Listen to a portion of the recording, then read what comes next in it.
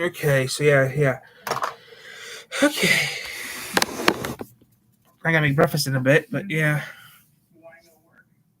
The light bulb works. Why the light no work? Alright, it was a loose connection, and now it works. Hey guys, Tyler here. Sorry about that. I was a little.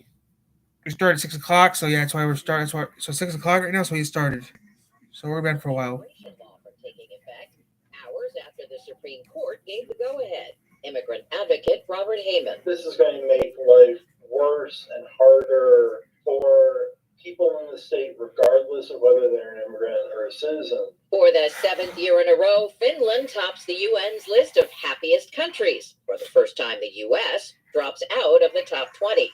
Jan Emmanuel Deneve with the World Happiness Report says 30 and unders are the least content. We need to do something about these dramatic drops in youth well-being in North America. CBS News Brief. I'm Deborah Rodriguez. I'm Pat Holtz with this news update. A Branch County man was arrested last week and charged in a child pornography investigation by Michigan State Police Cybercrimes Unit. MSP said a tip from the National Center for Missing and Exploited Children resulted in Google searches that identified Cameron Martinez as a suspect. According to the probable cause affidavit, a search warrant was executed January 11th at Martinez's Albers Road home in Bronson. He was found hiding in the basement, authorities said. Trooper Jacob Sherwood said in the affidavit, Martinez voluntarily admitted downloading 6 photos and 23 videos of preteen children. Martinez was charged with 3 counts of aggravated possession of child sexually abusive materials and a single charge of using a computer to commit a crime. Martinez is scheduled for a probable cause conference March 26th with a preliminary exam April 2nd. Michigan Court of Appeals has upheld the sentence of a man convicted of running over a woman at a local grocery store nearly 4 years ago. Thomas Stambaugh argued in his appeal that his sentence of 19 to 40 years in prison was unconstitutional, disproportionate, and cruel or unusual punishment. He also argued it was in violation of his due process to have prior convictions considered when setting guideline ranges as well in relation to his habitual offender enhancement. The Court of Appeals disagreed. The court's opinion states, quote, "In this case, we hold that the 19-year minimum sentence was proportionate to the circumstances surrounding the offense and the offender. With respect to defendant's record, he is plainly a recidivist criminal who has clearly demonstrated an unwillingness to obey the law after numerous previous encounters with the criminal justice system. The trial court realized that defendant's reformation could not be accomplished by another slap on the wrist, and that a lengthy prison sentence was necessary to protect society and end any danger posed by defendant's out-of-control drug abuse and addiction," the court opinion states. The opinion further notes a social worker and certified advanced alcohol and drug counselor provided a sentencing memorandum to the trial court. Laura Jacobs, 62, died in June 2020 after Stambaugh hit and ran her over in a truck in the Three Rivers Meyer parking lot. With this news update, I'm Pat Holtz. Here's your updated WRCI forecast. High temperatures reach up to 39 today, under cloudy skies, winds out of the northwest 10 to 20 miles an hour. Lows level off around 21 tonight. Daytime highs approaching 38 tomorrow, mainly cloudy skies expected. A dusting of snow tomorrow night through Friday. From the Weatherology Weather Center, I'm meteorologist Derek Height. Right now, it's 39 degrees. One mechanical flasher just to see which one would work and return the ones that didn't. The one that ended up working, the mechanical flasher, the new mechanical flasher. I guess I broke the mechanical flasher that I took out of this car by taking it apart, dropping it a few times, and making it feel bad about itself. So a new mechanical flasher wired in the circuit with one load resistor. How much do you can lift, Luna? That's my question. Did the trick. Only took me a whole day to figure it out. On the front here, you may have noticed I decided to ditch these LED chonkers entirely. No matter where I put them on the front of the car, they always look a little bit goofy. Plus, these are just marker lights. They're not turn signal / marker lights. They're not 2-stage lights. And I ditched them in favor of these little button LEDs here. Now, I like the placement of them, and I like the concept of these little button LEDs, but I'm not in love with the exact ones that I ended up getting. They're a little bit too orange, which directly clashes with the side marker light that's right next to them, and they're not exactly very bright. That's okay, I ordered the new set, it's a little bit different, and they look a lot better. They're much more yellow, which matches the side marker light right there much more closely, and they're brighter. Now, when the parking lights are on and the blinkers are on, they'll be visible at night as blinkers, but during the day, with the parking lights off, they're very bright. I'm very happy with it, so we'll move on. And then let's tackle these fog lights. Now, currently these fog lights are wired up to nothing. I need to fix that, and I'm going to slightly modify the bumper stocks since they're mounted on. Get $100 back instantly when a TurboTax full service expert files for you by March 31st.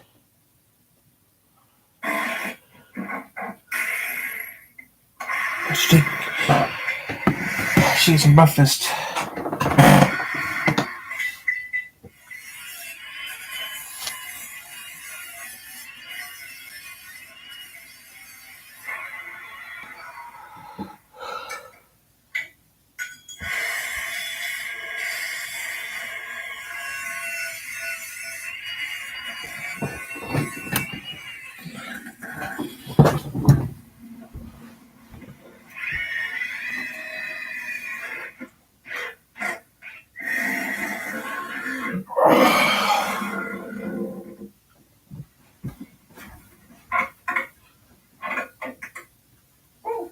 Let me take care of the wire real quick.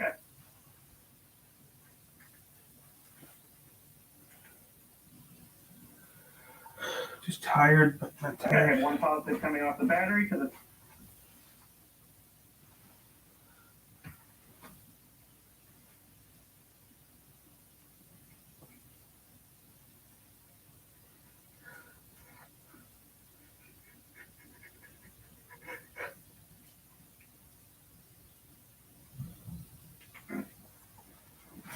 You're back from vacation, and oh boy, you have a lot to tell everyone around you.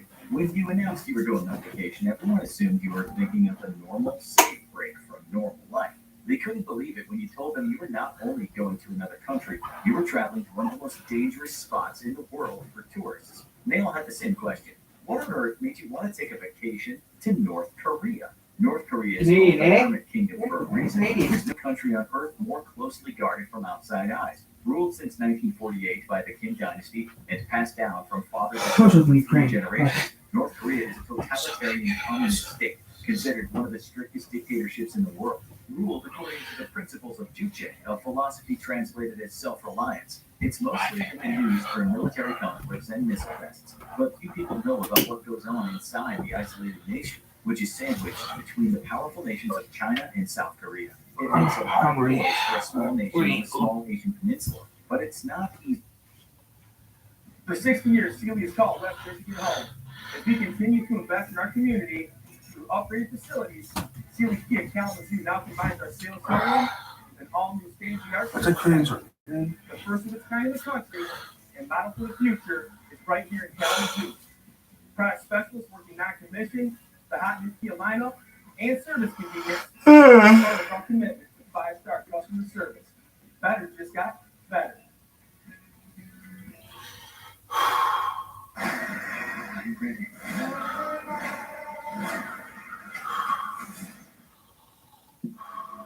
What's the first thing you liked about me? You're quite pretty and broken. What should I make for breakfast? I wonder. You truly are person. You feel like us. What's the worst thing you ever done? Those things. I shouldn't have seen any of it. Hey, babies.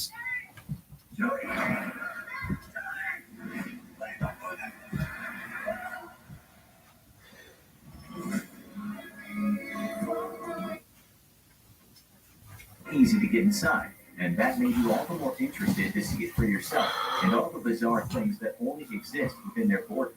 The strange North Korean facts begin before you even get in the country, starting with their tourism process. They're the only country in the world where the tourism process is handled entirely through state-controlled bureaus. Companies like Korea International Travel Company and Here. special companies aimed at bringing international athletes to the country approve visitors and lead them on guided tours with very limited freedom to explore for yourself. Many countries, including the United States, warn or even prohibit tourists from their country from going to North Korea because of the regime's tendency to arrest foreign tourists for the slightest offense. A minor mistake, like walking in the wrong area or disrespecting the leader, can lead to a lengthy sentence in the North Korean labor camp.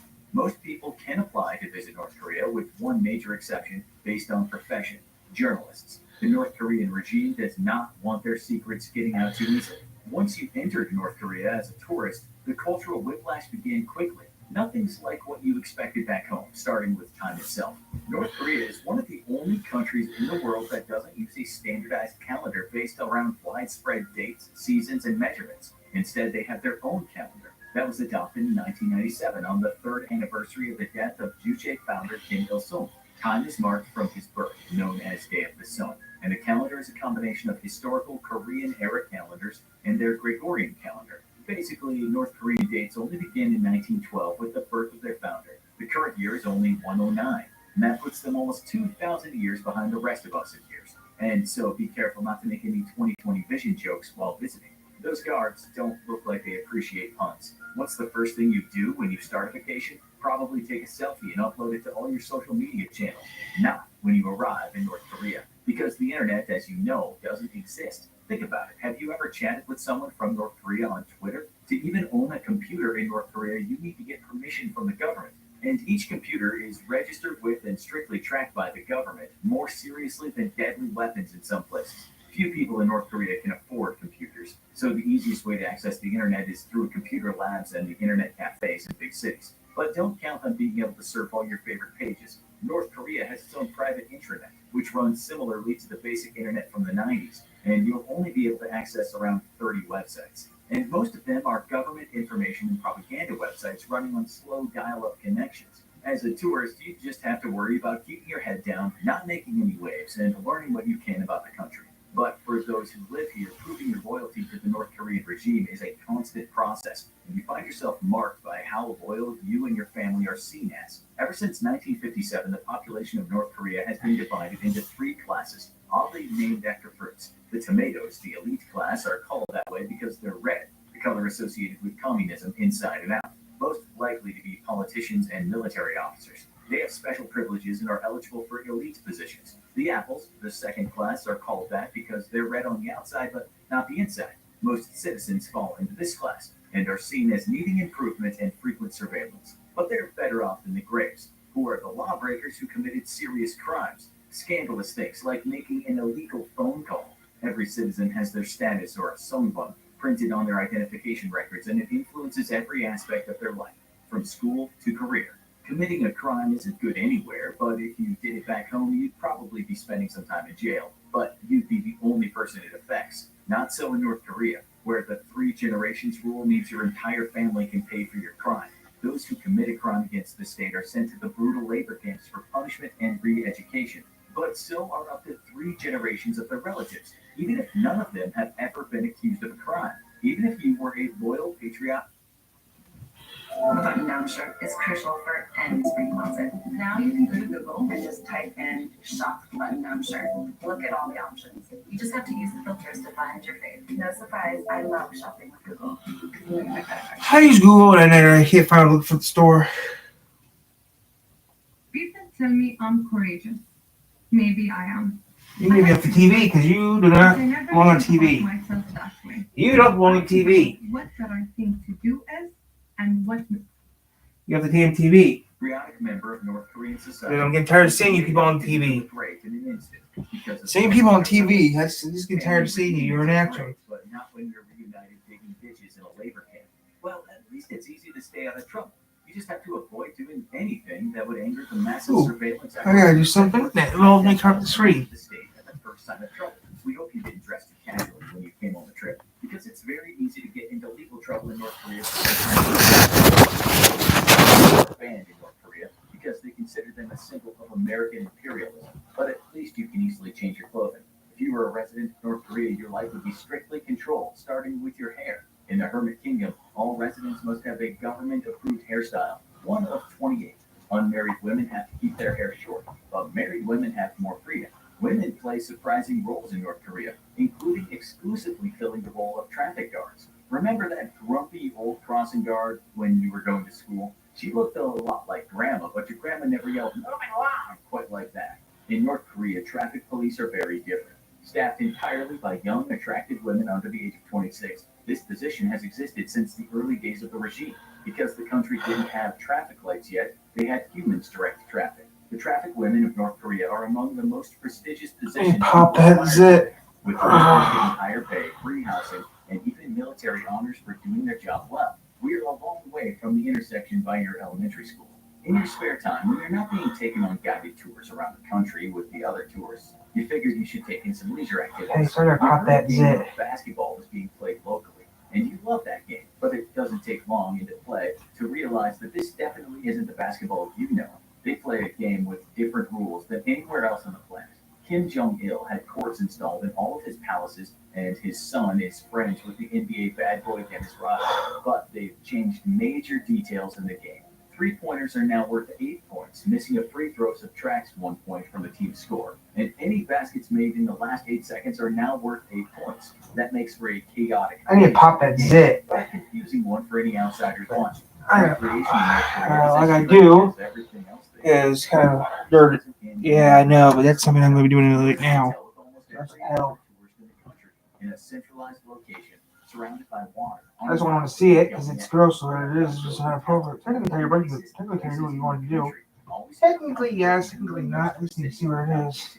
Like air conditioning. Power goes out regularly in North Korea at night, so much that it can be seen from space as the country goes dark. But you don't have to worry about that. Don't count on enjoying your favorite TV shows, though. Like the internet, you can only get a select few TV channels, and they're almost all government propaganda.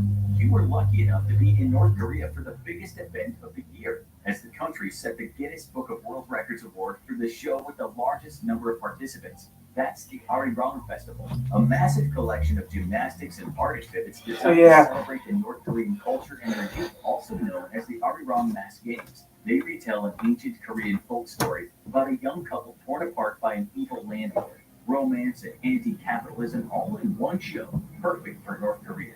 Getting selected to participate is a great honor in the country, but the biggest, strangest secret of North Korea is one very few people get to see unless they're members of the North Korean military, the Korean Demilitarized Zone. Standing between the borders of North and South Korea is the most heavily guarded zone in the world and has been standing since 1953, when an armistice was signed between the two sides of the Korean War. But an armistice isn't a peace deal, and neither North or South Korea acknowledges the other's legitimacy. That leaves them with a 160-mile-long strip of land divided between the North Korean authorities and the United Nations control, with a small meeting area in the middle for negotiations. But things in the DMZ have been anything but peaceful, as there have been hundreds of small conflicts between the two sides, resulting in over 8,000 deaths among the soldiers stationed to guard it. But just because it's the most heavily guarded location on the planet doesn't mean North Korea is letting their propaganda games slip. Large loudspeakers installed on the North Korean side broadcast messages toward the other side, with South Korea sending their own right back. They also sent balloons with leaflets attached across the border. These extensive propaganda efforts only ended in 2018, when a no-fly zone was established for the DMZ as an attempt to decrease tensions. But one unique propaganda effort is still standing. Not that it's easy to see unless you're living close to the DMZ. When South Korea built a village on their side of the DMZ with 226 residents to show North Koreans why they should defect, North Korea decided to build one of their own. It's a fully furnished town called Peace Village, filled with houses, schools, and hospitals. But it's missing only one thing: people. North Korea claims that it houses 200 people, but no one has ever seen anyone there. And close observers say there are a lot of giveaways that the village is a shell. The houses don't have glass installed in the windows, and the lights seem to turn on and off on an automatic cycle. Yeah, you can't briefly have the world's tallest flagpole designed to eclipse the South Korean. Yeah, I know. That's something I can't touch right now. I'm telling you about that. Keep it looking fresh. But still, I'm good. Friends and family, now that you can access the internet again. Now go watch this other video about the bizarre incident that happened in the same country. U.S. soldiers attacked by aliens in North Korea, or for the other side of the DMZ. Check out What If You Were Born in South Korea. Wow, it hurts like hell. Can't pop it, darn it. Sealy Ford leads the way with active track specialists and award-winning customer service.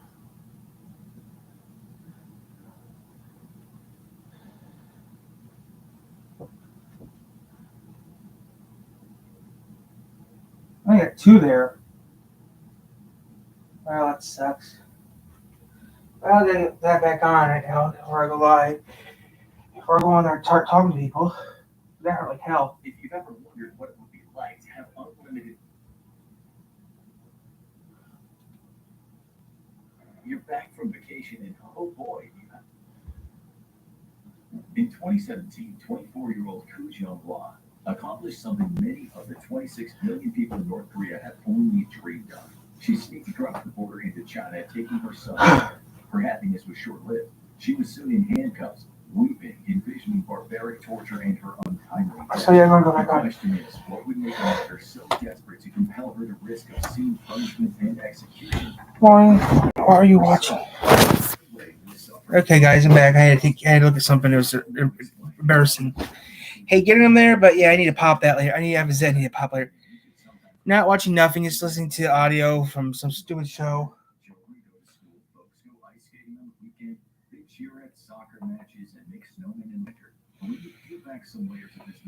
So yeah.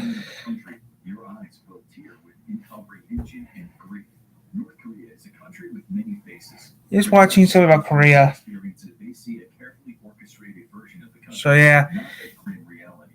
They hear nothing about how people working in Pyongyang's cushy government jobs barely get by on their $4 a month wage, or factory workers getting solitary dollars per month.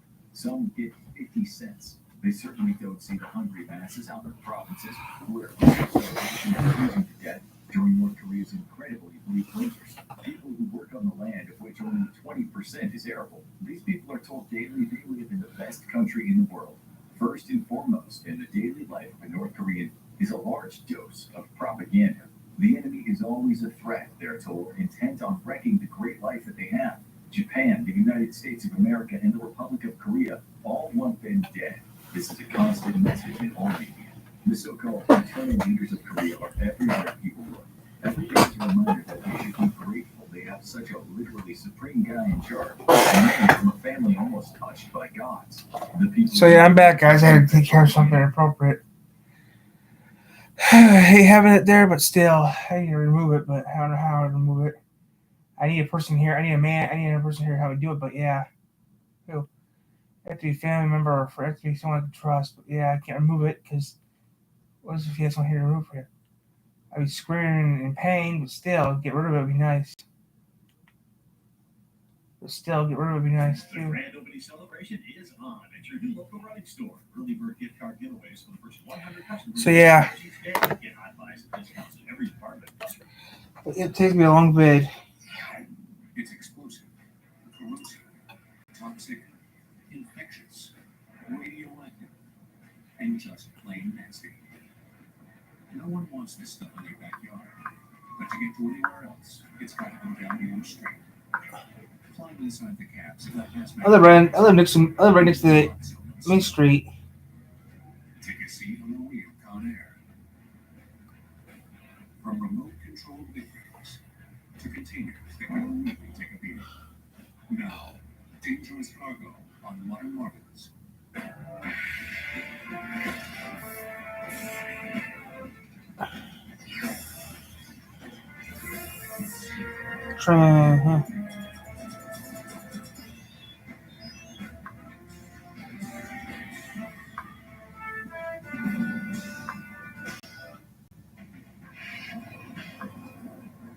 Industrial poisons, radioactive byproducts. Such things are generally brewed up far from where we live and work. But on their way to market or a waste dump, they go right by where we live and work. In staggering quantities. Is hazmat pervasive? The U.S. Department of Transportation estimates that there are 800,000 hazmat shipments daily. So it's out there. It's ubiquitous. That's the only way to characterize it. It's everywhere. Given the numbers, occasional accidents are inevitable. But of increasing concern are not accidents, but the intentional use of hazmat as a weapon. including the unthinkable weapon, high-level nuclear waste. They're going to be dragging dirty bombs basically through every major metropolitan area in the United States. So if you learned the gritty details of hazmat hauling, would you be reassured or even more alarmed? Well, if there's one sure thing in this business, it's that knowledge is safety. You say, if you don't know, don't go. That's a fire service expression, but it also has to do with hazmat. If you don't know what you're doing, don't do it. The signs are out there, if you know what to look for. These diamond-shaped warning signs, or placards, tell the tale. There are 9 categories of hazardous materials, each with an unmistakable symbol. Like a bomb for explosives, flames for combustibles, skull and crossbones for poisons, the radiating symbol for nuclear material, and tipped-over lab beakers for corrosives. Here's a trailer that's loaded with a little bit of everything, from low-level radioactive waste to poisonous and infectious material, and large quantities of flammables. As the trailer doors open, there's a noxious whiff of pent-up vapors from such things as medical waste. When the freight was loaded, it was segregated by hazard class according to strict regulations. An example would be you would not want a corrosive liquid loaded next to a poison material. Should they commingle or get together, you end up with a poison gas. A last cargo check. This load's ready for the road, so let's go for a ride. Please climb aboard. We're ready to start our hazmat trip. Hope you're not nervous.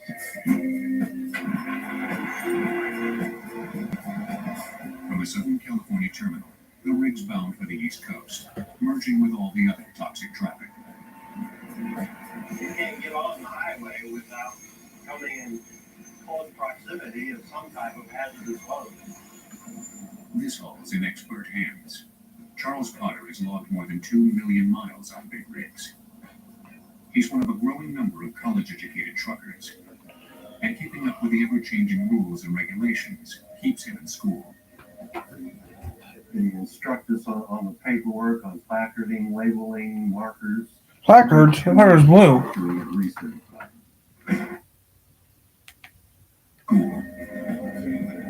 They instruct us on the paperwork, on placarding, labeling, Okay. markers. Doesn't have gas. And keeping up with the ever-changing rules and regulations keeps him in school. They instruct us on the paperwork, on placarding.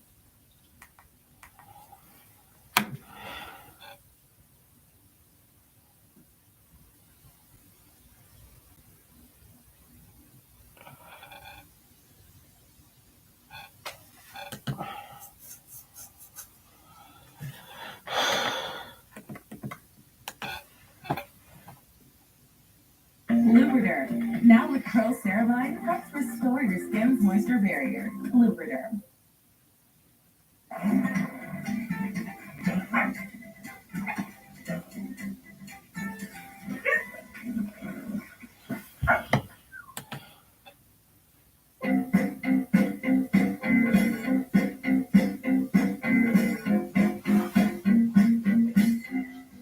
Shit, late for work. Everybody move. Move, late for work. Hey, Bill, hey, Ted. I always didn't make it in today. Hey, I'm in. What am I doing today? What the fuck are you? What?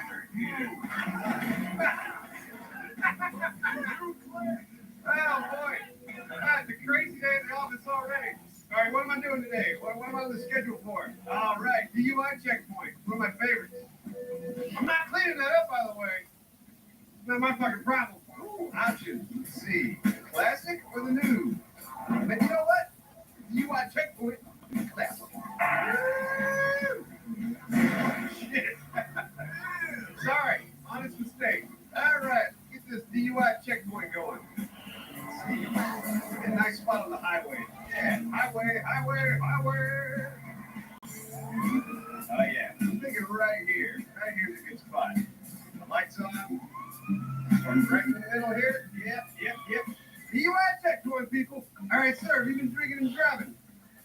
I'll take that as a no. I like your car. Very classical, very vacation. Chevy Chase, very fucking movie. All right, sir, have you been drinking and driving? Okay, look at your eyes. Get out of the car. All right, freeze. Oh, shit, I missed. Oh, wow, this thing's got some shitty distance. All right, you win this time. Whoa, slow down there, buddy. Whoa. All right, people, DUI checkpoint.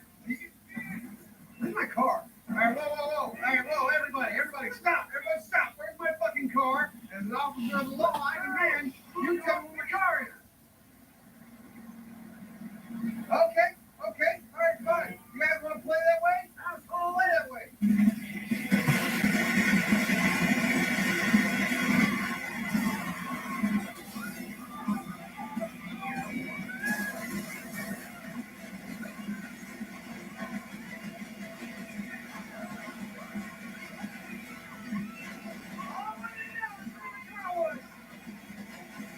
That's such a hard question.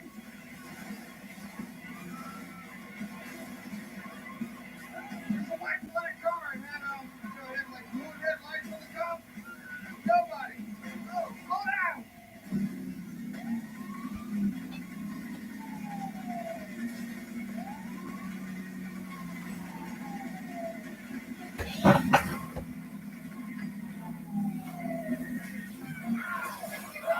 Going somewhere with it, huh?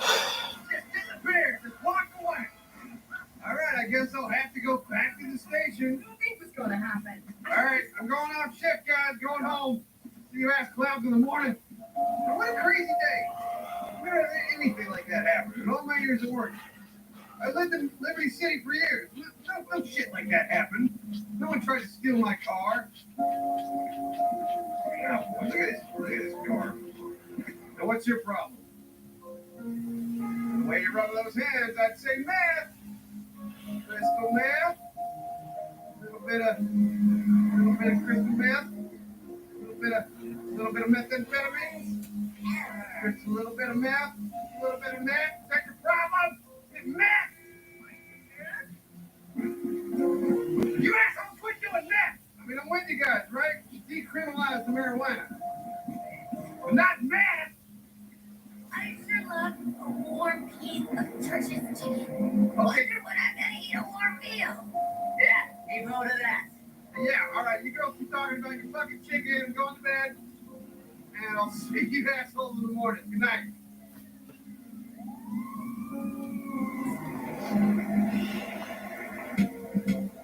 Good morning, Los Santos. How's everyone doing this morning? I tried my best. That's what I dreamt that. I didn't do it. All right. What I got to do today? Hey, you guys want to play baseball? What the fuck? Silver Forfeiture.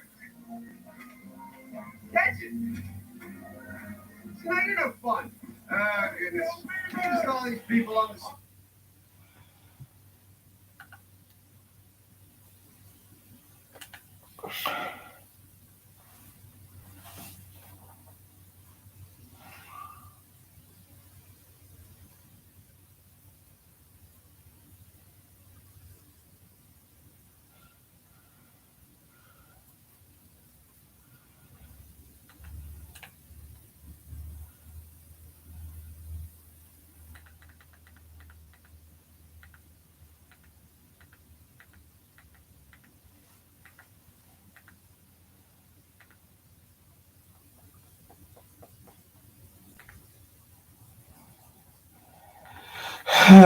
There's nothing on anymore these days.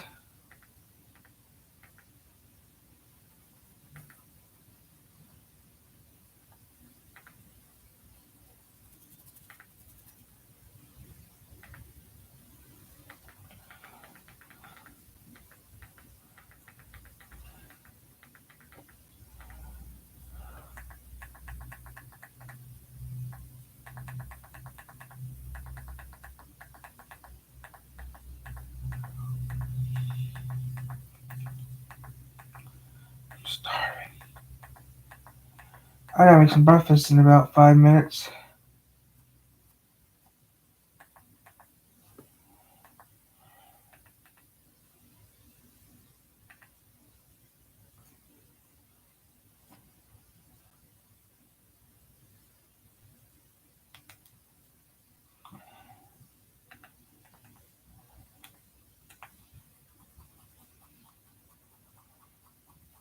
Hey, can you get my undertale? You put deodorant down there? It's not just deodorant. It's native whole body. I don't watch that crap.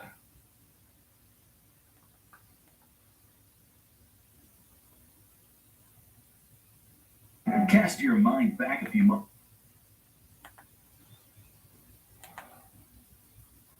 Cast your mind back a few months and you'll remember that the internet was awash with rumors that North Korean dictator Kim Jong-un had finally died.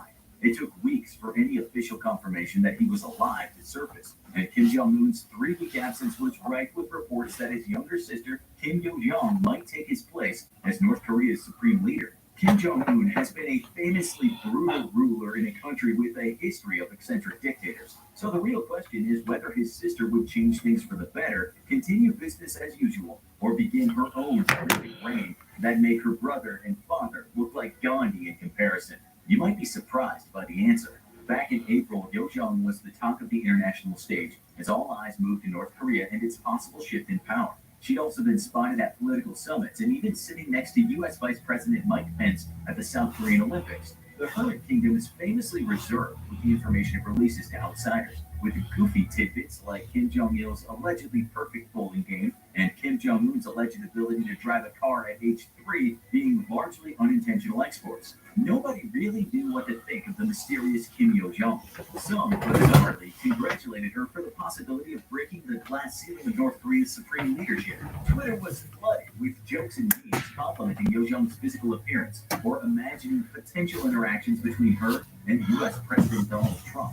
Others were less optimistic and worried that the shards of Yo-jong's glass ceiling would rain down on North Korean people below, to deadly results. There's been long-running speculation among foreign policy experts that Kim Yo-jong is the brains of the Kim Jong-un. She is the brains. Like any true Machiavellian manipulator, she prefers to remain in the shadows, while her boisterous brother acts as the face of the regime. Seeing as she's shrouded in secrecy, it's unlikely to give any interviews or release a tell-all memoir anytime soon. The best indication we have for Yo-jong's character as a potential ruler is her time serving her brother's brutal regime. Kim Jong-un has been in power in North Korea for 9 years, assuming the country's supreme leader following the death of his father, Kim Jong-il. Under his rule as dictator, citizens of the DPRK have a number of their rights severely restricted. For example, the media and access to the internet are controlled and limited by Kim's regime. Yep. Anyone found to be And she's the brains of the operation. Everyone knows that. Stay in one of the country's many forced labor camps, reserved not only for political prisoners, but their families too. Unless you toe the party line in all things, you can kiss your freedom and probably your life goodbye. Information coming out of North Korea, even details regarding the personal lives of Kim Jong-un's family, are often altered and that hurts. So it's hard to sum up everything Wasn't getting me on the poppet. with 100% accuracy. What we do know, however, is that she was born in either 1987 or 89, depending on the report. She's the youngest of Kim Jong-il's children, lived a relatively sheltered childhood, and has a degree in computer science from Kim Il-sung University. Though prior to this, she was schooled in Switzerland with her brother. According to a number of reports, she maintains a very close relationship with Jong-un. Maybe they even plot ways to murder and torture their citizens together. While her father held the title of Supreme Leader, Kim Yo-jong served as one of a group of his advisors from 2009, earning nicknames like the Ivanka Trump of North Korea. But Kim Yo-jong really only had her presence noticed after she participated in the third conference of the Workers' Party of Korea, or WPK, in 2010, and then attended her father's funeral in the following year, alongside her brother. So what position does Kim Yo-jong currently hold within the WPK? Well, since 2014, she's been... Yeah, I'm still up, guys. I just don't know what to do. Propaganda and Agitation Department. As the name suggests, this is the department in charge of distributing propaganda to the people in North Korea.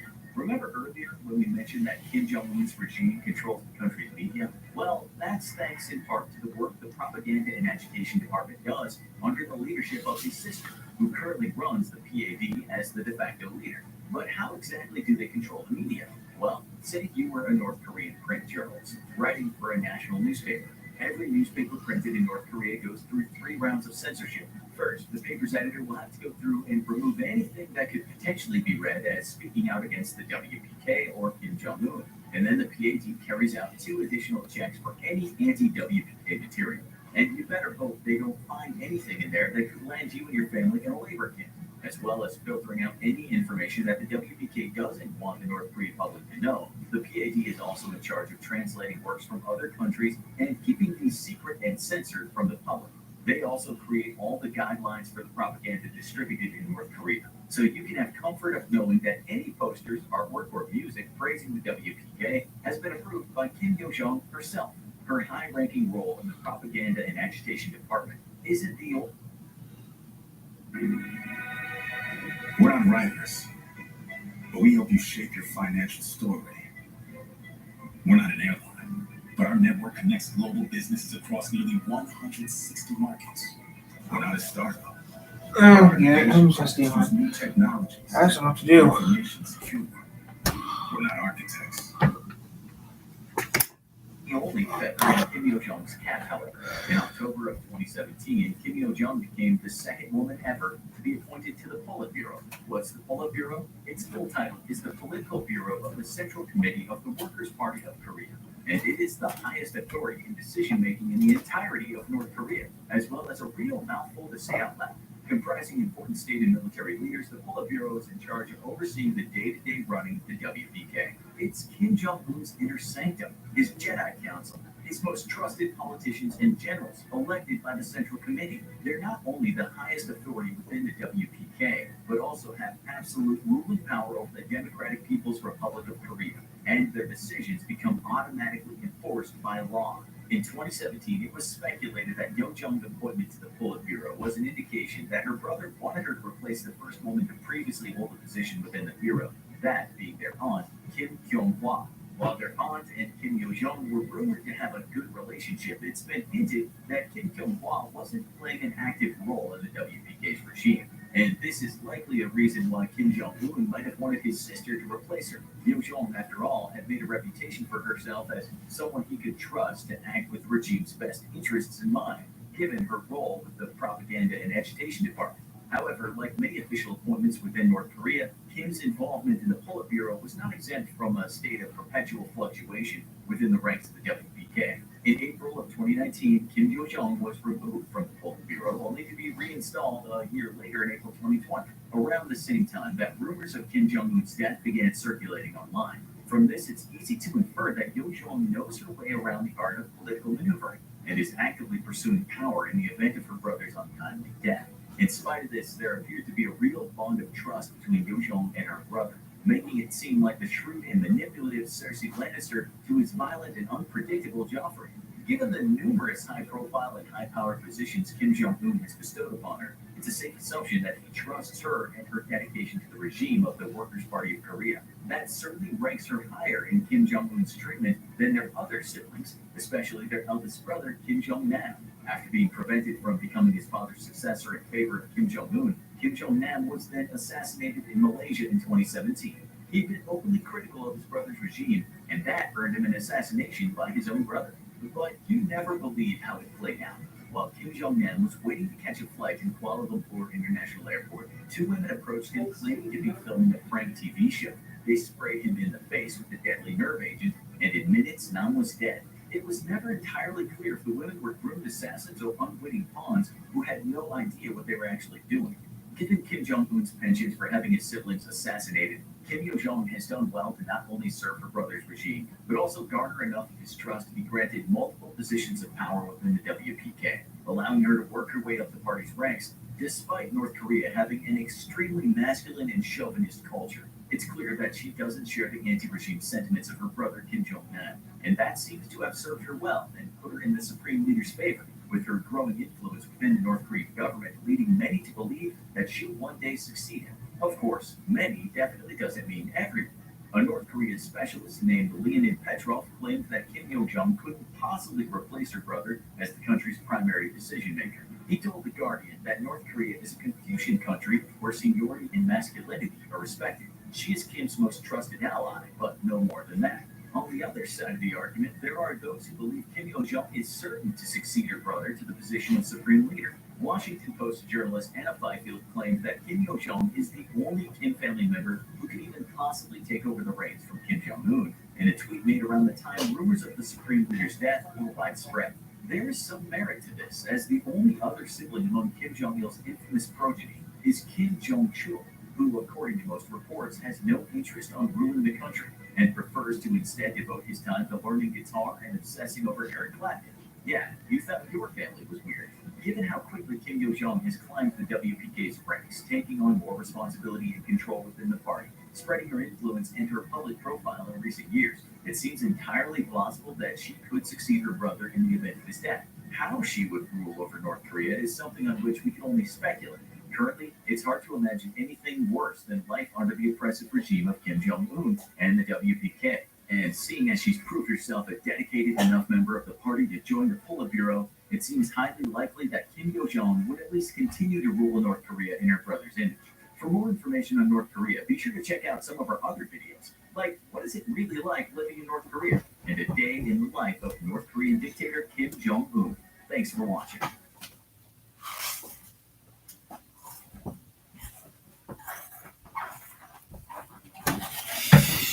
Welcome back to Powered by Charles. Now, working as a team, we've already reduced CO2 emissions by 21.4 million tons. When we all pitch in with small changes, we can help preserve Michigan's natural resources, save energy, save money.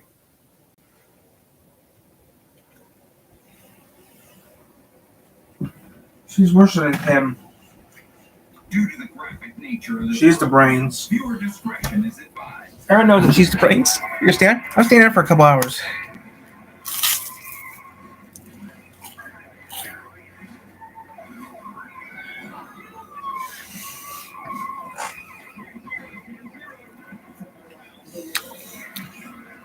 Seven, 8, 9, 10, 11, 12. 1, 2. We'll stand for a couple hours.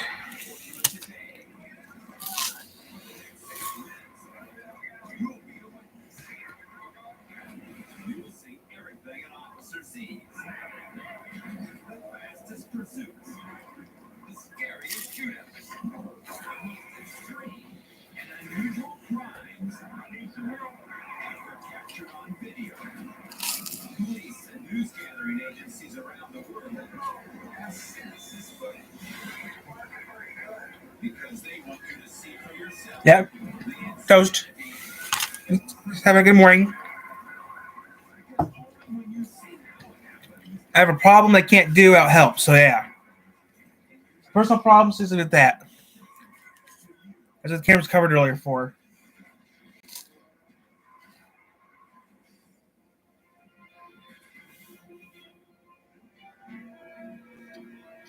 Doing it right now.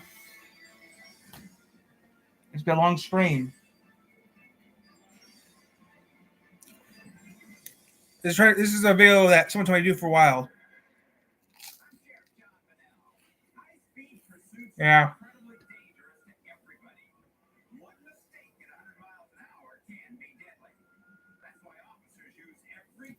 This has been requested for a long time ago. You do all-nighter. Well, I'm doing all-dayer, so same thing.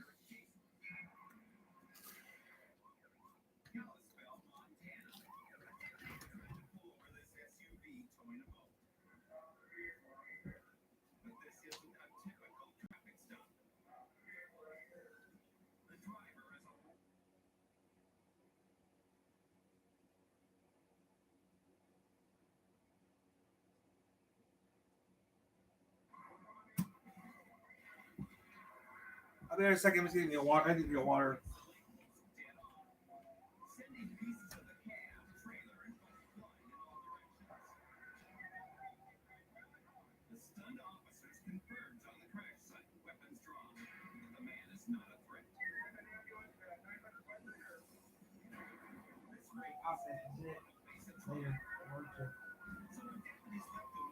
That's actually the same time I had a zit in that area that I couldn't get. Yeah. That's for future date. Yeah.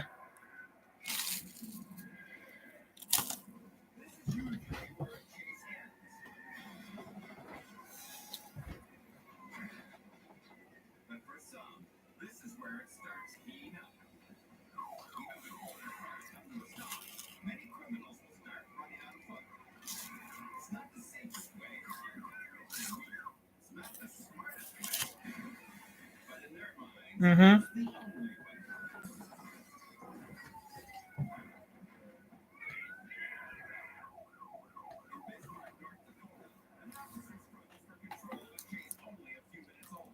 The suspect already has one advantage. He's concealed by a thick cloud of exhaust. The man tears through a small lot, stirring up a tornado of dust and debris. The officer positions himself as the car rolls back onto the road and into a hole. When he reaches the driver's seat, he gets an unwelcome surprise. The suspect is gone. Somewhere hidden in the smoke screen, the suspect bailed out and ran. But for everyone that gets away, there are hundreds of them. Village, Oklahoma. Police have been closely following the stolen car throughout town. Apparently, the suspects inside believe officers will continue pursuing the vehicle while they take off running. Leaving their car and their partners to roll into traffic, they make a mad dash for freedom. But it doesn't take long for officers to track them down. Trying to escape from police is never a good idea. But to think this is the way to do it is not only foolish, it's downright dangerous.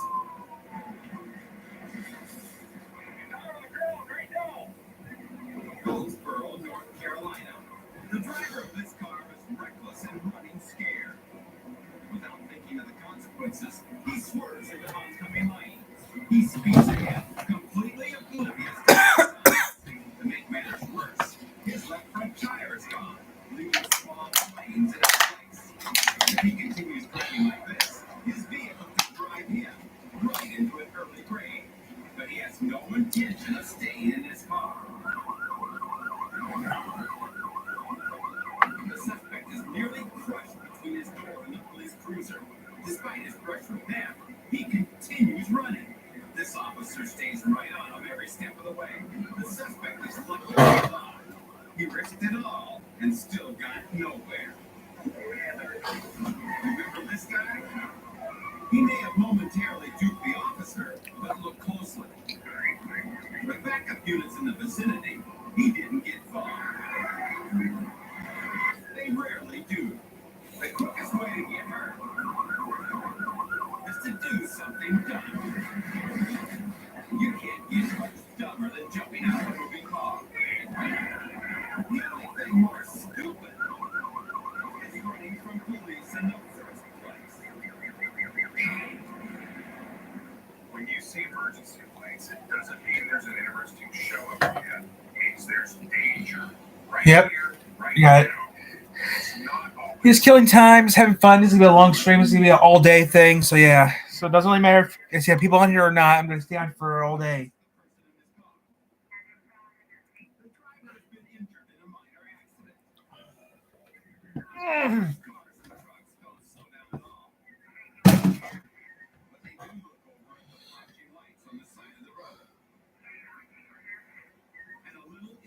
Rubbernecking is about to turn a simple roadside assist into a nightmare. The ambulance arrives. Now there are two sets of flashing lights. An SUV slows down. The car behind doesn't see him. Now that car is stopped dead on the freeway with no emergency blinkers. And a quarter mile down the highway, a semi is coming, full speed ahead, in the same lane. And he's not looking at the road. He's looking over at the flashing lights.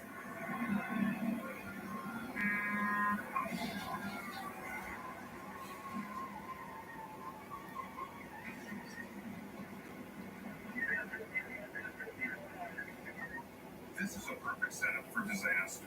The simple rule is, if you see emergency lights, get alert real quick.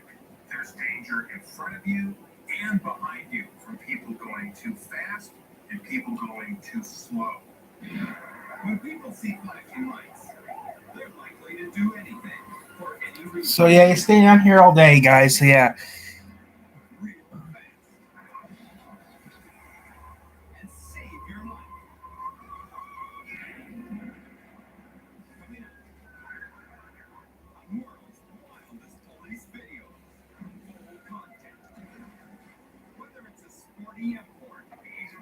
Ban on the land. When metal hits metal, something's got to give. Suicidal drivers don't care if they live or die. The police do. Their job is to protect and serve. I'm hungry. I got toast. Drivers coming apart at the seams. Earlier, a concerned family member informed police that this man was on the road and was extremely unstable.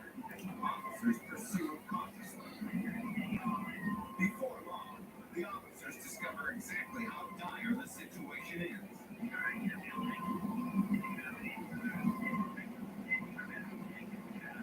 In a horrifying display, the man pours gasoline on himself. That's stupid. You're that pissed off. You shouldn't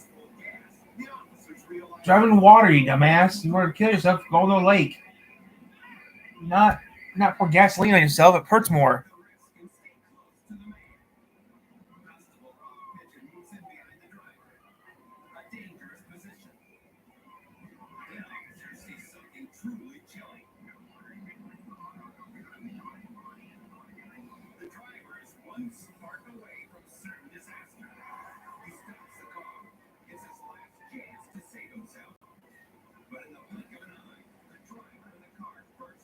Are you happy?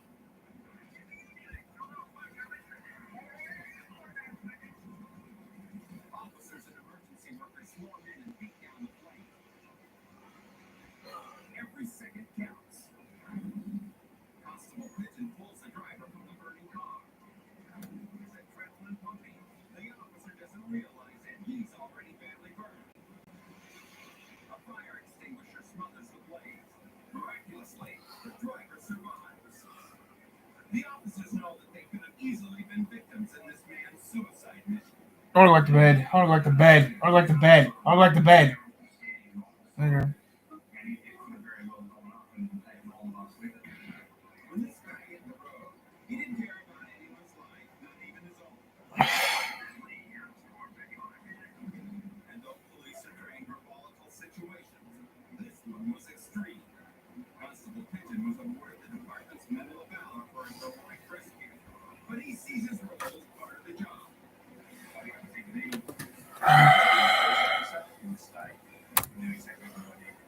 Well, the driver set them up for a front row seat in his own suicide. Brave officers made sure the final curtain didn't fall. Every country deals with crime in its own way. When the product of foreign crime is exported into America, it becomes an international problem. In the global marketplace, Russian vodka is the lucrative commodity. So why are these Moscow police officers pouring it out by the gallon? It's counterfeit. Poisonous, low-quality liquor with high-price labels.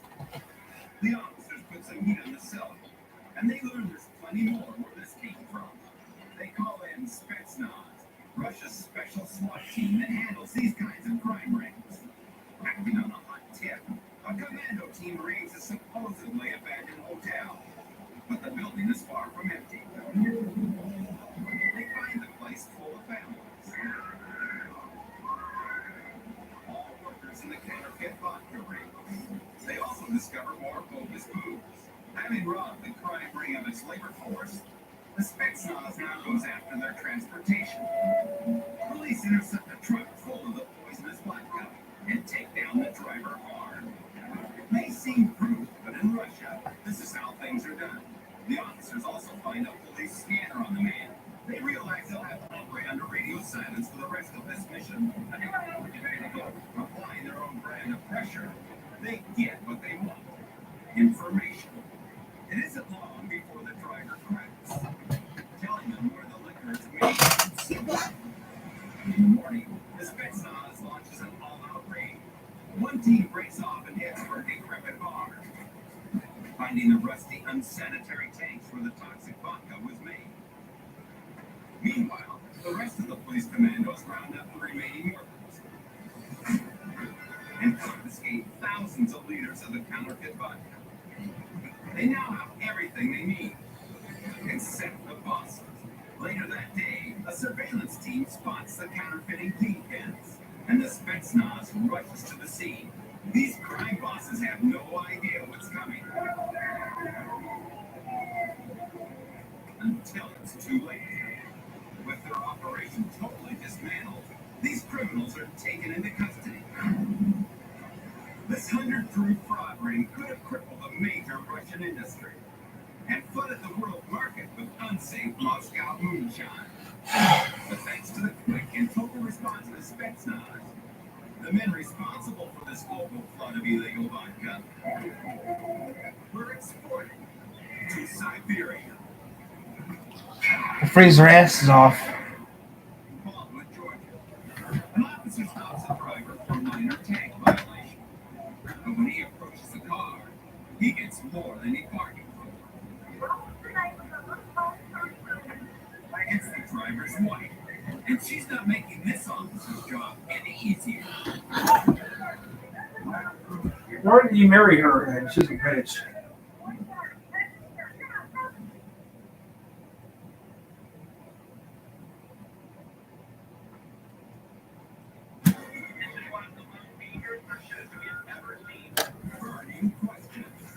It's 7 o'clock. There's gonna be something on TV, right? I don't know. Let's see.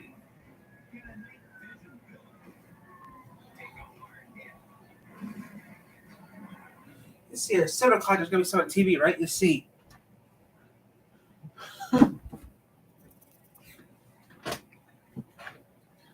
News is there's no reason to leave today because today's a normal day, so we're not leaving today. We're just gonna stay on. We're gonna stay on for a couple hours. That's all we're doing right now. Just gonna stay on for a couple hours today, just for the hell of it. They can get some more subscribers, I hope.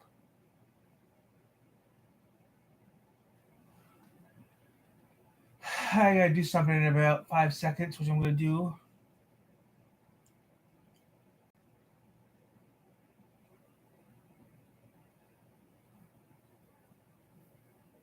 Oh. Nope, no offense on TV. Hulu. I'll be back in a second, guys. I gotta do something. I'm gonna take a pill.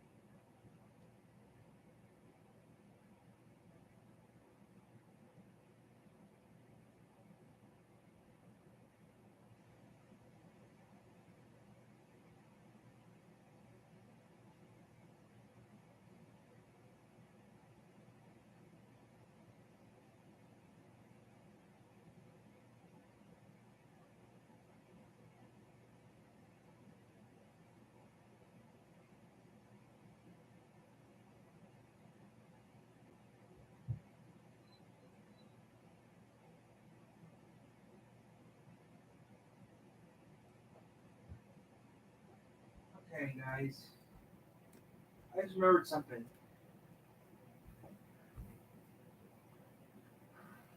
Guys. I have everything I can try. We can use a local TV first. Oprah's on Hulu? Oh, come on. She deserves to be on Hulu. She has her own network. She's been off now for a couple years, hasn't she? She's been on and off TV for years. Hey, come on. She ran for what? 30 years?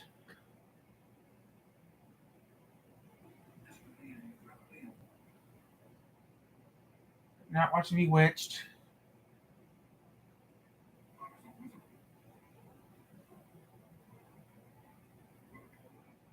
A movie.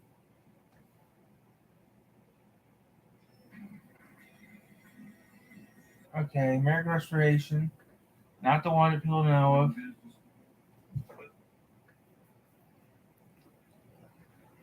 Church Crap. CBS Mornings.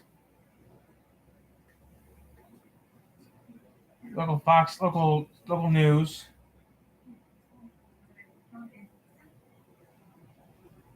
Local news.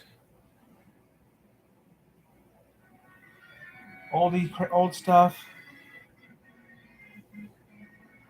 Nothing I want to watch.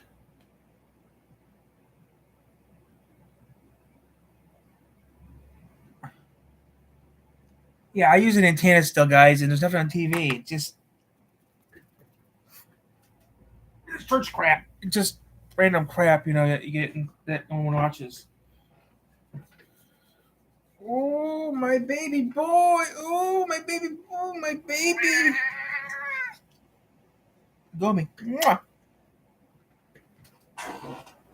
Go me. Leave. There. So, yeah, I don't know what I should do. Write a letter, write some stuff up. I really don't know what I should do right now. Oh, I know what I should do. I know I should do too, but I'm not going to do that because it's too much work. Besides, I'm not going downstairs, so I'm not going to do that. It's too much work. You could do that. Yeah, I could, but I don't want to.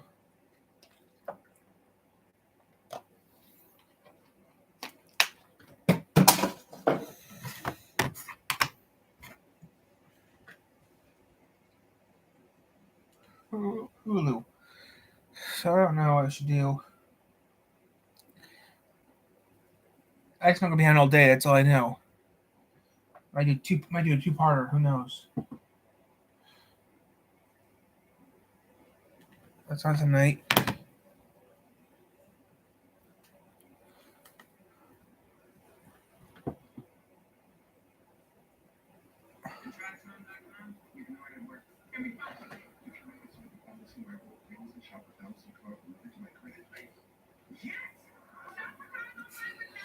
Well, so time can I turn the light off? What is it?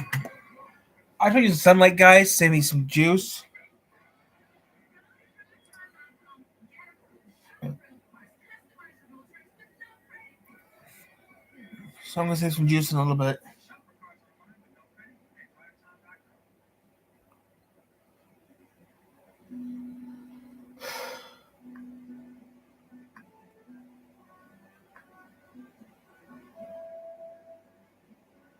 Okay, in a few more minutes. I'm gonna turn off this light right here and save some money. But right now I can't. I'll turn the heater off real quick. Turn this down a little bit. Turn the heater.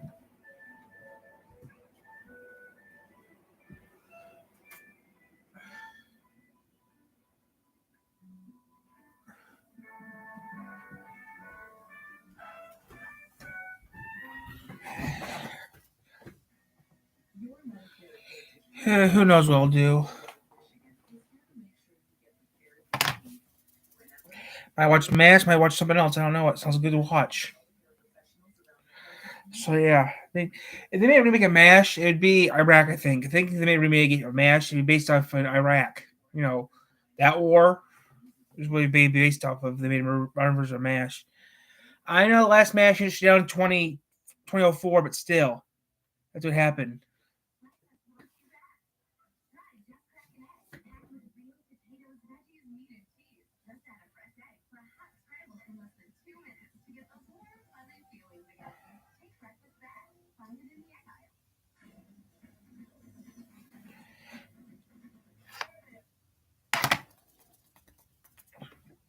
So yeah, we're staying on today. He's gonna get some stuff done. So it's a big video today, guys. That's all it is. I mean, being big, I mean long. That's what it is.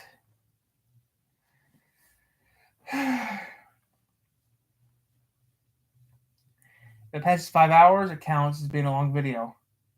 The longest video I ever did was 5 hours. Was, you know, make a wish. I have a wish. I wish that I could be doing something fun now. But yeah, go Tyler. Okay, I'm just killing time. That's what I'm just doing it now. Just killing time. That's all I'm doing. Today's just a long day. Since I got nothing to do today, I thought do this long video for fun. That's what I'm doing.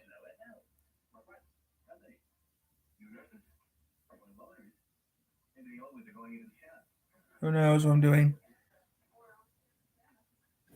Time killer in the house? Yeah.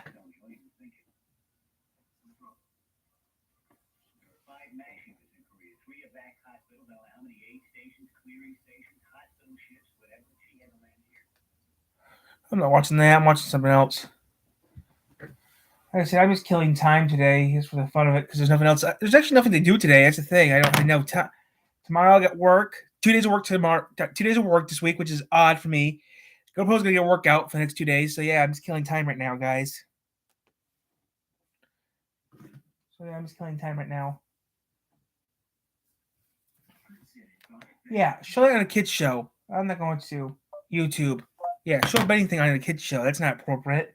Especially for a kid who doesn't think who shouldn't be betting and the age of 18 should be betting. I don't know what to put on. All of it seems the same stuff. Everything I put on, so it's always the same crap. You know, there's nothing good on TV right now. There's nothing good on TV on the line. I mean, Red Grain's only good on TV and online, but still, I'm just killing time till I like getting off. Bernice thought it'd be nice to have a concrete bench somewhere in our yard. Not here, but somewhere. So now she's decided she wants it on the other side of the house. That's where the sun is. I'm not quite sure how sunlight affects concrete. Maybe if we water it, it'll grow into a building.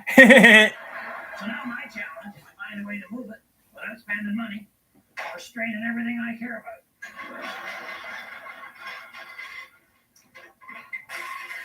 Now I could ask my friends to help, but they're going to want a payback someday. So instead, I'm just going to use my extension ladder and this power RV jack. These things go up and down at a moment's notice. Those were the good old days. I now have the control for the power jack inside, so I can raise and lower the back end of the car. Kind of a hijacking. I attach my extension ladder to the top of the car with the adjusting rope hanging down through the sunroof. Now, if you excuse me, I've been called to the bench.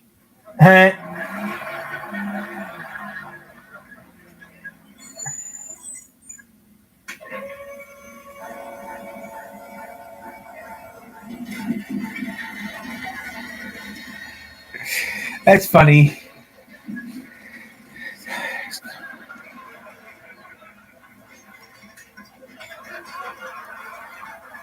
Yep, soon.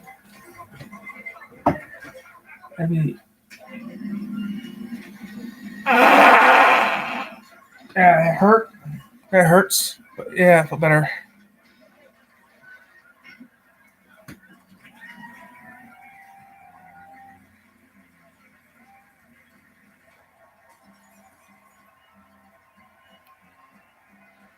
That hurt.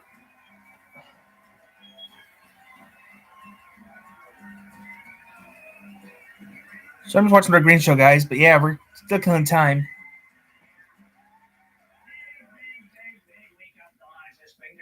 Folk art convention down at the community center. See this? This is called folk art. Actually, this is a chunk of wood that fell out of a tree into a lake somewhere, got bashed around by the waves, and then washed up on shore. It was picked up by some old hippie on his way home from a Joan Diane concert. I don't know who that is. He throws 29 cents worth of urethane on it, sells it at the flea market for $79.95. So I'm thinking, hey, this is a ripoff, and we're not in on it. Oh, man. I found this in my bed, and now my bed is all soaking wet. Oh, sure. Blame it on the driftwood.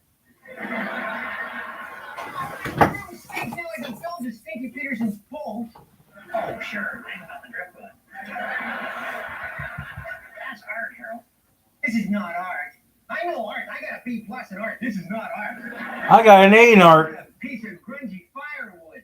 And judging by its oily coating, I'd say it's out of Possum Lake.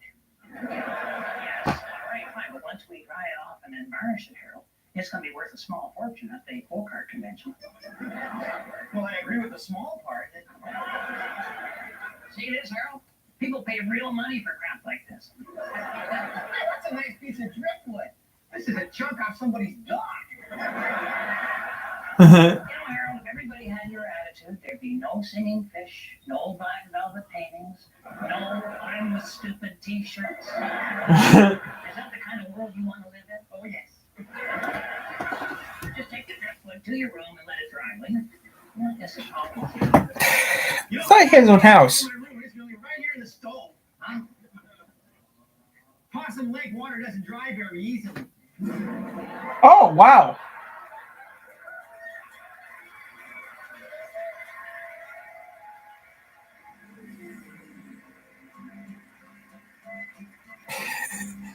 It's time for the Possum Lodge word game!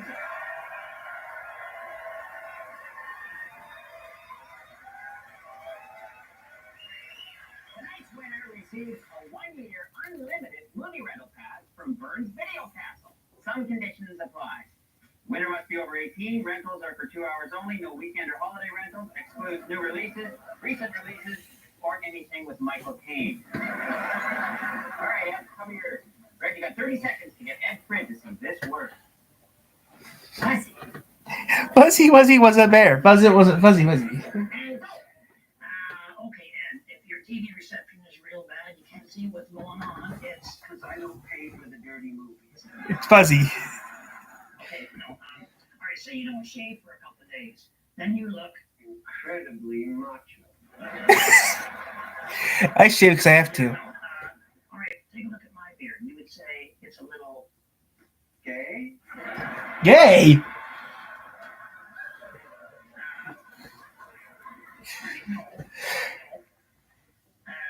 Okay, you have a kitten. The kitten is warm and dangerous. And fuzzy. No, I'm talking like any animal with soft fur is dangerous. You're fuzzy. You're what? Not all animals are dangerous. Sure, Red.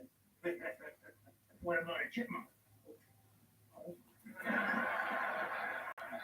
What's that time you're at? Okay. Oh, kind of. Something was a bear. Okay? Come on. It's a nursery rhyme. Oh, I can't remember that far back. Ever since the raccoon in the sleeping bag incident, my memories of childhood have been pretty fuzzy.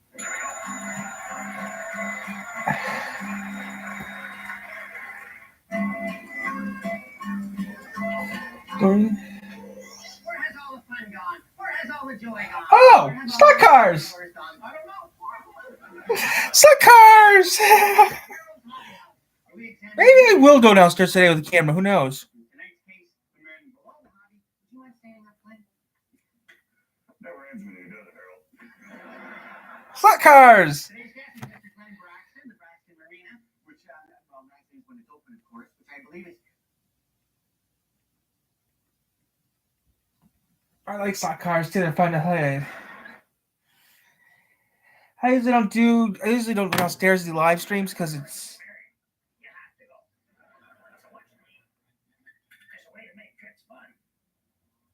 Rather than focus on miles per gallon, think about gallons per hour. Oh, I hate that one. I lost $4 in 4 months. I wish I could lose some weight, but wait. I don't need to lose much weight. I already lost a few pounds. Oh, that's a rerun. I've seen that one already.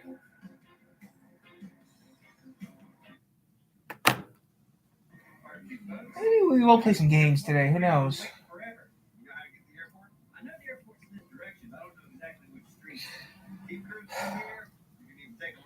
Maybe do some work. I don't know.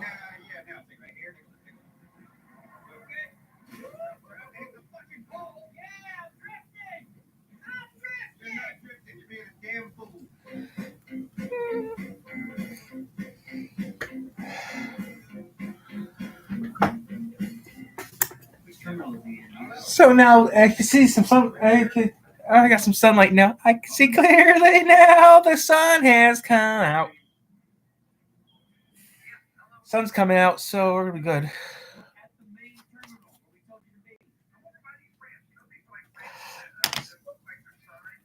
Yeah, well, we're gonna keep on making videos, guys. But yeah, the sun is out, so I'm gonna leave the light off because it's sunrise soon.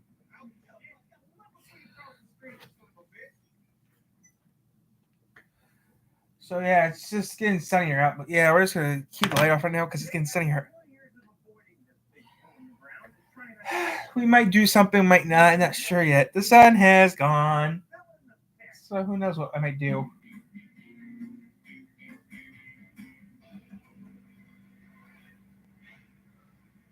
If you're into my shop and/or my channel, you probably won't be familiar with my pit.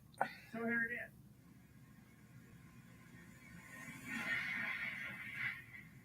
It's a pit in the corner of my shop where trash, spiders, and useful space don't die. The pit's only 3 feet deep, and through a combination of minimal research and guessing, I determined that this pit was used for front-end alignment ramp. To a steel rack the car would drive out onto, because you would steel posts embedded in the concrete here and here. The car would drive out. So yeah, we're gonna kill time today. In the pit at roughly wheel working height, because the car would drive out at about waist height. And then you do the front-end alignment fiddling from here. Now you're never going to see a big open front-end alignment pit like this anymore in the modern age, because having a big open pit like this is a bit of a liability. Fall into the pit and do you, which is a problem. If you're wondering how I'm the first owner of this shop to fill in this pit and regain all this useful space, it's most likely because before I bought this property was owned by a rental agency that rented out the house to tenants. And I suspect the tenants were either locked out of the shop or only came in here once or twice to go, oh, I wonder what's in there.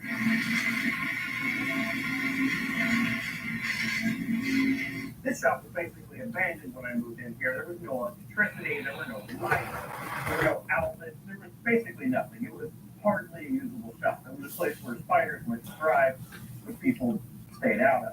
And I suspect before the rental agency bought this property was owned by the original owners of the shop who used this pit for its intended purpose, be it front-end alignment racks or otherwise. So yep, we're just killing time until who knows how long. I mean, I don't know. Maybe I'll do something in a little bit. Who knows? Maybe I won't do something. Who knows?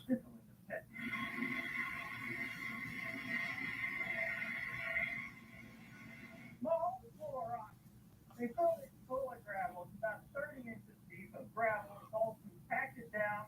They've laid the wire mesh out on top of it. So maybe in a little bit I'll go play some games. Who knows? Concrete, tie it into the existing concrete, and it's ready for the concrete pour tomorrow morning. They're going to pour a roughly 6-inch thick slab, 5,000 psi concrete. In fact, I imagine the next time we'll see it.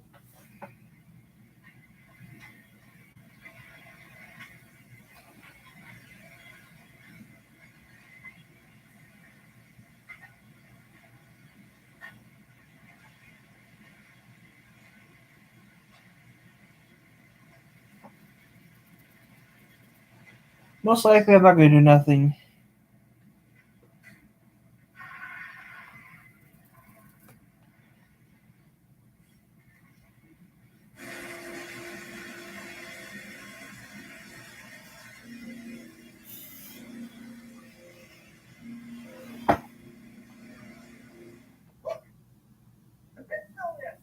I've been waiting useless chasm in the corner of my shop for what, 2 years now? And now finally, there's usable space. My whole shop is usable. This is huge. Easily the biggest upgrade I made to this shop. I've got so much more space to play with now. Fact, you know what this calls for? Wow, this is boring.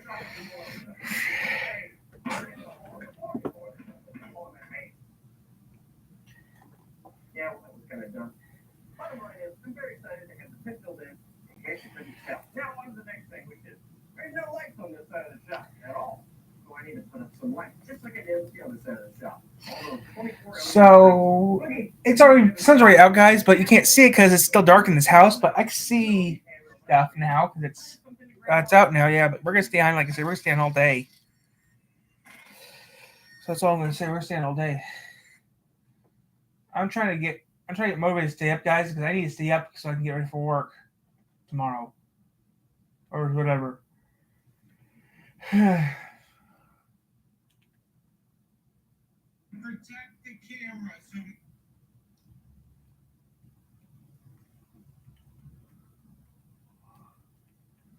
A Lamborghini minivan? I don't believe that.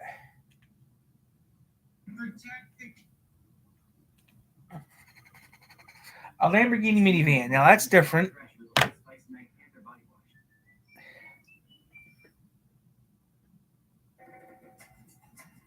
Did you know that in 1 year there were more than 22,000 speeding-related crashes in Michigan? Did you know that most speeding tickets in Michigan cost over $100? You know it now, so slow it down. I paid it. I had. you might not think that they're the coolest type of auto. The truth is, minivans are awesome. Today, we're tearing down all the negative minivan stigma. Look at the best minivans of all time. One of them has got a freaking F1 engine.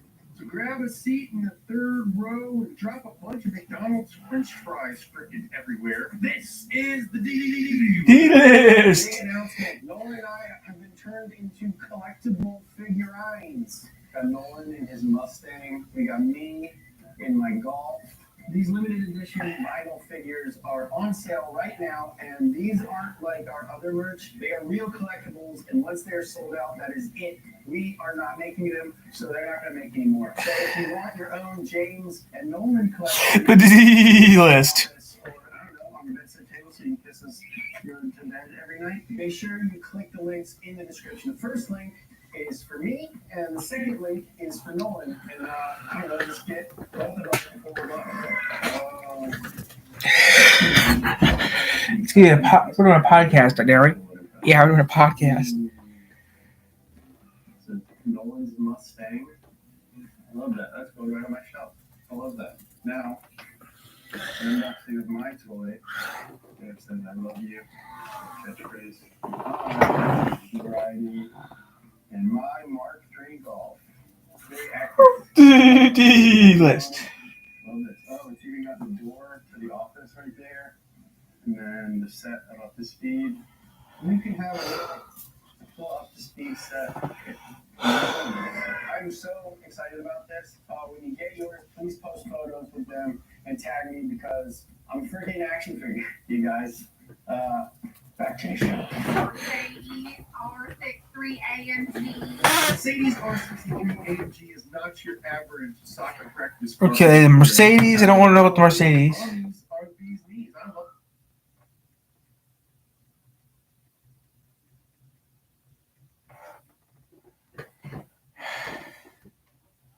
the Pioneer minivan and called it the Brubaker box. The whole idea here was to create a modern reimagining of the VW microbus. The Brubaker is made entirely of fiberglass panels, and it has wooden bumpers that stick way the heck out.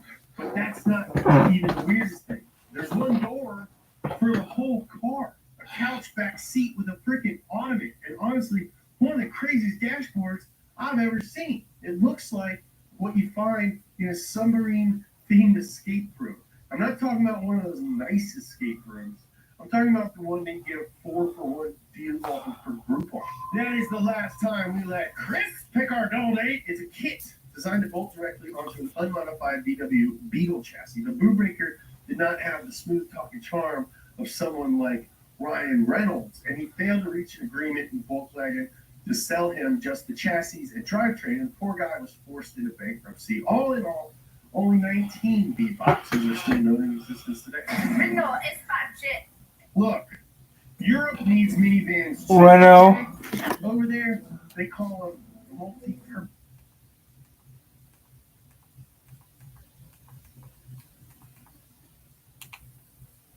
B8 Turin Auto Show. Monorail, without a doubt, one of the best minivans of all time. For town, Genesis. When you name something the Genesis, You mean some serious business. Bertone Genesis. Baby, did Bertone mean business with that? This Bertone design concept car was first displayed at the 1988 Turin Auto Show, and no less than 30,000 hours went into making this thing. Now, they say it takes 10,000 hours to master something. You could master 3 things: guitar, dancing, and the Genesis is a gull-wing door minivan made with Landine machine parts. It's powered by the same 450 horsepower V12 from the freaking Countach Quattro Valvole, paired with a 3-speed torque flight automatic transmission, which might not sound. Okay, I'm done watching that. Bristol.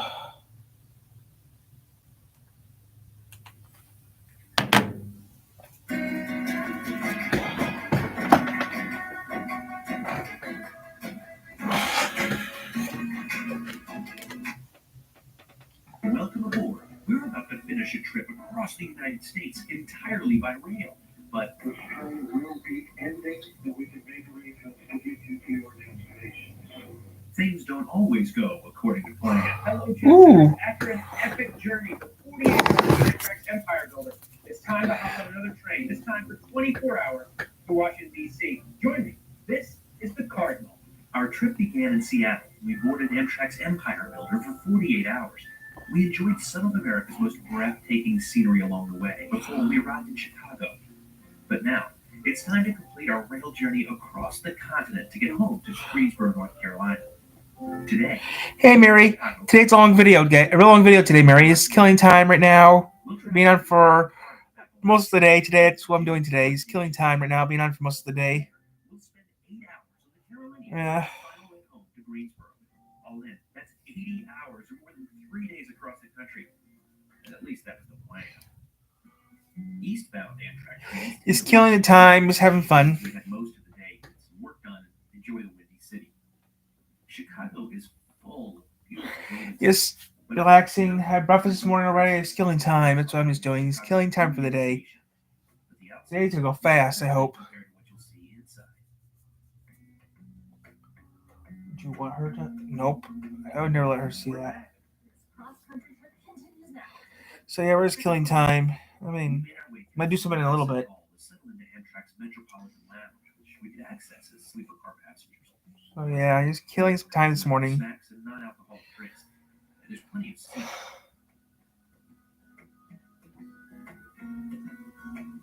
There's also a bar, drinks for sale. But my favorite aspect of this lounge has to be the luggage storage, which makes it easier to leave and explore the station, which is exactly what we decided to do. I love route maps, and this one here at the Chicago Union Station is one of the best. I like just about everything Amtrak does. It's awesome. We'll get dinner on the Cardinal, but there are plenty of options here in Union Station if you want to grab a bite before your train leaves, or if you're booking. Wait, I think I went If you there. want to pick up some last-minute items before your trip, there's a convenience store in here as well. They also sell Amtrak. I think I accidentally ended up at Union Station. I'm not sure. Back in the lounge, we heard an announcement that our train was boarding. So It was about a year ago, I think. I've been in Chicago maybe a year ago, or whenever that was, about a year ago. But yeah, I'm just killing time, guys. I mean, anything you want to say, you can say it to me in the chat. I'll answer it. Oh no. So yeah, I'm just killing some time. I'll be doing some gaming in a little bit. We're gonna play some city gaming in a little bit. That's about all I can really say. But yeah, right now we're just doing this. Spoiler alert, I did. But you can sell in. This is a really cool space. It's smaller. Certainly not. On our way, right on time. We raced the Illinois Zephyr as it began its trip to Quincy. Spotty Wi-Fi was available on board as well. Just place order for dinner and breakfast. We're going to have dinner up in the cafe lounge. Check that out. Trains on the East Coast still serve the COVID-era flexible dining menu. When we arrived in the cafe car, our food was already laid out and waiting for us.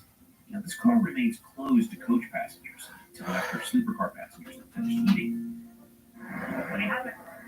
Meatballs. Your famous meatballs again, Jeb. Passengers in sleeper accommodations also get a free alcohol drink or trip. I was doing Al Bundy. I'm doing Al Bundy right now. This cafe lounge car is a pretty comfortable place to sit. There are 80 clubs each seat. Our sleeping car attendant absolutely insisted we try this butter cake. Yeah. Incredibly rich. But Delaware's finest. Glad we're sharing? I'm glad that we're sharing. After dinner, we made our way back to our room. So the Viewlander 2 bedroom is great in that you have more space in a roomette for sure. But it's tight. The squeeze in the door when the bed is down is incredibly tight. Do you agree? Yeah, but I gotta say, like, it's very modern and fresh feeling compared to the Viewlander. The Viewlander 2 has kind of these newer modern finishes. Really into it. But it's time to bring out the greener grass measuring tape. The bottom bunk is 38 inches wide and 68 inches long. That's 4 inches shorter than the bottom bunk of the Superliner. You'll have 35 inches of headroom down here. Up top, it's 26 inches wide, but 70 inches long. Probably better to do these measurements when the train's not moving. Anyway, that's 36 inches of headroom up here. Now, here's the real challenge. It's getting in and out of the room when the bed is down. Let me show you. About 2 inches to make it through there, and most people's legs are more than 2 inches. So you gotta sort of jump, leap, and do leaping motion to get in here. Just pulling up our first stop in Dyer, Indiana, and that seems like a good time to put in a movie and just get ready for bed. Just got through Rensselaer, Indiana. I hope I'm saying that right. And that's where the train switches over to East Coast time. So we're a little closer to home. But I guess we'll finish this movie and then call it a night. Suzanne decided the 2 nights she'd spent on the top bunk of her Empire Builder trip were enough. So I headed up this time. This is my first time ever sleeping in the top bunk of an Amtrak. I'm really grateful to be in a Viewlander 2 because there's so much more headroom than in a Superliner. This is actually sit up all the way, which is nice. But hey, look, and the windows. You have the windows as well. I really like this grab bar because it made it easy to hang my bag. And the light controls and air vents were also easy. But there are no plugs up here. It's quite a view from up here. I'll give you the full report in the morning. But for now, it's time for bed. We slept through Indiana and much of Ohio with no idea of what was coming today. Good morning. We just left the Portsmouth South Shore station. Next up is Ashland, Kentucky. And I was a little nervous about sleeping up here on this top bunk, but it was actually really comfortable. It was more spacious than I thought. It's really nice to have a thermostat in the room so we would keep the temperature exactly what we want. Coffee should be out there in just a little bit. So we're staying on, guys. You can see it's brighter out. The sun's finally out. Starts. The views to this part of the country are going to be spectacular today. I just know it. The full moon offered a little bit of light. It's a little cold in here, which I'm going to be putting the heater back on in a little bit. Rivers of West Virginia would be in full view, or so I thought. I just got some unfortunate news on my phone. Got an alert that we're going to hold at Huntington, West Virginia, which I think is our next stop, while we wait for a disabled freight train to come line ahead of us. Not sure how long that will be, but it's where we are right now. About 20 minutes later, my phone rang. I just got a call from Amtrak. It looks like the train is now terminating in Huntington, West Virginia. I guess that means they'll put us on a coach of some kind the rest of the way. And a few minutes later, the conductor came on, made an announcement. Ladies and gentlemen, passing in West Virginia right now, Huntington, West Virginia is approximately 10 minutes away. There has been a landslide and a freight train derailment at a location between Huntington and Charlottesville. We do apologize for the inconvenience, ladies and gentlemen, but the good news is that it didn't happen to us, before, and that we can make arrangements to get you to your destination. It takes a lot to get me angry from what I am. I just can't let go. Cold, so we're going to put the heater on in about 5 seconds. Roadhouse 3. Okay. Roadhouse.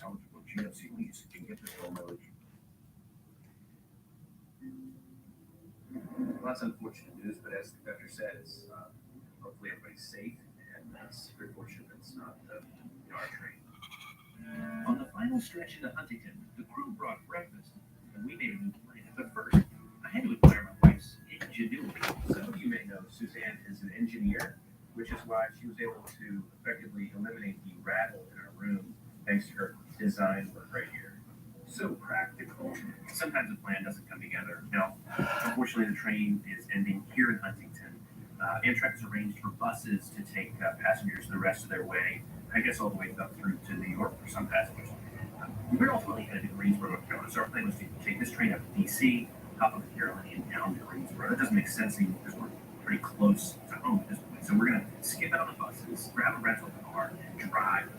I hope you'll join us for a road trip. It's our first time doing that, so let's give it a go. Road trip! After telling the conductor we called a cab. Seeing the train just sitting there.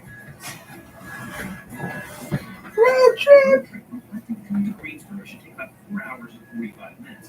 It sounds a lot better right now waiting for the bus for 4 hour drive? Bus ride to DC. But we continue to receive updates throughout the day, and just you wait. This delay got a lot worse than we could ever imagine. We're just going to grab this car and go. Oh, for the next 5 or 6 hours. At least it's bird friendly, I guess. This whole situation is in no way Amtrak's fault. So try to think you can count on it. Road trip! So we're going to stay on for a couple hours. So yeah.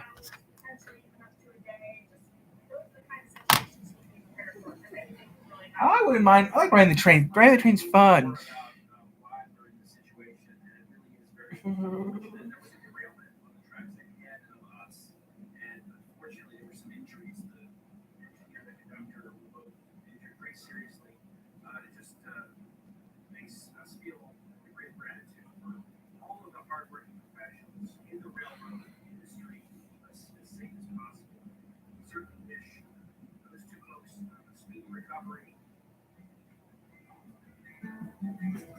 Despite leaving, we continued to get alerts about the train situation. About noon, we received one saying that buses were on their way. It's 5 hours after arriving in Huntington. Come on, Amtrak does the best it can. So yeah, I mean. From Seattle all the way up to Greensboro on the rails. We got so close. Safety trumps everything. I wish I could do that right now. Do a YouTube channel like that. If I had Wi-Fi and I could do a YouTube channel, do a video like that, I would do a live stream. Wait, you did that, didn't you? Actually, I did do a live stream like that, didn't I? Last year, I did something like that last year when I was in Quincy. I did that. Which routes do you think we should use when we try this again? Because we are going to try it again. Well, I did that almost a year ago.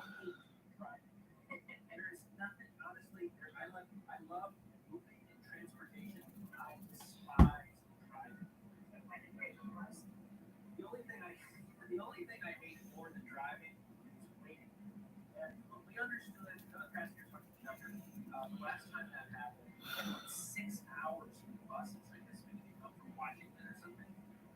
Yeah, I think just sitting on the train for 6 hours, basically a 6-hour bus ride.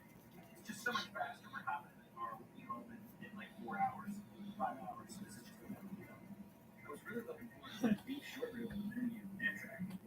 Chick-fil-A will have to move. About 2 o'clock, we received another alert that the buses had canceled their trip, and that, quite ominously, all available resources had been exhausted. And that wasn't the last. Even the worst one we get today. Right out there, great state of North Carolina. We're making progress on this trip. Very excited about getting in the car. As nice as this stuff really is, I just don't like driving. That is pilot mode. Centuries. So yeah, guys, we're just relaxing, having fun.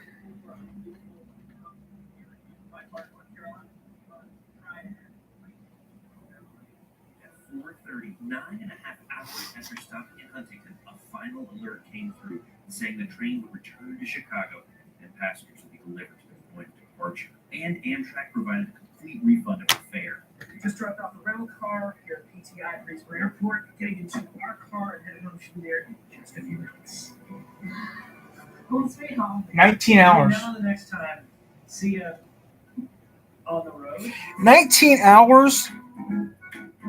Marker. And marker. Like, let's get just reaching Dyer, Illinois. Dyer, Illinois. Not Indiana. Yeah. No. Just reaching out for Indiana. Welcome to Washington, D.C. Just. I always thought it was dancing. Not Indiana. Yeah. No. Just reaching out for Indiana. Welcome to Washington, D.C. Huntington, West Virginia. That's funny. We've been on for like 2 hours. We've been on for almost 2 hours. Wow. And I am still on. Hey, Mary, what is Tyler saying about I don't know nothing. I'm just killing time. That's what I'm doing.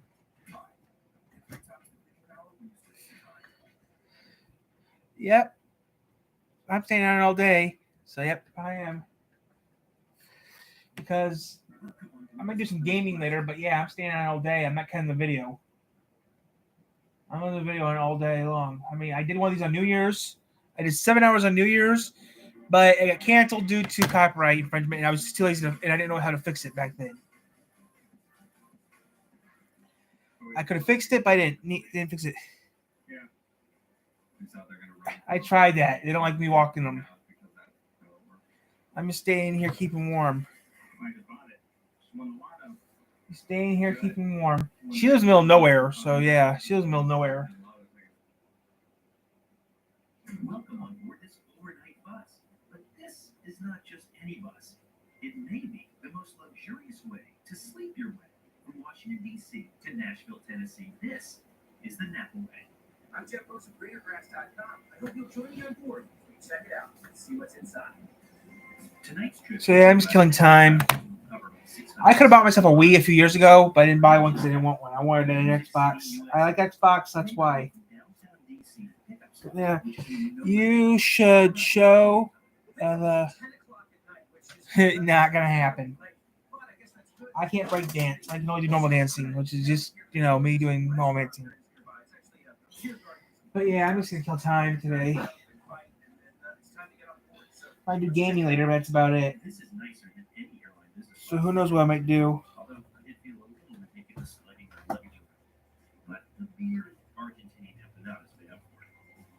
The hour passed quickly, and the coach appeared quite literally.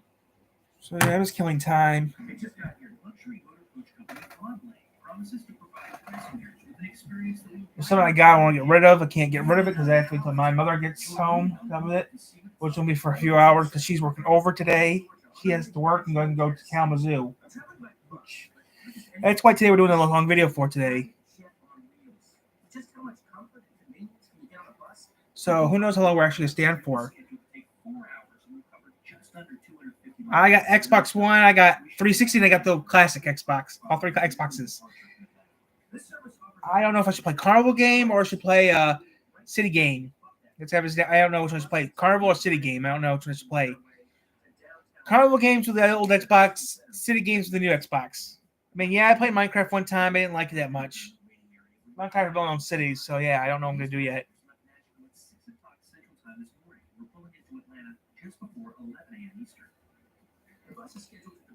So I don't know what I'm going to do yet, guys.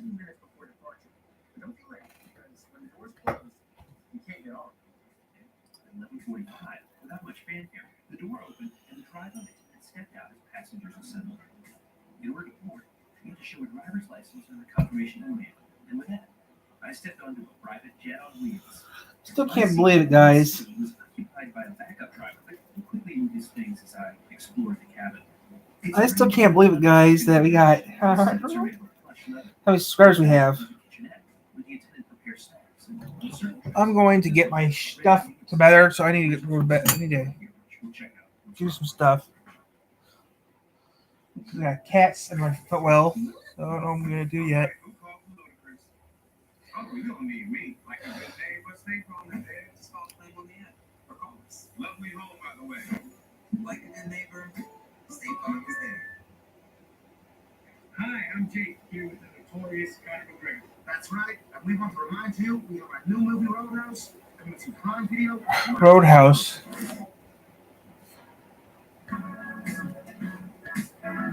We don't know what I'm going to do yet, but I might make some money. Reasons to choose C1C. First, the leg room. Second, the view. I would definitely just have it. Overhead storage is limited toward the front rotor coach. We were on our way. Right on time. I would have my camera. A lap desk, which was helpful to work on. And there was power available. I do a live stream. I just do a live stream. But it wasn't very strong. I'd be doing live stream. That's what I'd be doing if I just like that. I'd be doing a live stream. I was most intrigued by the lint brush, but seeing as I was not particularly linty, I didn't ask for it. Passengers were asked to remain seated for the first 15 minutes of the trip or until we reached the interstate. And we were also asked to keep calls to a minimum, but that if they were necessary, to please use our library voices. Everyone seemed to honor that request during my time. There were also air vents on each seat, but the cabin was comfortable. I didn't feel any use it. I did get a screen cleaner since my laptop was an evil wash. Yeah, mine is too, but yeah, that's what I'd be doing, guys. But yeah. On routes in Texas, Conlon serves beer, wine, and spirits. And on this route, the most extreme drinks were ginger ale or Red Bull. I waited until later in the trip for Red Bull. Speaking of routes, Conlon has been operating in Texas for a while now, but this city here is new to the I hear you, baby. I hear you. Conlon promises its passengers more billable hours thanks to the opportunity for uninterrupted work on board. Only a few minutes into the journey, I've reached inbox 0. So I turned off my laptop, opened up Netflix. As engrossing as Wall Street is, the views in front of me are far more distracting than Charlie Sheen's performance.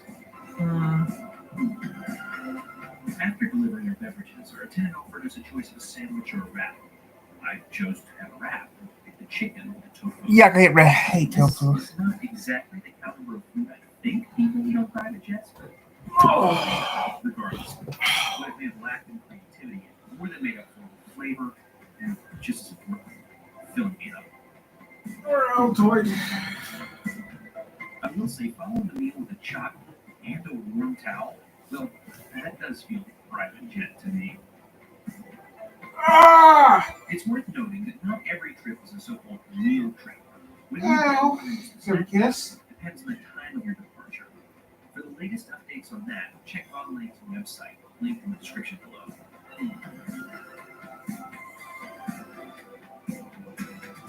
I decided to check out the toilet. It's a really beautiful space. You're cute, kitty, but you're cute. You're not you're cute, but you're also a pain in the butt. Yes, you are. This space really makes the one on the American Airlines bus look almost repulsive by comparison. I'll link to that video in the description below. Buc-ee's. Oh, Buc-ee's. Buc-ee's. For the remainder of our trip, the attendant was in the aisle in a regular I need to cut that pus ball. offering more snacks or Jay can't cut that pus ball off, yeah. If Alexander is real, he'd be doing it for you, right? Yeah.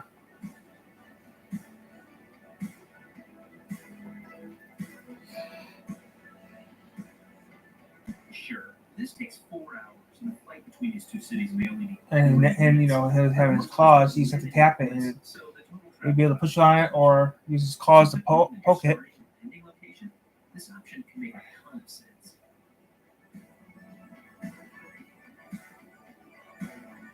Booking a ticket online was easy, and again, it cost $99.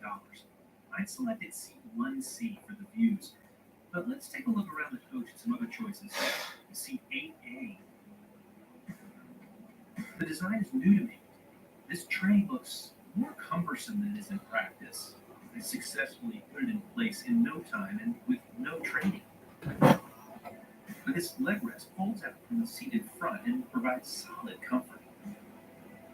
Well, there's no doubt about it. I like 1C for the views it provides. If I were on board purely to get rest or work done, I'd pick one of the seats further back like this one. So yeah, right now we're gonna do something else. As we make our way into Nashville, it's time to rate this experience. I want to take a bus. Amtrak. Oh, I want some penis. Oh, that'd be fun to have one of those too. I want a penis. The entertainment in the service. Penis net. Though there's Eat it. no lounge, I took the choice of offering made to select upmarket hotels and which was a good one. There was plenty of food around the neighborhood. It was easy to find a comfortable place to sit in or around the hotel. Oh, okay, it's down. Okay, went down. Okay, I think I was wondering, did it go down? Yeah, it went down. I was checking something. Yeah, it went down a little bit, so that's good. I have nothing but good things to say about 1C. Each of these seats are plush and comfortable. Actually, made me mess with it. It went down a little bit, so that's good. They're worth a solid 4 stars. I had a problem. I think I took care of the problem myself by taking care of it. It was perfectly pleasant. And because there was so much of it, I would just do that too. at least 4 times on the trip. There's I got just weak. The entertainment was limited to the limited Wi-Fi, which unfortunately only earns 2 stars, I'm afraid. And finally, the service was some of the best I've experienced on any mode of transportation. Now, it is worth noting that at the time I took it, this was a new to Vaughan Lane route, which meant there were 2 attendants on board since one was in training. But that's why I always say this is a subjective rating system based on my own singular experiences. And this one earns 5 stars. So that leaves Vaughan Lane service from Atlanta to Nashville with 18 out of a possible 25 stars. Sometime I'm going to ride here in Nashville by a means other than a bus. If you want to see the last time I did go in that way, click here. Between now and the next time, you can see on the move. So I wonder if the bus is scheduled to leave from here at Fran Hyatt, noon. The bus is scheduled to leave from here noon. I'm scheduled to depart noon from here. We still got 45 minutes to morning, and I'm just sitting here. Frankly, this is most of what being a YouTuber is. For the second year in a row, Chevy Equinox has been ranked by J.D. Power #1 in new vehicle quality for compact SUVs. In other words, it's really good, right from the start. Chevy Equinox, connected by us. Shit, Sim.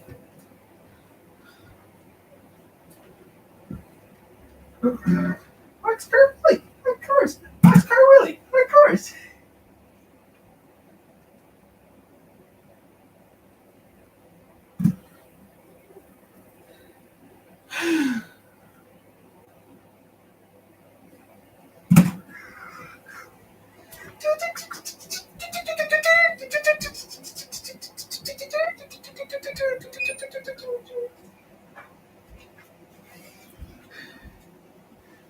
Filled with fun, Viva Pinata! Filled with fun, Viva Pinata! Filled with fun, Viva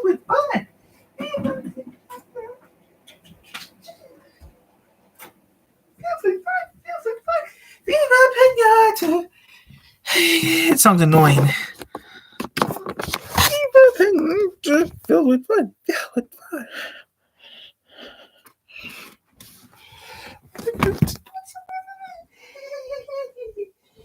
It's party time! Filled with fun,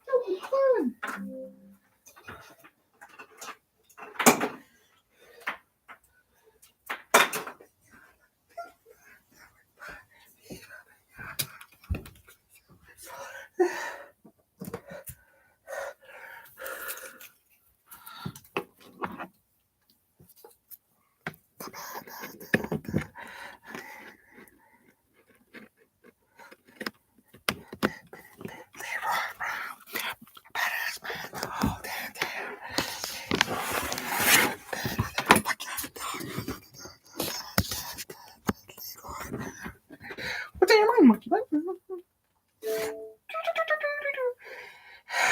cousin, thank you. Welcome to America.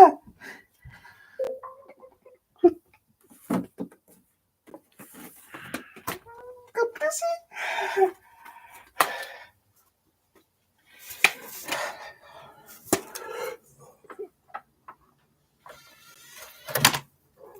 Leroy Brown. The whole good team.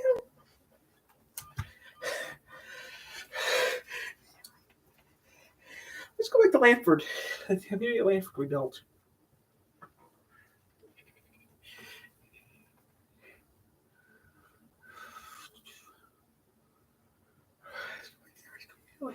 Built.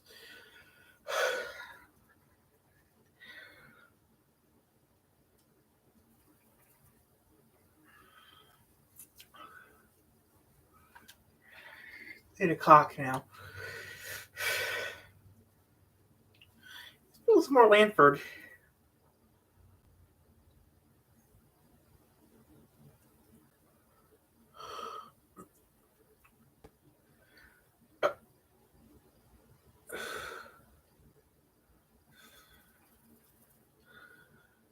Game.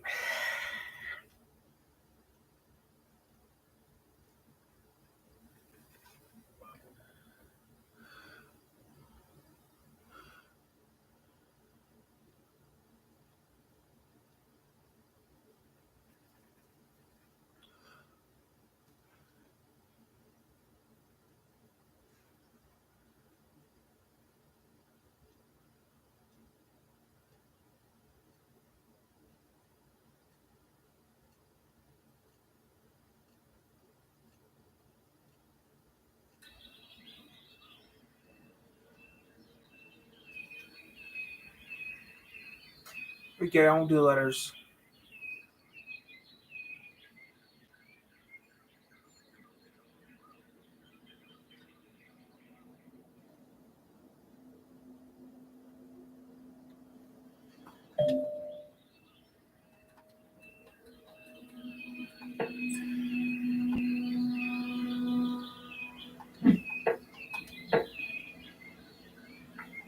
B Street.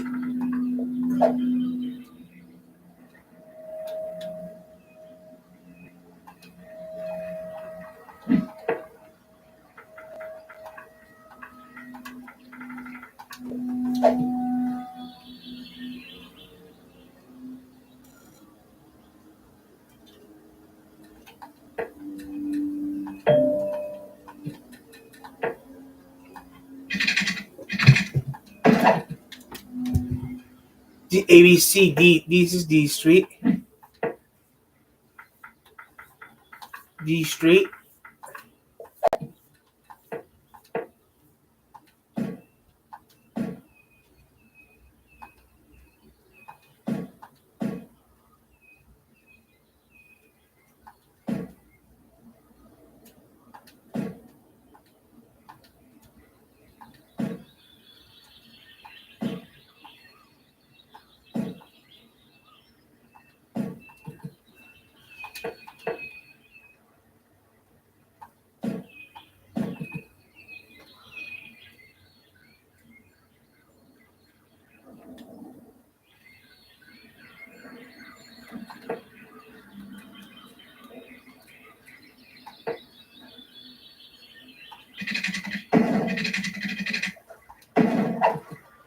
Nuns.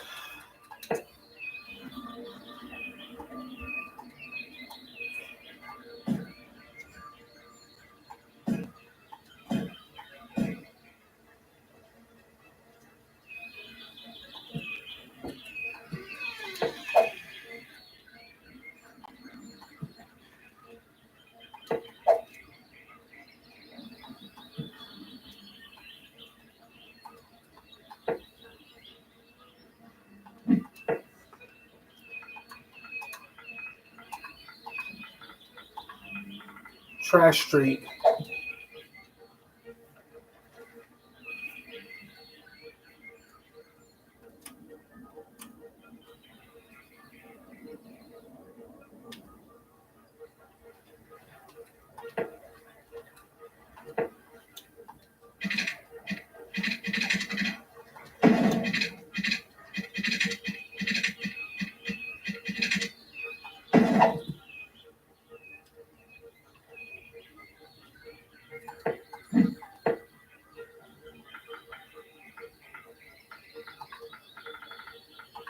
E for extreme E.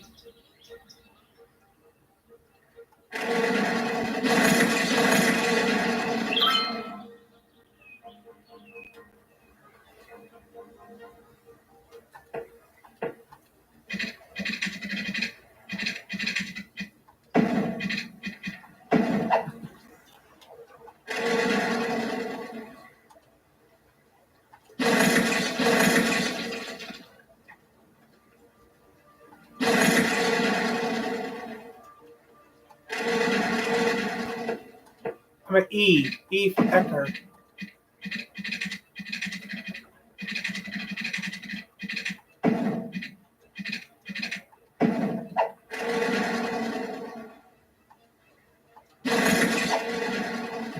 E.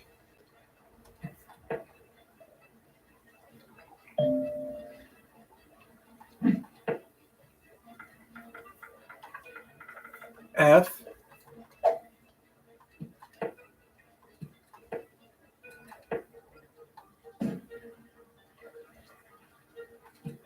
E. F.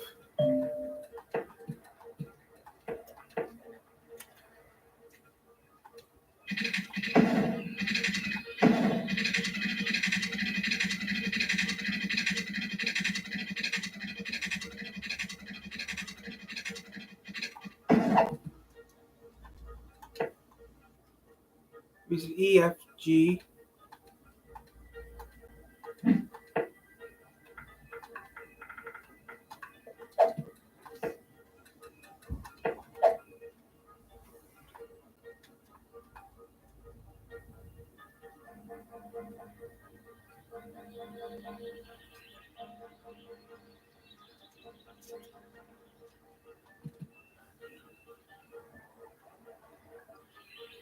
H. Straight H for, okay.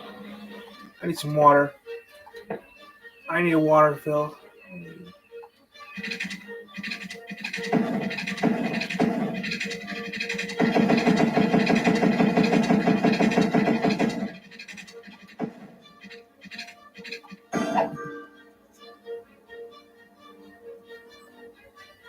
One more road I need, that's it.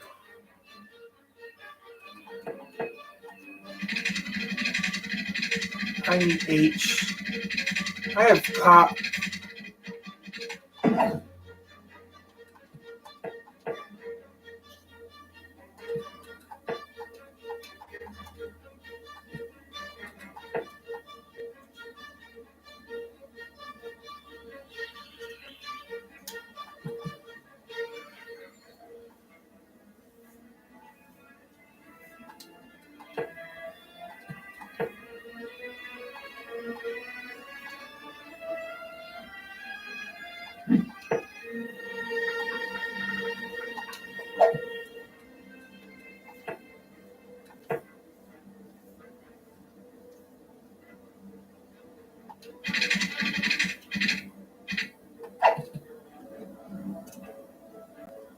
H.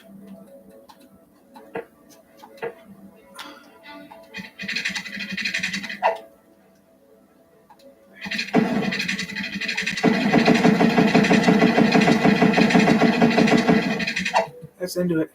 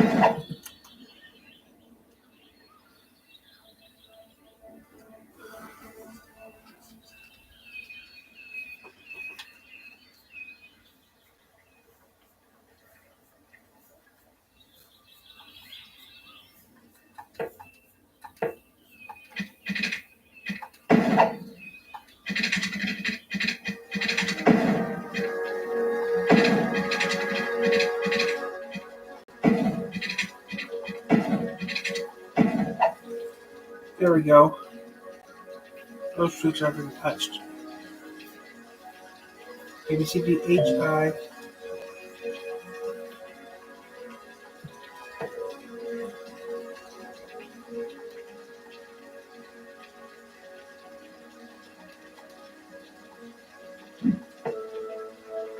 I.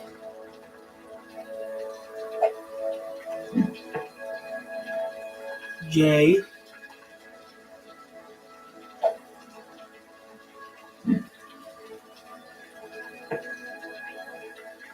K. L.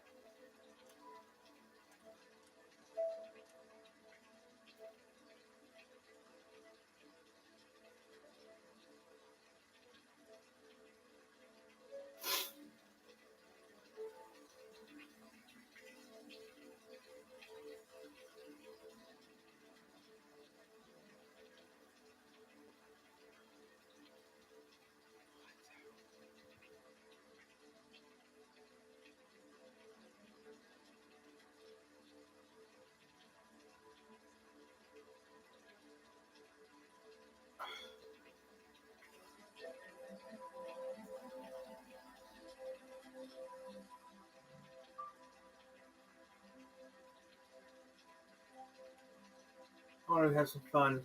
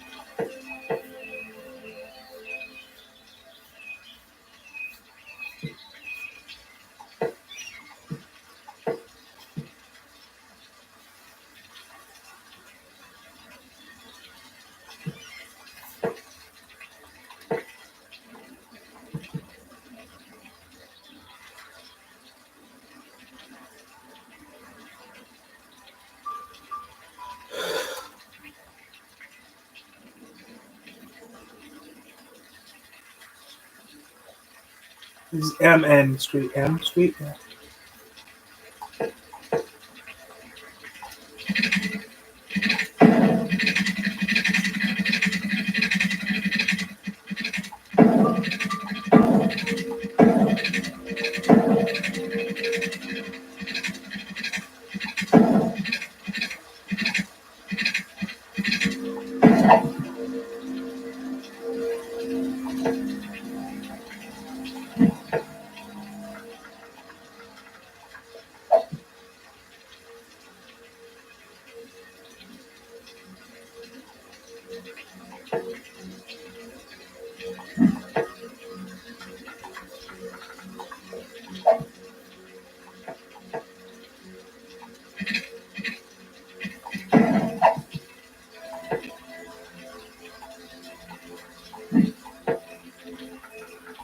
Oh.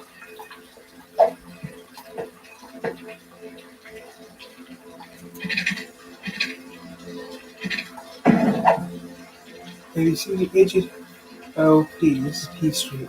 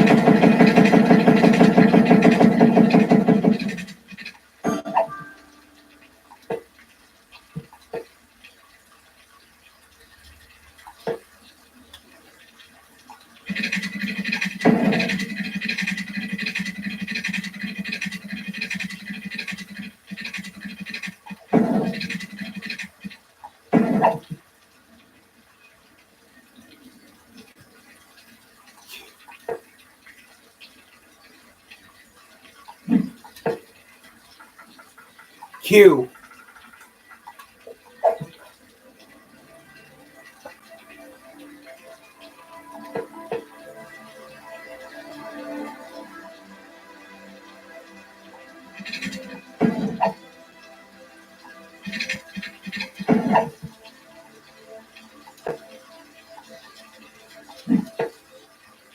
R.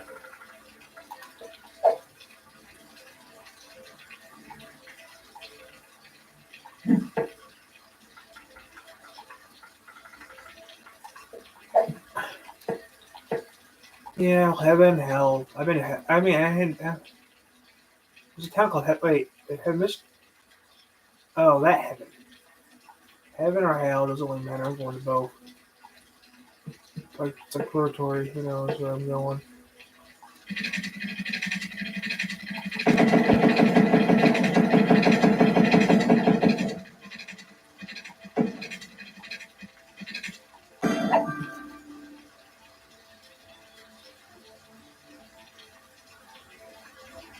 Oh, this little town is doing so good. Town Lanford is doing so good. I don't know about anything else happening.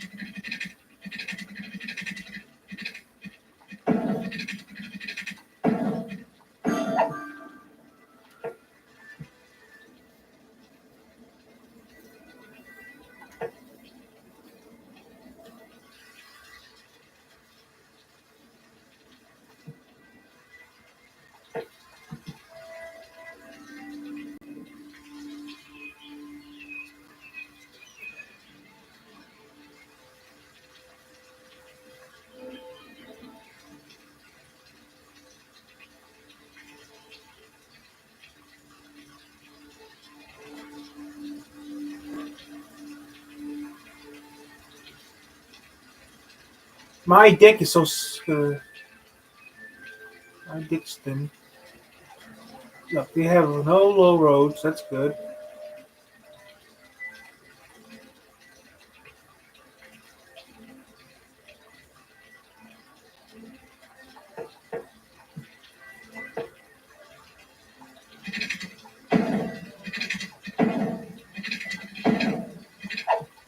I like to have sex dick.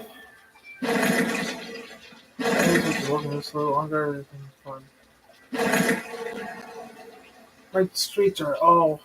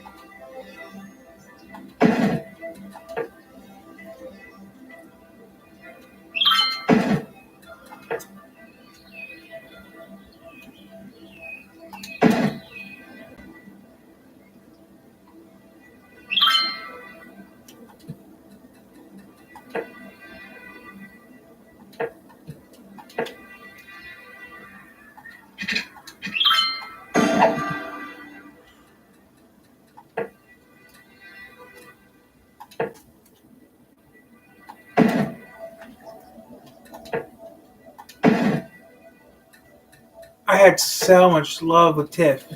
I really love that.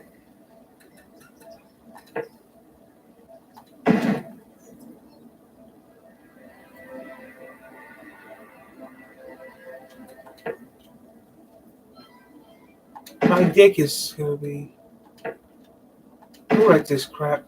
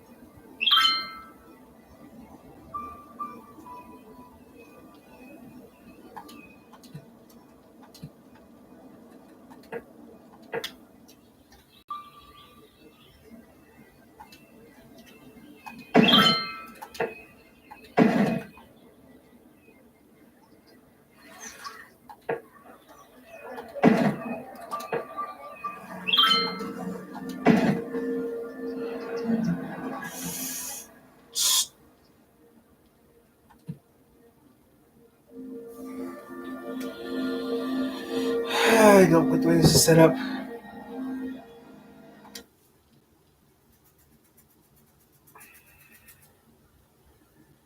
I'm not redoing Altered City over again. So I don't know what to do, guys, but we're staying on.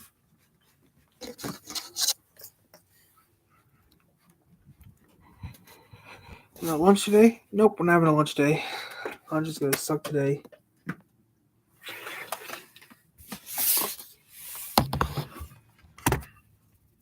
Not hungry. Nope. I'm just relaxing. Trying to figure out what we should do today. Do some B-stars.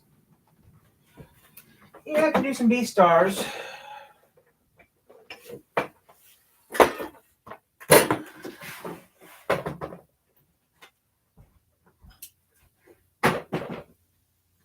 Do some B-stars, Tyler. Okay. Or do something else. Let's wait.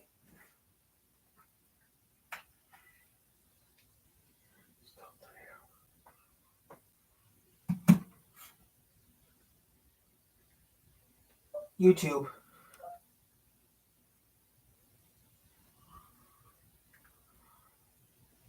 Tear into it.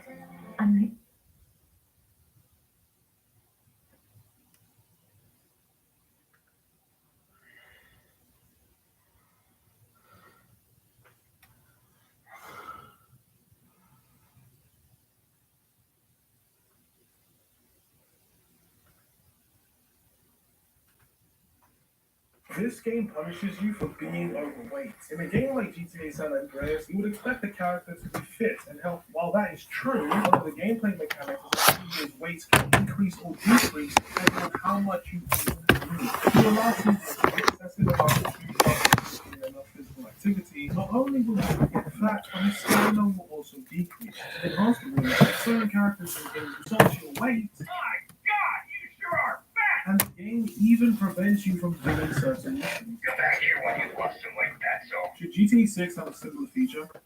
This game punishes you for being overweight. In a game like GTA San Andreas, you would expect the character to be fit and healthy. While that is true, one of the gameplay mechanics is that CJ's weight.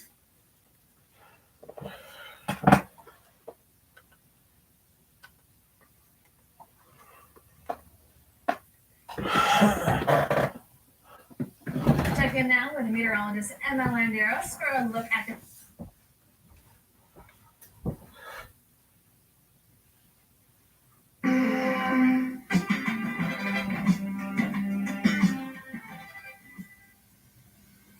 The following program has a mature theme and may not be suitable for family viewing. Parental discretion.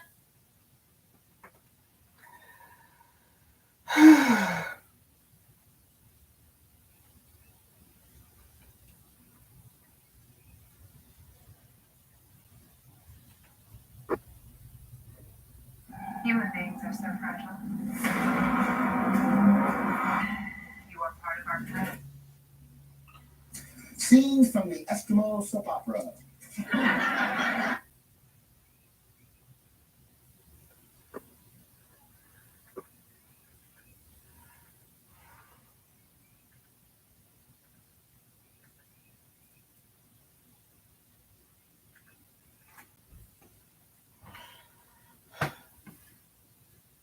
Las Vegas.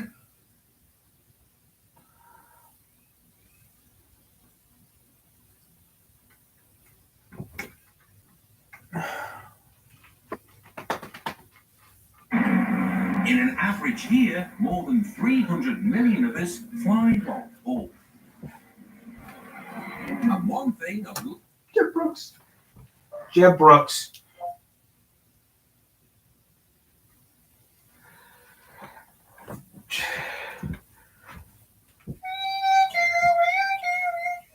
a lot of us look forward to when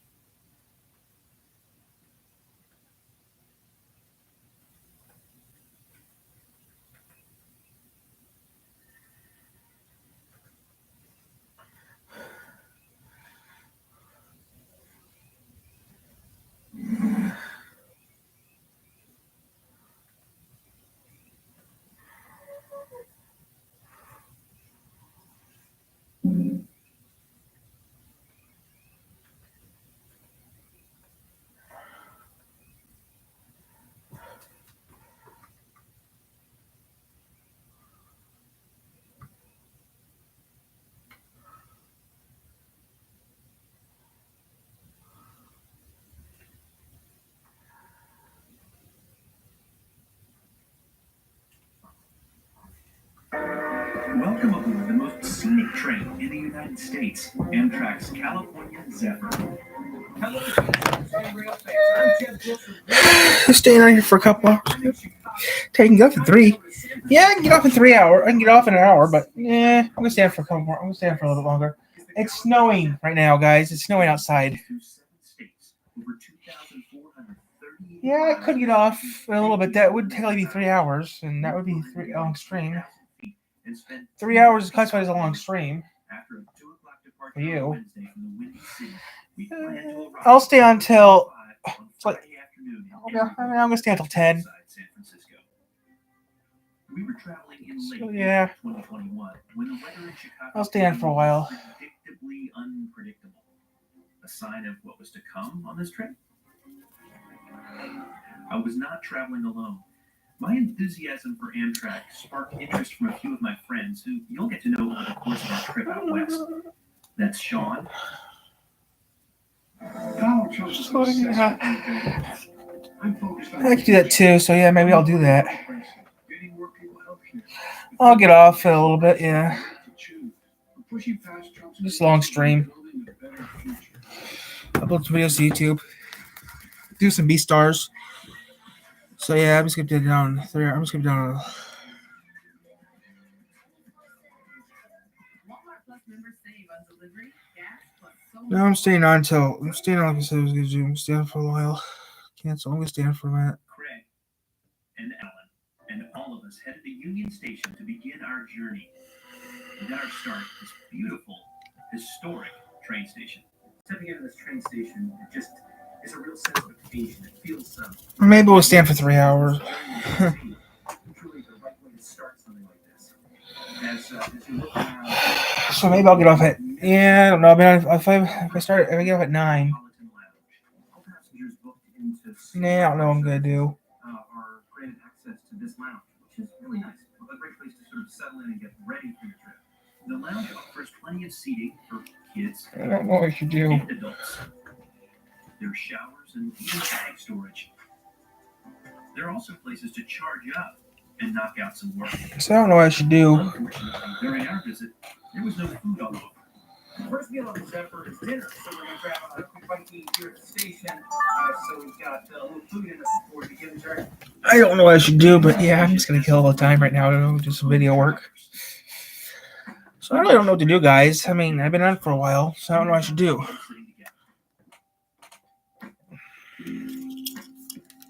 If Omego's still on, I know what to do. If Omego's still on, I'd be doing Omegle right now.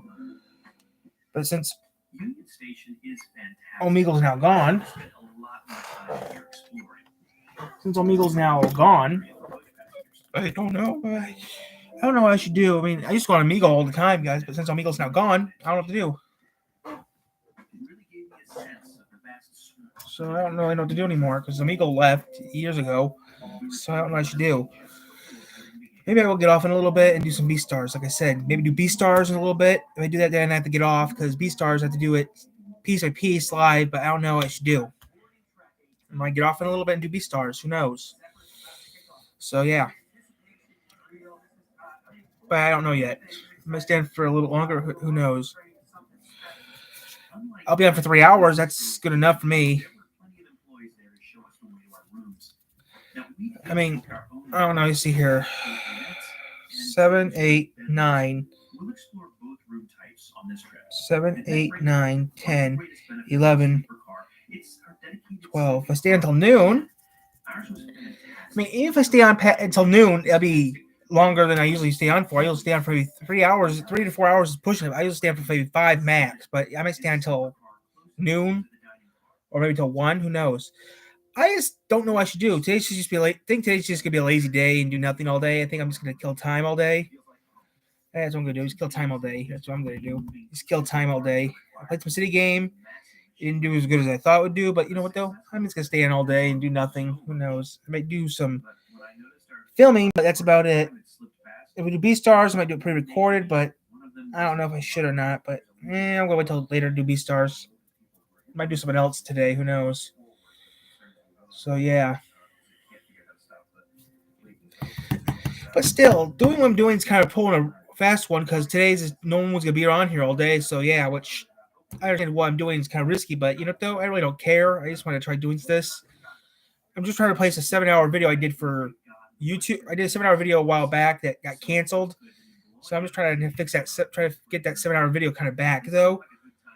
But I'm not usually used to doing 7-hour streams. So this what I'm doing is kind of pushing myself and the limit of my equipment. But still, what I'm doing is kind of pushing it, but try something different today. So that's what we're doing. And no, I'm not breakdancing on the channel. I mean, I wouldn't mind doing dancing or something.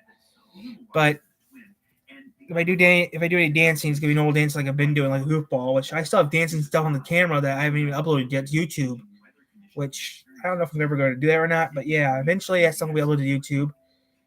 But it's gonna take a while before that stuff even gets uploaded to the internet. But still, it's stopped snowing. But yeah, it's not even 9 o'clock yet, and I already got a good chunk of my videos. A good chunk of video are done with. I just need some more videos to make, so I put the cameras out, and that's it.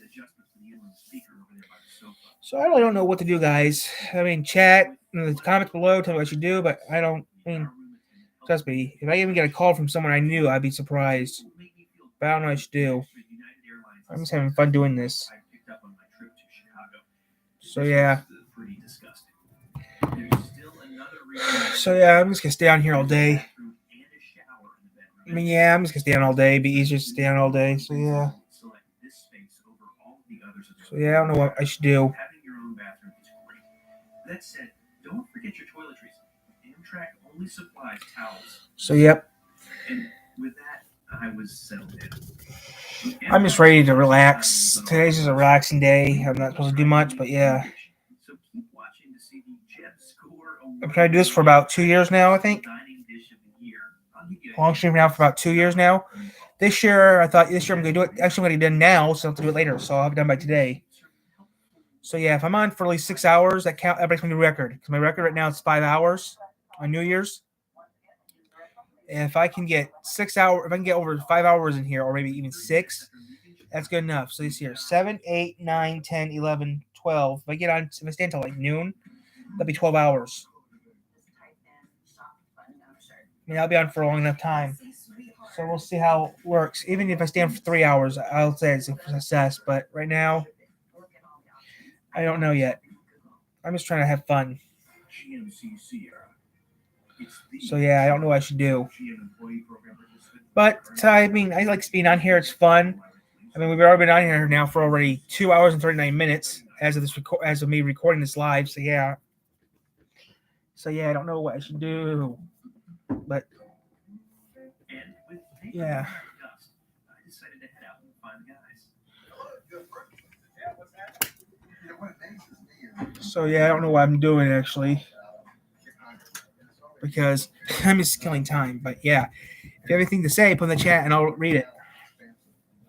And speaking of expansive, there's room for four grown guys kind of hang out.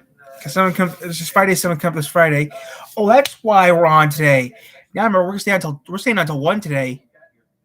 There's a tornado drill going to happen later on today, and that's why we're on. Oh, I better say the juice of the cameras. I just remember there's a tornado drill today, so that's why I was being on here for too. Yeah, I remember why. I can't remember because today was a tornado drill, I think at 1 o'clock today. So anything that's electrical is going to go whoop, and we're going to film it. So yeah. So that's why I was recording for it. Now I remember why I'm on here for today. A tornado drill is happening today in our area, so that's why. I just remember there's a tornado drill today, so that's why I'm even doing this now. Now we're gonna be on for longer than I thought. As long as you hear the audio, I'll be happy. Right now it's snowing right now outside again, but yeah.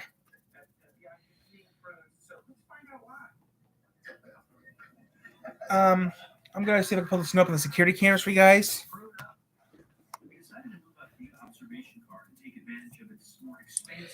But yeah. That meant first passing through the dining car. More on that in a bit. Dinner's coming up soon.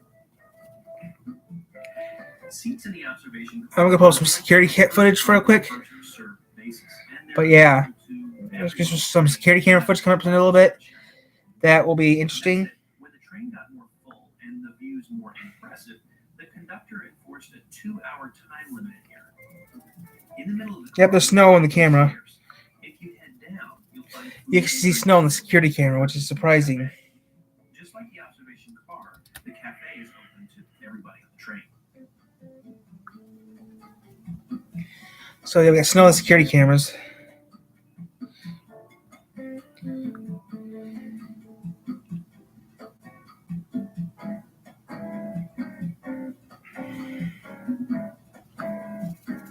Galesburg marked our first fresh air. So yeah, I'm gonna put the security footage up real quick, and that's it. It's the first stop that gives me my true impression of the scope of the train, and this was a big one. There were 3 coach cars, an observation car, a dining car, 3 sleepers, and 2 engines. It was huge. Time to hop on board. This was Galesburg. So yeah, we're just gonna have some fun. Really strange power. It somehow warps time. What would seem like an eternity in the real world passes effortlessly on board. Here on Amtrak, So yeah, time is marked mostly by meals, but there are certain landmarks that retain a significance that everyone on board appreciates. And along this route, there are several. The Rocky Mountains, the Moffat Tunnel, Donner Lake, and we'll see them all. But the first was crossing the mighty Mississippi. I've flown over this river more times than I can count, and I've always thought of it as a long river. It stretches 2,320 miles between Minnesota down to New Orleans, but it's also a massively wide river. And this training really highlighted that fact for me. So yeah, I'm just killing time right now. Seconds to get from one end of this bridge to the other. Crossing the Mississippi also marked the border So, between yeah. Illinois and Iowa. We just entered the second of 7 states. So yeah, today we're just gonna be relaxing today, light video work today. So yeah, so we're staying on, guys. Since the tornado drill's coming up in a little bit, in a couple hours, we're staying on.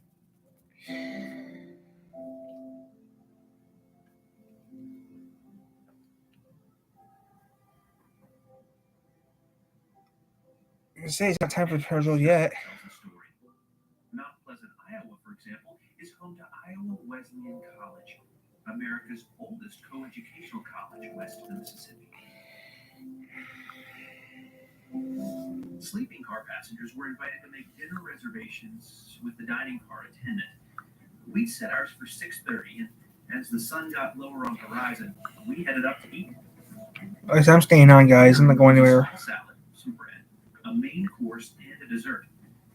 Here's the Asian noodle bowl, chicken fettuccine, and the ever-present meatballs. And to be honest, there's not a lot of difference between the three. Well, it's time for another meatball. Just like I remember. As we ate dinner, we passed through Ottumwa, Iowa. It's the home to actor and comedian Tom Arnold. After dinner, we headed back to Alan's bedroom to hang out a while longer. It was really great to have this space to ourselves. That was really cool. Just caught a Sweden burn as we were traveling through Iowa, which is pretty impressive. Always tracking, always alerting. Storm Team 8. All right, welcome back on a Wednesday morning, and you can see right now we're starting out with some snow showers out there, and the reason why, we have a cold front currently working its way through the area, and it's going to be a cold day behind this front. Yesterday we made it into the 40s, and windy conditions today. It's going to be windy conditions with temperatures in the 30s.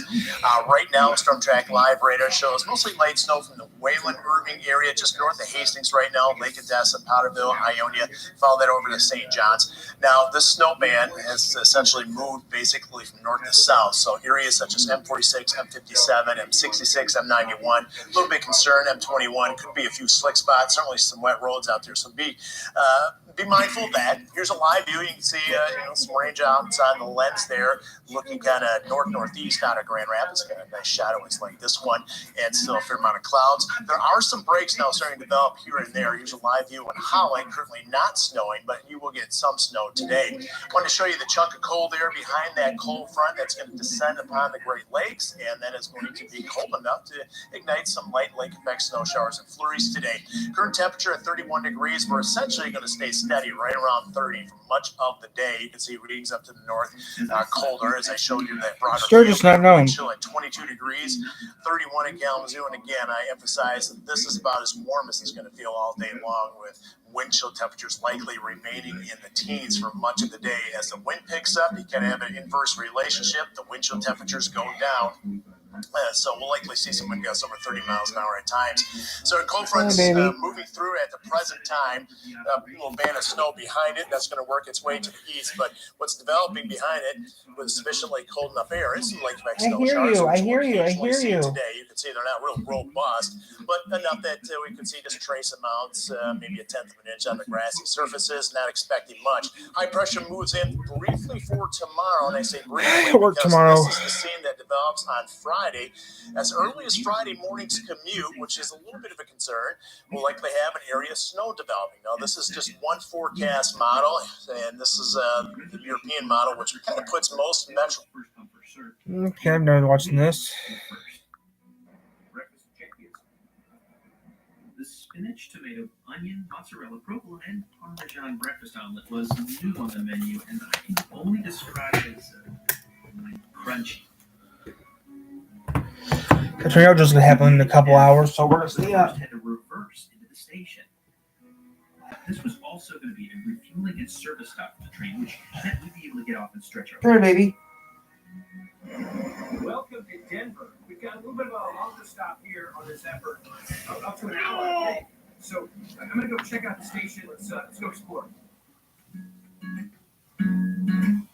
Want to go up here? Come back up here? Relax me?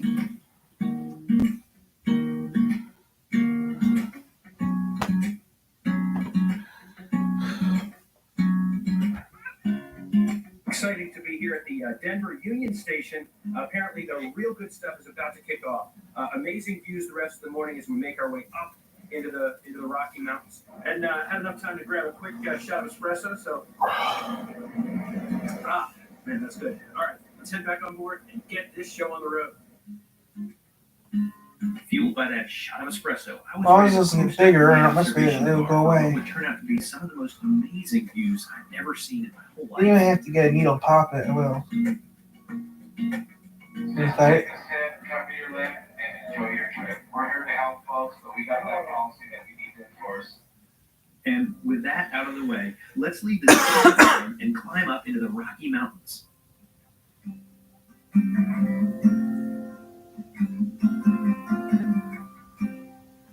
As I think back on this trip, it's the views we encountered here on the morning of our second day that really come to mind. I've driven through the Rockies, I've flown over the Rockies, but there's something about experiencing them from the train that's just different. In almost no time after departing Denver, the show began. It's no wonder so many passengers board in Denver for a day trip through this part of the country. I gotta tell you, I'm having so much fun just reliving this as I'm editing the video. I definitely hope you'll enjoy watching it too. And if you do, maybe you consider hitting that like button.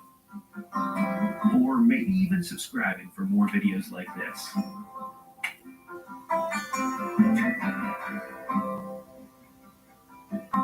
We encountered more tunnels than we could count. It was impossible not to think about the people who built this amazing track.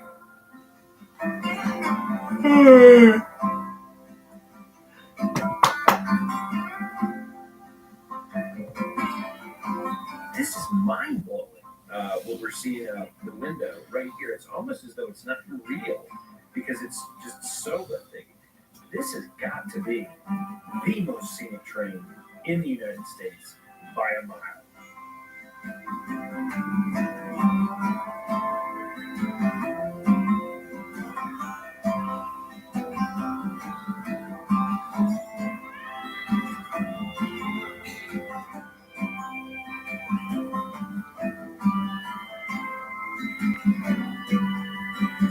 Because the train was so full, the conductor asked everyone to limit themselves to 2 hours Mwah. of observation. Adam needs a And kiss. after about an hour and a half, we headed Hey, back baby, to our you alright? house, and the views from there were equally impressive.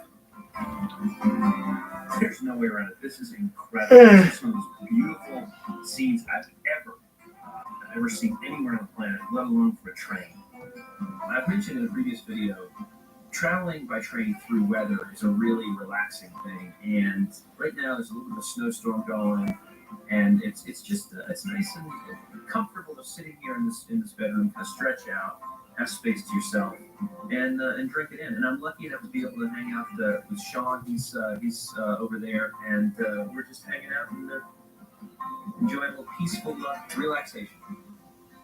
Let me get a head. This thing has a head on it. I'm about to pop it. The Honda you want is here. Get a great offer on the stylish Civic or HR-V and drive in the moment. Buy online, reserve from select dealers, or hurry into your local Honda dealer today. Join us You get a little knife and you for just cut it. National Cheesesteak Day and Cut get a it. small Cut cheesesteak it. for only Cut the little cut $4.99 there. with promo Not code both of them Phil. there. Penn Station East Coast subs. It's all about good taste.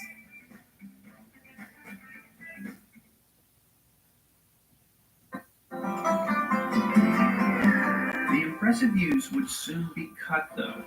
Our conductor announced that we needed to remain where we were for the next 10 minutes or so because we were about to go through another landmark on this trip, the Moffat Tunnel.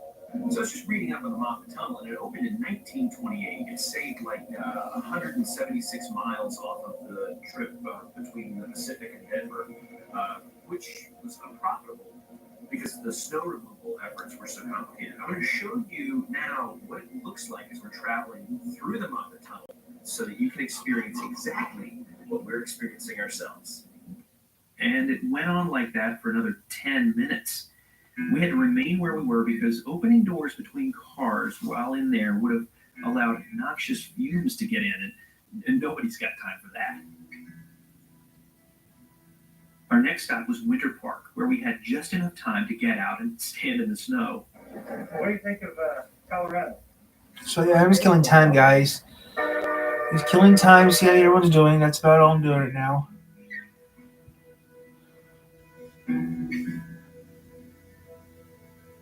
We found ourselves in Fraser Canyon, following the Fraser River. We made it to Granby, Colorado, the gateway to Rocky Mountain National Park. Just got an announcement. The train is, I believe the conductor said, pretty dang near full, with 200 passengers on board. It's really exciting to see Amtrak coming back. This is a wonderful way to see the country, a wonderful way to get across the country. So I think there are a lot of people who are here for the scenery, even more people here because they need to go somewhere. Wow. Well, you say Amtrak's going back to normal. Everything else went back to normal recently, so that's good. Wish we did one thing you want to do. I need someone with a finger. I need someone else here to help me out do that, but the kids can't help me out. I need a human. I need a human The to help me snow out. turned to rain when we reached Gore Canyon, Yeah, or commercially available that's whitewater true. in Colorado. That's I what it's decided like. to pass on that and head to lunch instead. The only available reservation was at 2:30, so we opted to have lunch delivered to us about 11:30. Craig went for another new item on the menu. Sean tried the shrimp and lobster sauce. And it was the red line braised beef for me. Based on Craig's enthusiasm for its flavor, it looks like the cod might need further investigation. Stand by. So this is the midpoint of the journey here. We made it halfway to San Francisco. This is Glenwood Canyon, a popular destination for outdoor sportsmen and apparently the anti-train crowd. Oh my gosh, look at this. Okay, I almost popped it. The Zephyr Salute. So yeah, I'm just killing time, guys. So if you have something to say it. I'll answer your questions in the chat. I'm just relaxing right now. So if you have something to say, put in the chat. I'll answer it.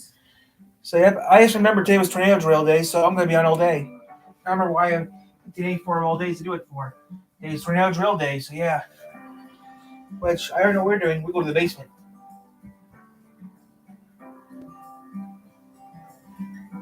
That means the sirens gonna go off. That means that means the TV's gonna go off, the radio's gonna go off. So I'm ready for it. In Colorado Rivers at Glenwood Springs, which is This radio's gonna be okay. Stretch our legs. But it was not a long stop, and we were back on board on our way to Grand Junction and nearby Utah City. Can't be RCI, close enough. Zephyr takes its name from the original train that was operated jointly by the Yeah, I think I have to around 1 o'clock today. But we got weather radio here, so who knows? Pacific Railroad. It was inaugurated March 19, So yeah, 1949, and from its earliest days, I'm ready for it. marketing and advertising for this route has focused on the spectacular views along the way. I think you can see why.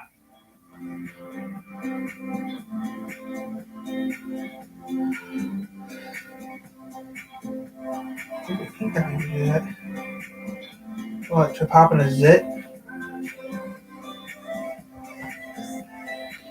In 1983, the original Zephyr's operators elected to join Amtrak, which eventually led to the train's current routing and service.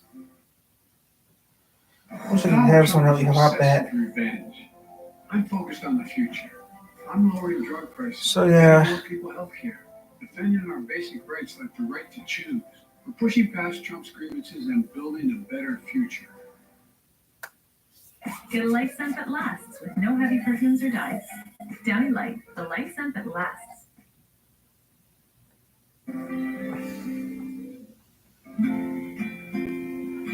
So yeah. After leaving Grand Junction, we were heading for Utah and the spectacular Ruby Canyon, whose red rocks impressed us as we searched for promised jackalopes among the bushes. Now, despite our best efforts, we never did see any of those rabbit-like animals with antlers.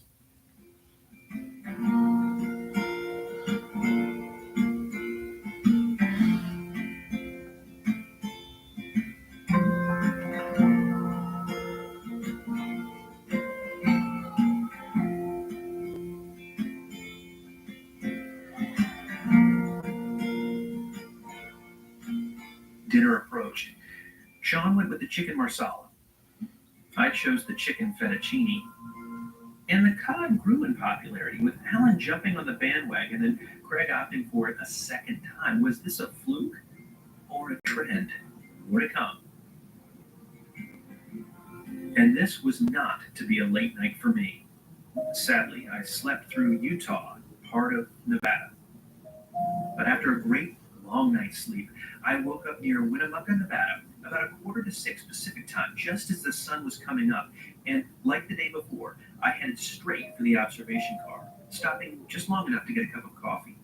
That was a really good night's sleep, actually. I slept better than the night before, and now just kind of enjoying a little bit of coffee in the observation car. Now getting some work done, and bring my breakfast in 2 minutes. It's important to note there's no Wi-Fi available out here, so you're well served to use this trip as an opportunity to unplug and relax.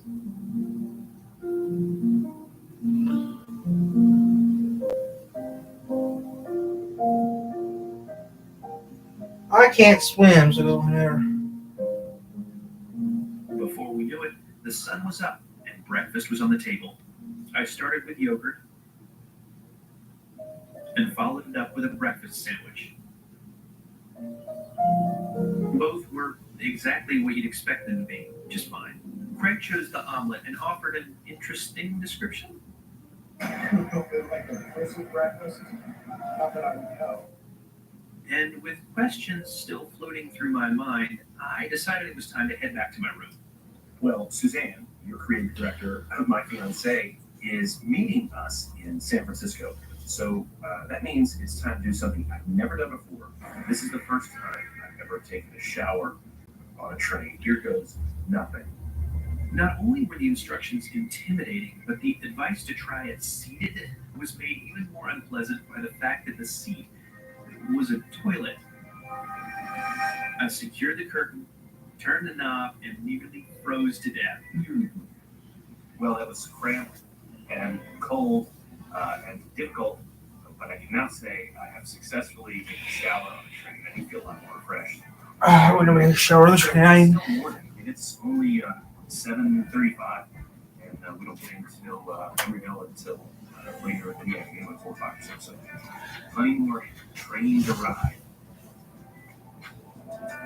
I wondered how many of the passengers up there knew what they were missing out on down here.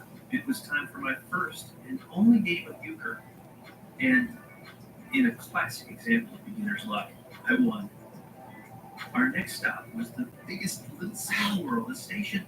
I'm sorry to say I found a little disappointing. I'd never been to Reno and would have loved to have seen at least a street or something, but this station is about 30 feet below and under threat of being left here forever. The conductor discouraged us from wandering too far. Oh well, there were some interesting historical artifacts inside. As we left, I asked to check out Sean's roomette. As you can see, with his bags, it's a little cramped. Now, there's also bag storage downstairs. I'm hungry. But we decided to invite Alan over to see how comfortable the two of them would be. It's not bad. It's really, how many get beat up here? Yeah, with one person, it's standard. Since that seemed to work, why not try it with 3 people? I'll say this, 3 people in a roomette is a little bit tight. Three grown men in a roomette. It's probably a bit too much. And having gone our separate ways so we could breathe again, we were en route to the California border. First stop in the Golden State, Truckee. I don't work today. No, I don't work today. Today's Wednesday. It's Wednesday. I don't work today. Just listen to a good audiobook. I don't work today.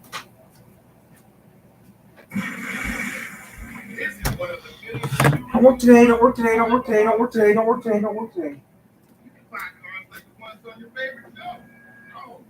I bet I can even find the cards in my feet.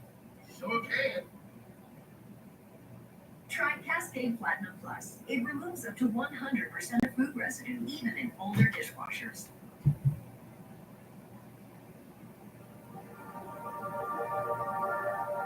We're just passing through the Donner Pass, which in the winter of 1846 and 47, the Donner Party came through here They got stuck because of a number of factors. Bad weather, they left too late, they took a wrong turn, a lot of reasons. Unfortunately, some of them who survived had to resort to cannibalism. So it's a pretty grim chapter of U.S. history. Anyway, it's interesting to be right here in Donna Pass.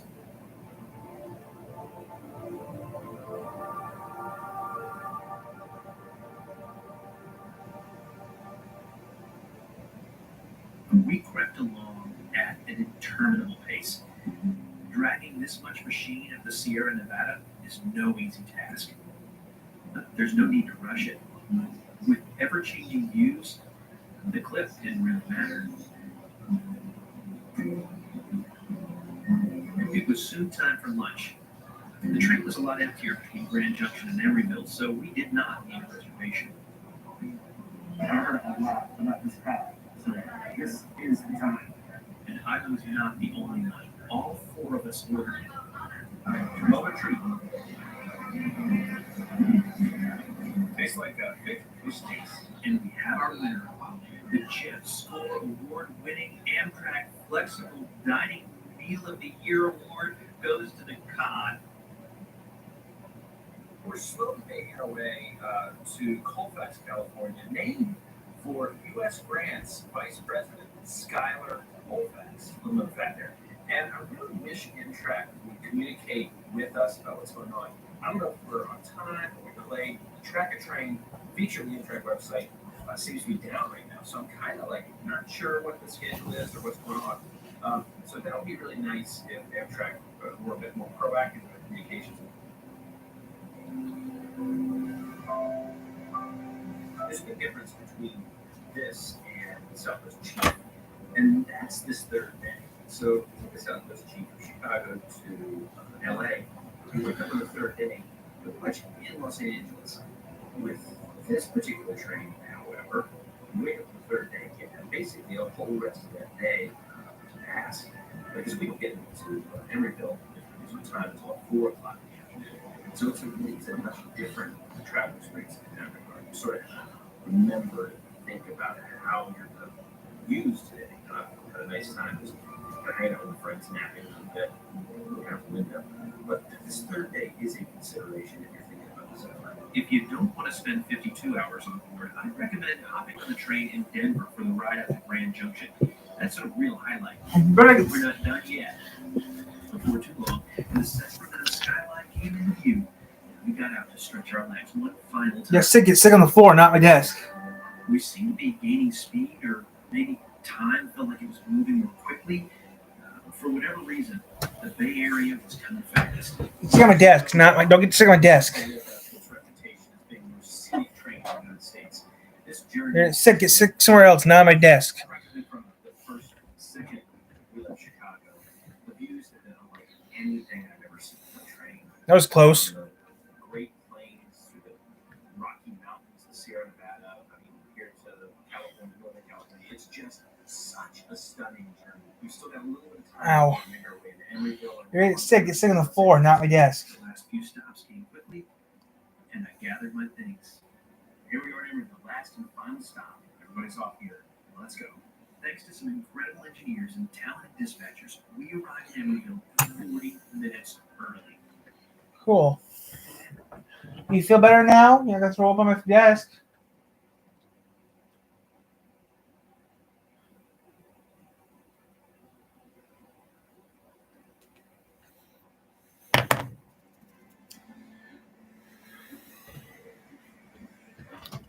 Three.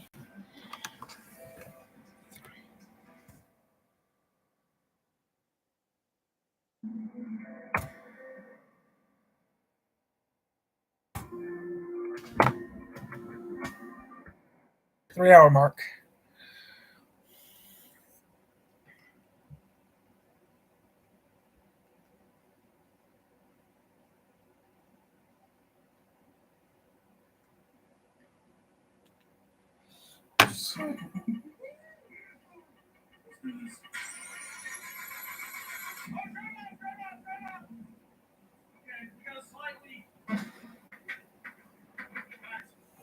You know, when you're going to chase tornadoes, you need a good pursuit vehicle. And the last time, we didn't have a good pursuit vehicle. Markovko. The cylinder head was put over alongside the engine. The good news is the guys from Virginia that built this engine drove all the way out of here, and they're going to put the cylinder heads on the right side of the engine.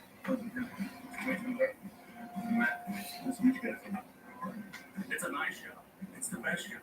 It's a small shop. So the real question is, who put the cylinder heads on? And then, it's good to point out that this is actually a special circumstance because the oil pan we needed for our all-wheel drive car was on back order for like 3 months, so they didn't have an actual ability to find the oil in this engine and make sure that it's good. So we're sending it out. So we've been on for 3 hours, guys. We're staying on for a few more hours. Since today is a tornado drill day, we're staying on all day. I forgot about the tornado drill. So it's going on today at round 1, I think. So yeah.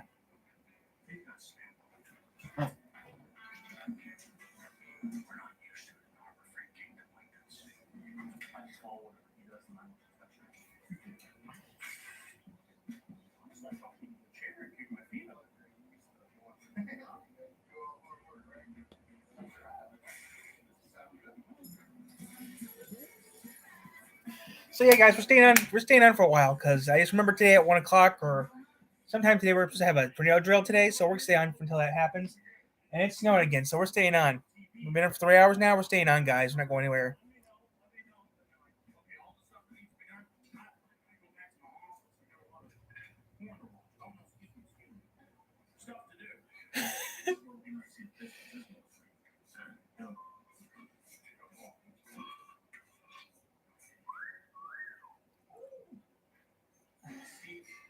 Time we see these is probably either on the bottom of the track or we're gonna pull back off because we blew the head gasket or what else. I don't want to. Let's assume it's a big guy. Yeah, it's just the hippie X and those things. Don't stay heavy vicious. In the line, lots of big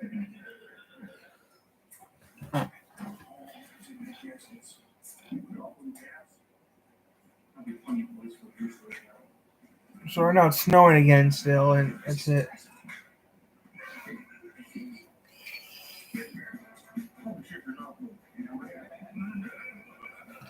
These guys told me on camera that this isn't ready for 2025. Double it now. That's the big one.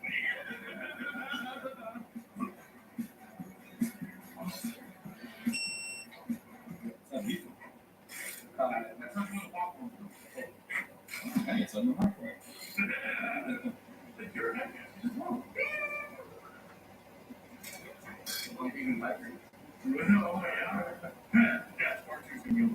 It's just like I'm teaching. I don't know. I'm kind of feeling oh, that sounds good. This is how we're doing great. If you're familiar with X and this is your car, I would stop watching.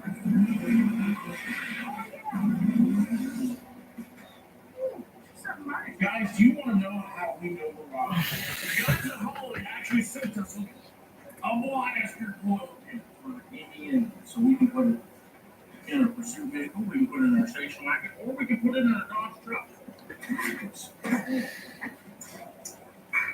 Yes. If you got red coils in your engine, it'll make 100 extra coils. Let's see this. Uh-oh. There's enough. There we go. That's what we wanted. Ooh. Then we're going to swing. We're going to swing. All right. We'll be back to you after we get all this thrown together and she's ready to go. Oscar, we got this figured out. Okay, Oscar, I was just talking to her. It'll be.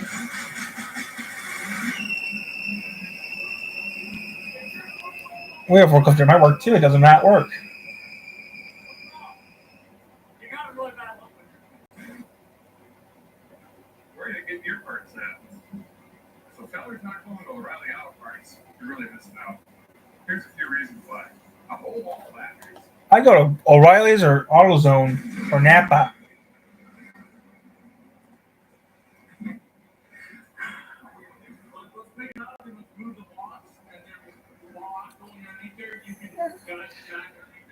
So we're gonna stay on all day.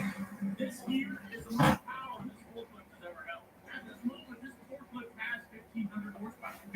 127 was found. They're scared, so.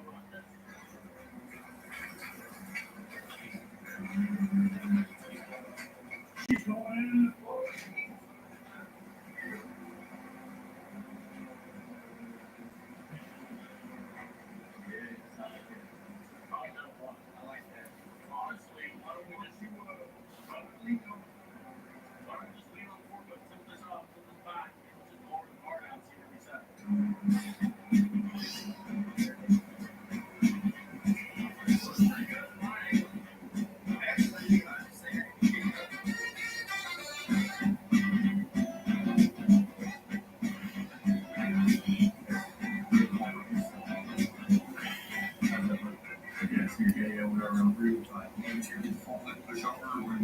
Well, yeah, let me get the forklift. I'll shoot over that. But right, we can set that off. You know what I'm saying?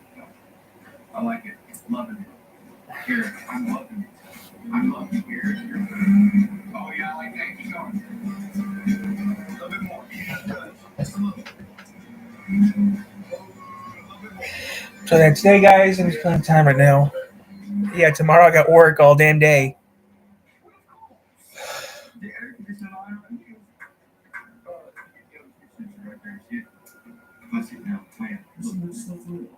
So yeah. We need to get you out from here. Oh, no, we did the yeah, we'll grab the transmission slide. We're putting a 50-hour carriage into a cop car. I need to be focused. You're focused. So your first action, you listen. What? What's happening? Oh my god. Do we need teas and crumpets? Crumpet and teas. Is that how it goes? See, you see how so? I do not eat crumpets, I eat biscuits. You guys can't tell. It's currently tornado season in Kansas, so if any of you are thirsty, we've got plenty of water here in Kansas. If you need a shower, I got soap in the truck. Ooh. Okay, that wasn't a smart idea. It's snowing here in Michigan. It's March and it's snowing. It used to stop snowing around late March, which it's late March right now. It just stopped snowing by now. And it officially became spring yesterday. Today's the first day of spring.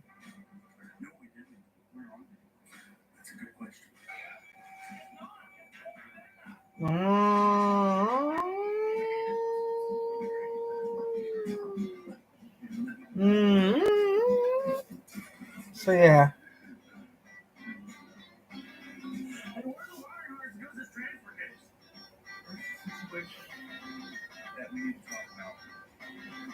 It's snowing again, so yeah, just killing some time.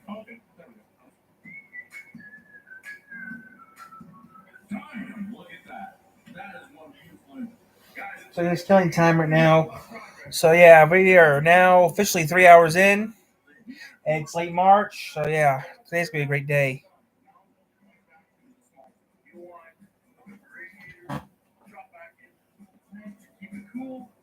And this puppy is gonna be roaring a lot. What do you think? You weren't even here to see all this. Look at all the progress I've made. I know. Look at this intake. It's bolted down. Alright. So, instead of talking to you, I'm gonna get back to work. That way we can start this car and I can do happy Weston noises. Because there's gonna be happy anything noises. Alright, now the engine's full in, so we're gonna cycle the fuel pump a couple times. Make sure we don't have a fuel leaks. They'll send on the people. Watch for oil pressure if it does start. Let's do this.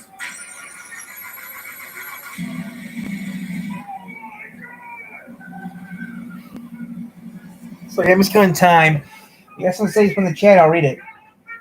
Because I'm just trying to figure out what I should do. Because I just remembered I have that tornado thing happening, in a couple hours. I don't know when. I need to look that up when that tornado drill is.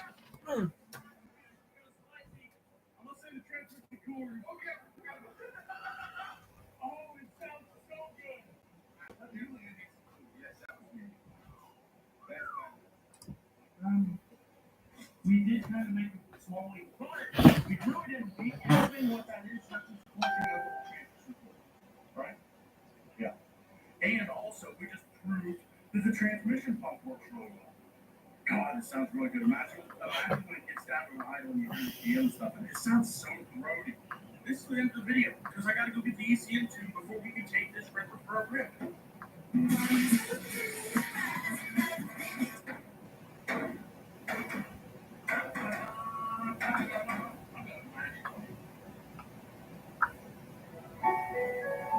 I'm Kat, and I'm a mum, and I'm a lawyer, and I've been living with migraine for over 25 years. With previous medications, I've had to make... Oh, statewide. So you see here. What TV8? Here we go. With Urobi, that doesn't happen. I have this photo of my daughters on Christmas Eve, and it's very special to me. I'm always very busy preparing, wrapping presents for the kids and preparing Christmas food. About an hour before this photo was taken, I had a terrible visual horror that my big mornings.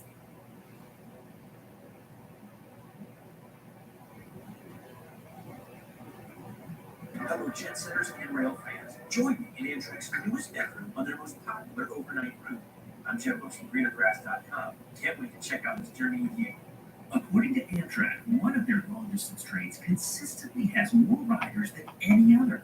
I was shocked when I saw which trip it was. Drop your guesses in the comments below, but you won't have to wait long to find out. Here's your first hint. We're leaving from New York City. This was my first departure from Moynihan Train Hall.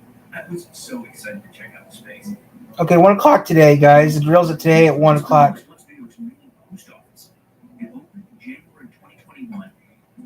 So 1 o'clock today is the drill. Today at 1 o'clock.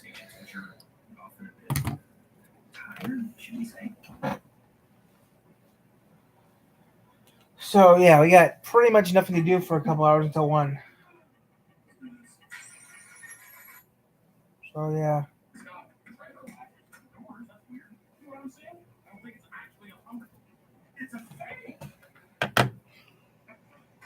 So we're gonna drill at 1300 today. So yeah, we're gonna be on until 2 maybe. So you see here. So you see here. 7, 8, 9, 10, 11, 12, 1.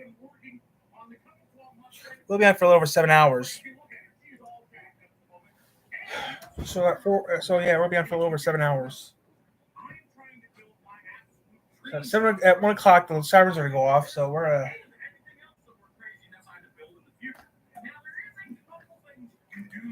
So at noon we're gonna get. So at 12:30 we're gonna get everything set up.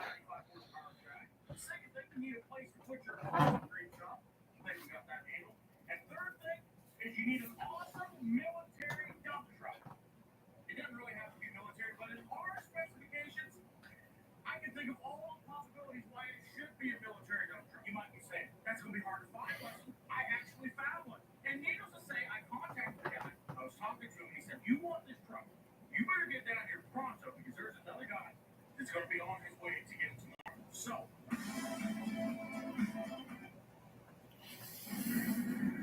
Oh, I'm sleeping.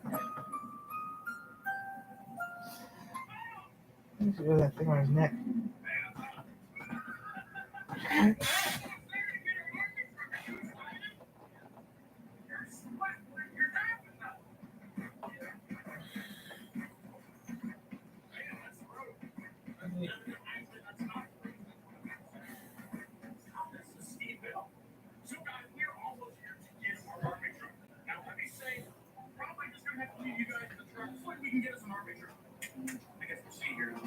We've done a very big thing. We have bought a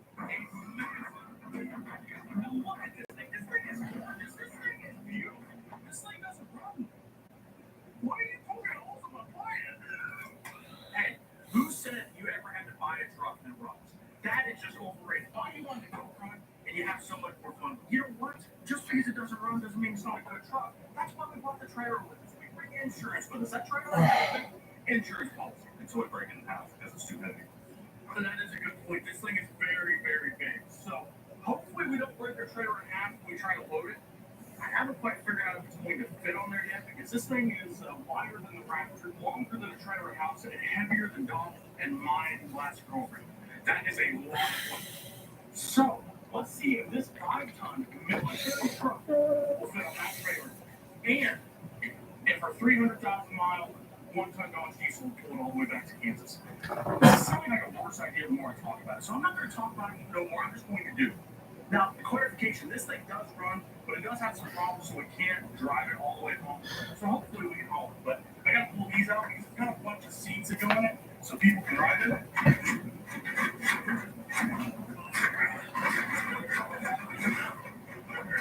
I have sad thoughts about how he making love. After a little bit of work, we got our very comfortable seats. Okay. Brand new truck. Now it's time to Go back to what I was doing.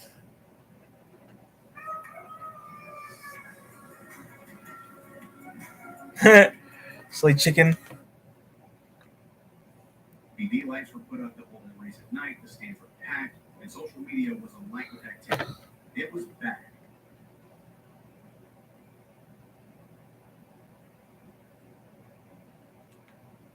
In May of this year, NASCAR returned to Norfolk Speedway for the first time in 27 years. This came as a major shock to most. Despite being a shooting track for going back there again. Updated track would never see another lap of competition ever again. But even those who were in the loop and followed the rumblings and rumors every step of the way probably don't know how many dozens of things had to go right in order to get us from this to this. It wasn't the work of a few people with some money and a dream. It wasn't any one thing or any one person that made this happen. This was instead a perfect storm of circumstances that all culminated into the revival of this little piece of motorsports history. It involved the highest levels of the American government, a once-in-a-lifetime pandemic and the resulting fallout, and tens of thousands of people that never gave up hope that this track could come back to life. So let's delve into the who, the what, the how, and the why, because the revival of the Norfolk Speedway deserves a closer look.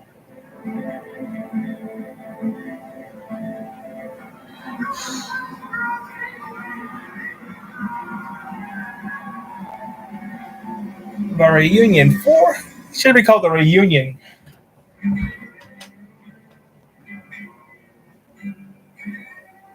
Wilkes County, North Carolina is about as old as the United States itself. Founded in 1778 in the midst of the Revolutionary War, Wilkes was a backwater county tucked away into the foothills of the Appalachian Mountains. By royal decree, no American was allowed to settle the lands beyond those mountains, lest the crown upset the natives on the other side that they had established treaties with. But that didn't stop our ancestors, and Wilkes County became the last pit stop for any pioneer venturing into the poorly mapped regions beyond. Wilkesboro and many other mountain towns can trace their origins to this time period, and they quickly gained a reputation for helping people across the Appalachians and ignoring laws they just didn't like. They were poor enough and far enough away from the coastal cities that governments didn't really bother to enforce the laws anyway, as there was rarely anything for them to gain from it.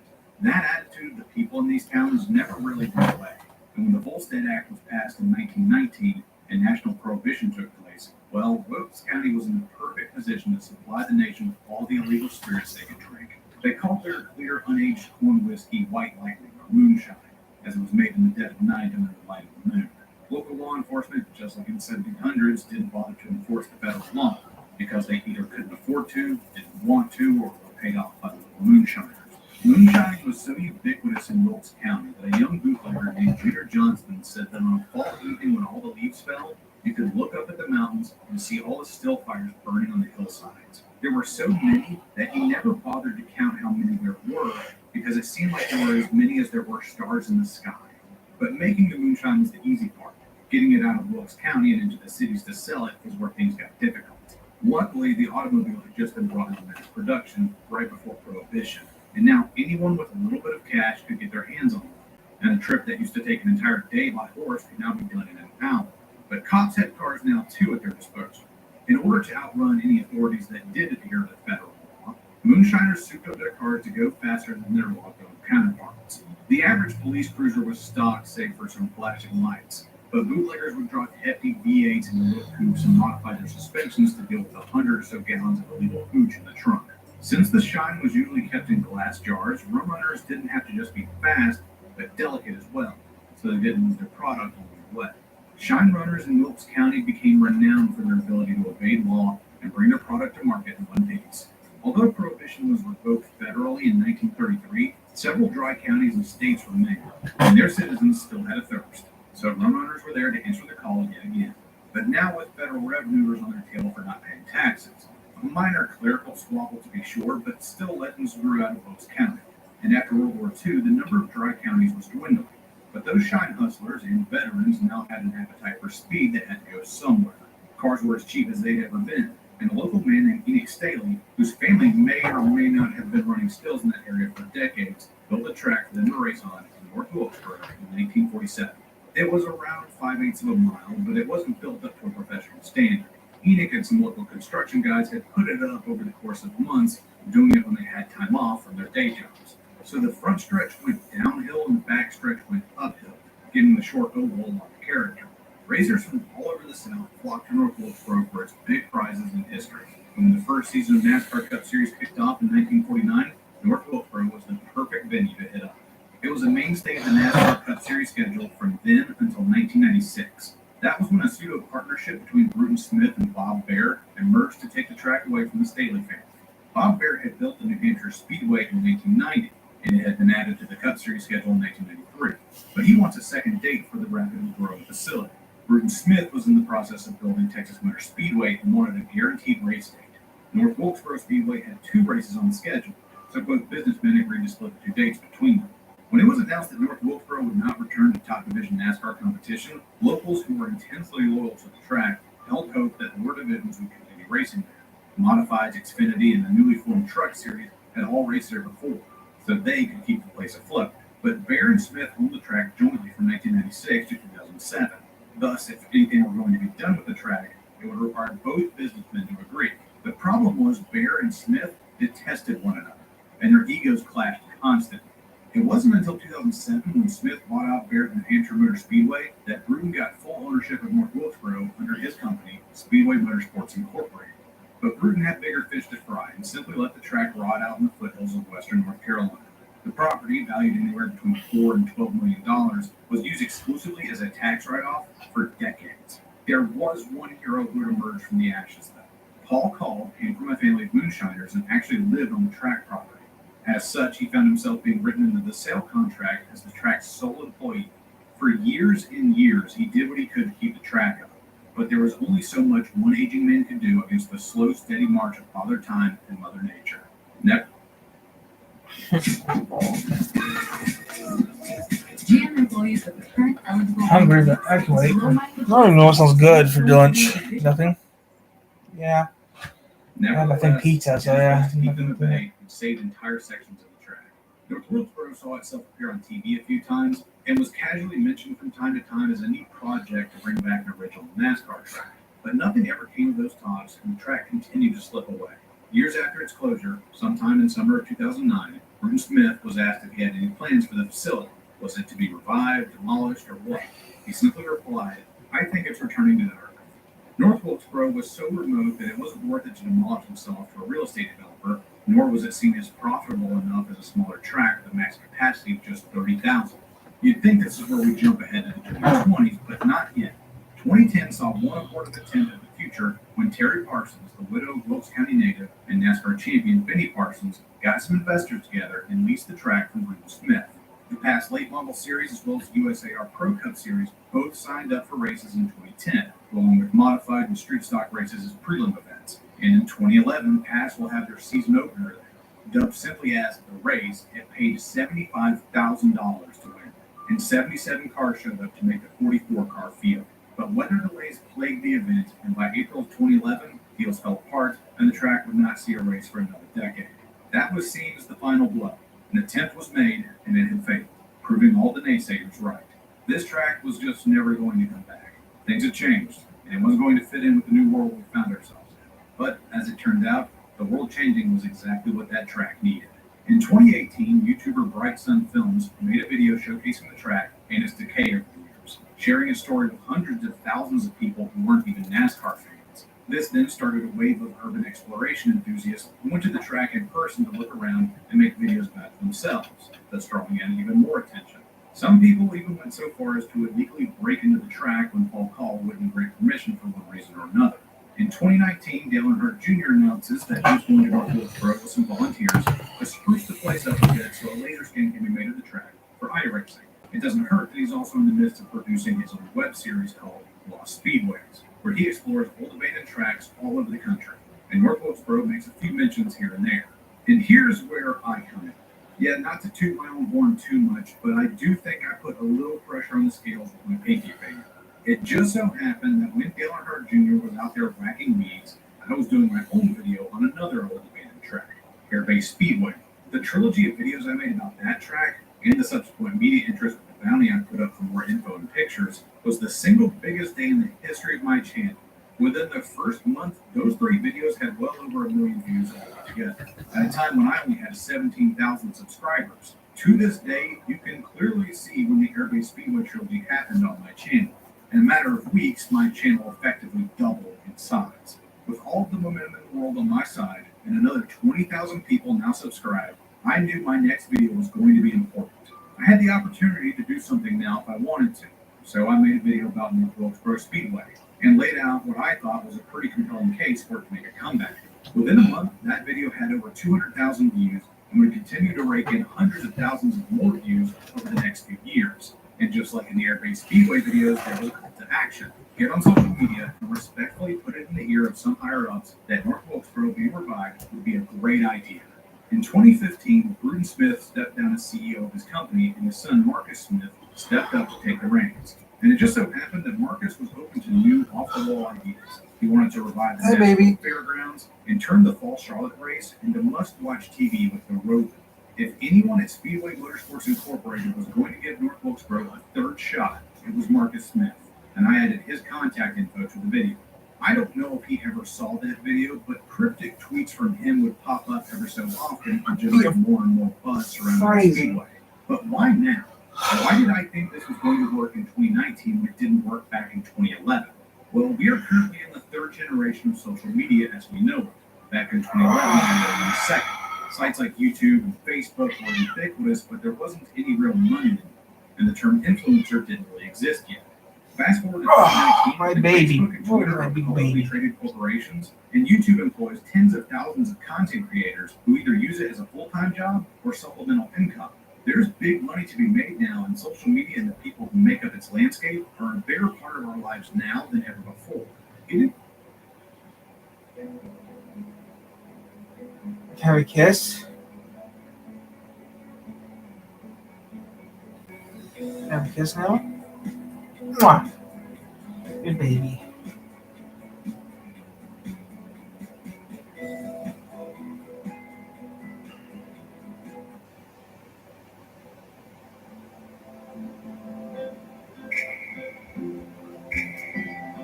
Yeah.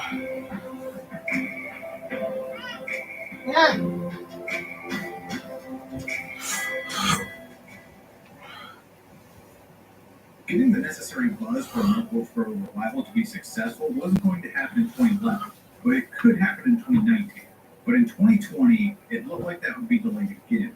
The pandemic and subsequent lockdowns made our economy permanently veer in a different direction. Millions were left to pick up the pieces and make sense of the landscape they now found themselves in. To help people get back on their feet, the government swooped in and allocated billions of dollars to prop up the country until this blew over. Some of these programs were dumb, like giving bailouts to a cruise ship industry that doesn't even call America home and wasn't going to see any new customers for a year or two. But other programs were great, like giving people the tax dollars back and spending that money how they saw fit. In 2021, President Joe Biden signed into law a COVID relief package that gave billions of dollars to the states and let them decide how it was spent. Now, I'm more in the camp that if we're just going to be handing out money, then we should let the market decide. And by the market, I mean the people. Give us our taxes back and we'll figure out the rest. But that makes too much sense, so instead we gave it to the states so they can hand it out to their crony friends in business, constituents in business. Yeah, definitely no bribery or anything nefarious going on here where there's billions of dollars just being thrown around to the highest bidder, right? Yeah, nothing to see here, move along. But one business constituent of North Carolina Governor Roy Cooper was apparently Marcus Smith. I don't know what kind of pull SMI has with the North Carolina state government, but they obviously have some, because tens of millions went to SMI's properties like Charlotte Speedway, and most excitingly, North Wilkesboro Speedway. Marcus Smith also put up millions of his own money for the project, and by late 2022, there was racing at North Wilkesboro yet again. Marcus Smith had sold this to the governor on the idea that he would get Wilkes County back up on its feet. The whole county had been mollywopped by the Speedway closing down, although closed distribution center moving across state lines, and a glass manufacturing plant moving overseas. They needed some help, and Marcus Smith promised to give it to them. And in August of 2022, there it was. A Cars Tour late model race was held with Dale Jr., Brendan Queen, Carson Popple, and virtually every other big league late model racer in the South traveling down to that race at the historic track. Temporary LED lights were put up to hold the race at night, the stands were packed, and social media was alight with activity. It was back. So back that 2 months later, Marcus Smith announced with Dale Jr. that NASCAR's All-Star Race would be held at North Wilkesboro in May of 2023, taking it away from Texas Motor Speedway, one of the tracks that had killed it off back in 1996. You cannot get more poetic than that. The Cars Tour was also coming back, as well as the NASCAR Truck Series, and finally, after 27 years of trying and failing and trying again and again, North Wilkesboro Speedway had risen from the dead. It just didn't even feel real as I watched the update videos on YouTube and saw the renovations made in real time. Even as I got in my car and drove to the track the Friday before the race, I couldn't believe it was real. Not until I walked through the pavilion, heard a truck roar down pit road off in the distance, showed my ticket, and walked through the gate to see a real deal current year NASCAR truck rip around the 5/8 of a mile track for qualifying, did I finally say to myself, holy shit, this is actually happening. It was real. And I walked around the track before and after the races in sheer amazement for the rest of the weekend. After so much, it was back and fans were packed in shoulder to shoulder. The much warmed up traffic that had plagued big events in the past was actually not that bad. I was out in a matter of 30 minutes or so. Not nearly as bad as some of my experiences at bigger tracks with much better infrastructure like Atlanta and Charlotte. The NASCAR All-Star Race was okay, but the Cars Tour and Trucks stole the show with great racing. Classic short track battles erupted all throughout the field, and the Cup Series short track package has left fans wanting for exciting racing for over a year now. So it was much more the fault of a bad car package and a questionable race format than the track itself. And all of the history on display, all of the buzz, all of the pomp and circumstance meant that every single person there looked as happy as a clam.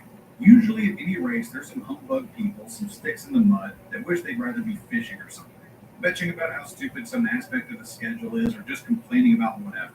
But that weekend, everyone was absolutely stoked to be there. Everyone had a smile on their face. There wasn't a negative word to be said, and people were already talking about coming back next year and planning out their trips. It took a failed attempt, endless media coverage, thousands of locals never giving up the fight, hundreds of thousands more online constantly generating engagement, the sport's biggest star fighting for it, a number of YouTubers insisting on bringing it up time and time again, and a once-in-a-lifetime pandemic and the resulting government programs to do it. But baby, we are so back. We have never been more back than we are right now. There are some kinks to work out, sure. There is a question of whether or not this momentum fizzles out eventually. I mean, nothing lasts forever, right? But for now, let's just take a step back and marvel at what we race fans are capable of. With our mindset to it and a little money in the right hands and those people being willing to listen, we can all do some pretty crazy stuff every once in a while. And maybe, just maybe, we can keep those booming real estate markets at bay. The uncaring coldness of the universe once again falls to the indomitable human spirit. There are those who said this day would never come. What are they just saying now? Anyway, I'm Slapshoes. Thanks for watching. And until next time, never give up the fight, race fans.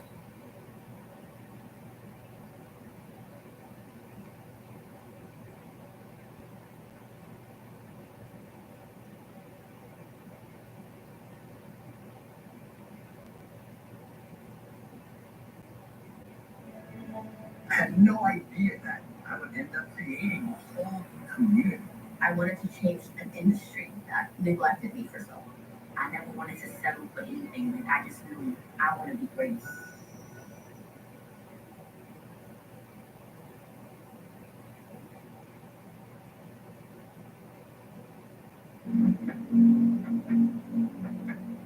What you're looking at is one of the greatest seasons any driver has ever put together in my lifetime. These numbers are championship caliber in any era of NASCAR. An absurd average starting position of 5.4 and an average finish of 6.6. And to think, this guy did this with just 3 poles and 3 wins. That means he was ridiculously consistent, week in and week out for 29 straight weeks of competition. This guy must have won the championship easily, right? This just doesn't make any sense. It doesn't add up. No, really, it doesn't add up. The points literally don't add up. We're 46 points short. What the hell happened?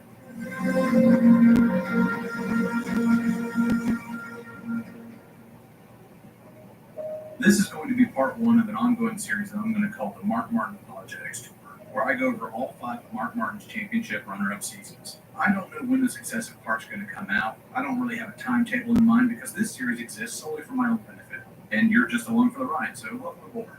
The point of the series isn't to poke fun at anybody or open up old wounds. It is merely a series meant to show the average NASCAR fan or passerby what it was like being a fan of the man that most people know as the greatest driver to never wear the crown.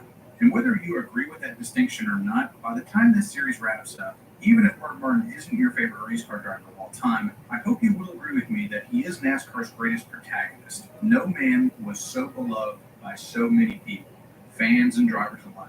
So, let's get into it.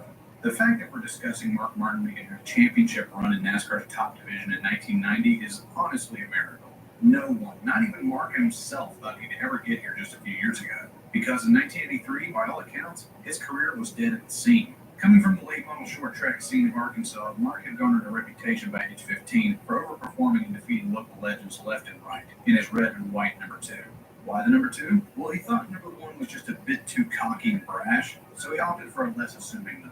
In 1981, he entered a few races at the short tracks in the Cup schedule and had instant success, nabbing 2 poles in the top 5 for his efforts. He skipped the lower divisions for the most part and has come fresh out of the American Speed Association, a Midwestern-based late model touring series. He is just astounded at his early success as everybody else. He'd been told that this was going to be a different beast than what he was used to, but it seems like a breeze so far. He's an older driver and is extremely hands-on and innovative when it comes to setting up his race cars. So innovative, in fact, that he became semi-famous in mechanic circles for running a car with no right rear spring at Winchester and shattering the track record. When he qualified 5th for his first race ever in the Cup Series, legendary crew chief Jake Elder asked the new kid, who he had never seen before, about his setup.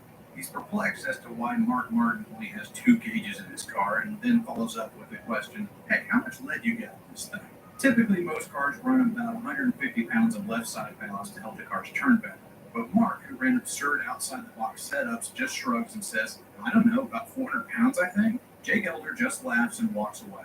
Later in his shop, Mark's tearing down his car, getting it ready for the next race, and discovers he wasn't running 400 pounds of ballast, it was 600 pounds. Mark's got a lot on his plate as he sets out to go full-time in 1982, but he's taking advantage of a model change from the 1981 season. The wheelbases and tread widths were shortened, and the cars were more compact and harder to drive. And nobody has these things fully figured out yet. He also has a sponsorship lined up with Apache Stove, who promises $50,000 throughout the year. But as the first few races come and go, Apache Stove goes bankrupt, and Mark never got a dime. By the end of the year, Mark is broke, and a late season collapse means that he didn't even win the Rookie of the Year title. He sells off everything he has left in 1983 to settle his debts, and takes a ride with J.D. Stacy, who's gaining a reputation as a huckster and an unscrupulous car owner. JD eventually ousts Mark for poor performance, but his numbers were fairly solid and his DNFs were usually caused by equipment failures. Mark floundered around driving for a few different teams, but by the end of the season, he's fed up and quits his dreams of being a NASCAR star. Mark had sold everything to get his Cup program off the ground, and all of his ASA equipment was gone. He wants to drop back and race in the ASA series again.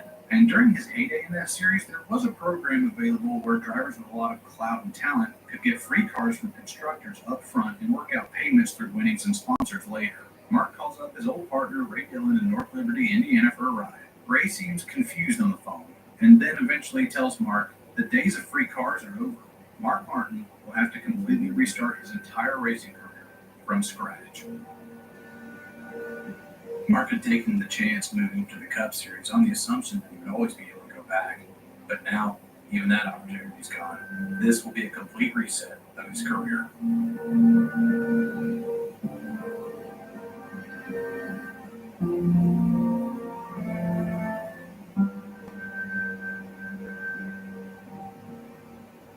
By the time 1986 wraps up, Mark is more or less back on his feet. He won the ASA title that year and made a few more random starts in Cup races, but nothing of note comes up. In 1987, Mark gets a full-time ride in the Busch Series, now the Xfinity Series. His team is small. They have just 2 cars, a short track car and a speedway car, and an open trailer. But Mark won 3 races and finished top 10 in the points. His plans for 1988 are up in the air, but he's about to be tapped to drive what will be one of the most iconic rides in NASCAR history. Jack Roush was a Ford loyalist who made a name for himself in different road racing series across North America. And in 1988, he wants to tackle NASCAR racing. It's a hell of a jump, but he's got the backing of Ford and all the sponsors lined up, with the personnel to see it through. The only thing he needs now is a driver. Wanting someone with experience in past champions provisional, he tries to coach Bobby Allison to drive his number 6 car, but Bobby declines and already has a deal with the Stavola brothers worked out. He points Jack towards a good fit for his operation, though. He shockingly name drops the 4-time ASA champion from Arkansas, Mark Martin. Jack Roush is perplexed, but Bobby thinks Mark deserves a second shot and pushes hard for Jack to pull the trigger on the short tracker. Jack Roush, not really knowing anybody else for the job, agrees and gives Mark the best phone call of his life. It also didn't hurt that Mark was a cheap date and hungry for work. First chances are rare in this line of work, and second chances are even rarer still.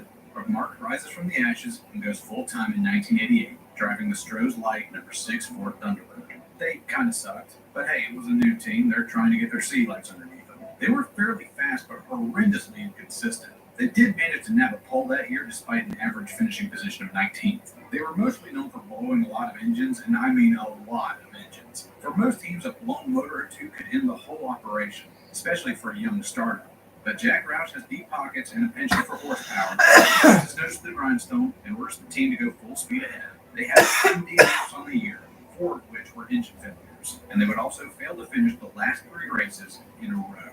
In 1989, they go back to the drawing board, and holy shit does it pay off. 6 poles, 14 top 5s, only 3 engine failures this time, and 4 DNFs overall. But the biggest triumph? Win number 1 for an Arkansas kid with a new lease on life, who everybody except Bobby Allison had written off. 7 years ago, it was unthinkable that he'd ever get to this point, but now it seems inevitable that the young man will go on to do great things. He finishes the year 3rd in points, and to think, next year is going to be even better. So how do we go from breaking stuff nearly every other week to competing for championships? Besides Mark Martin and Jack Roush, there's 2 other very important men in this equation that you should know about.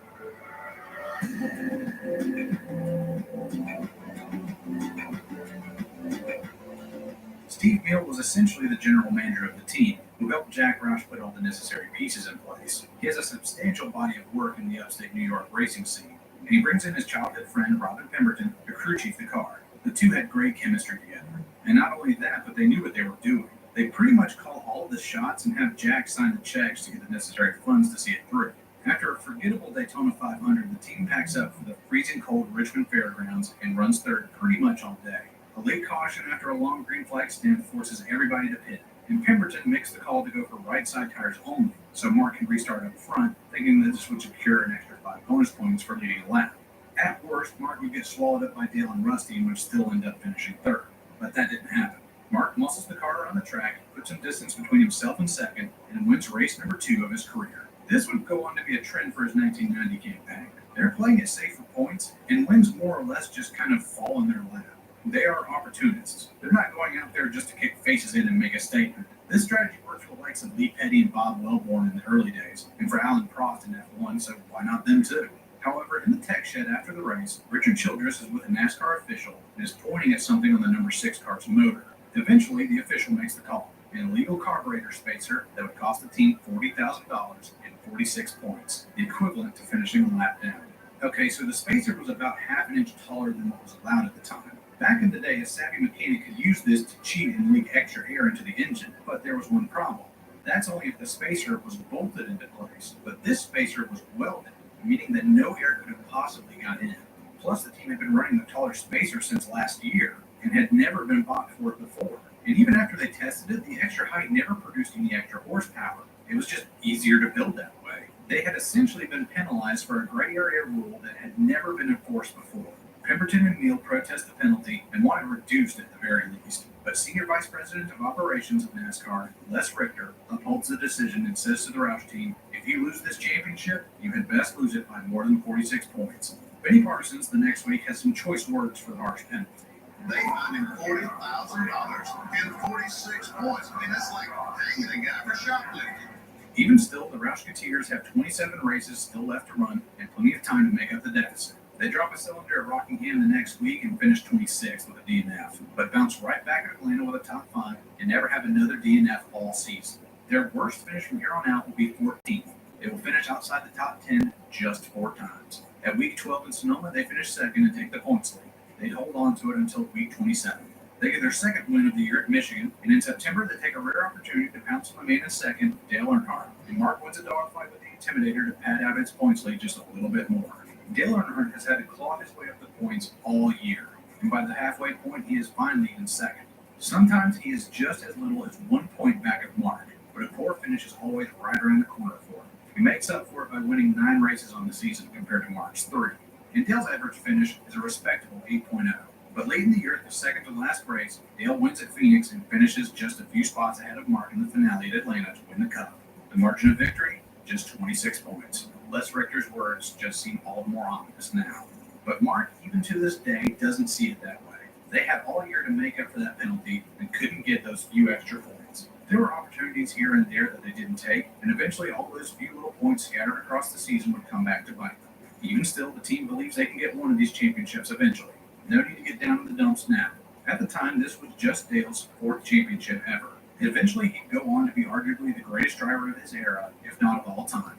With just 76 wins in total under his belt, he nabbed 7 championships in 14 years. And for his final Cup, he will have to do battle with the Arkansas Kid just one more time.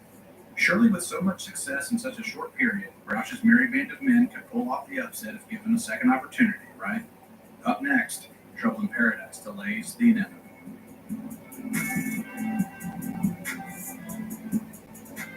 Crisis.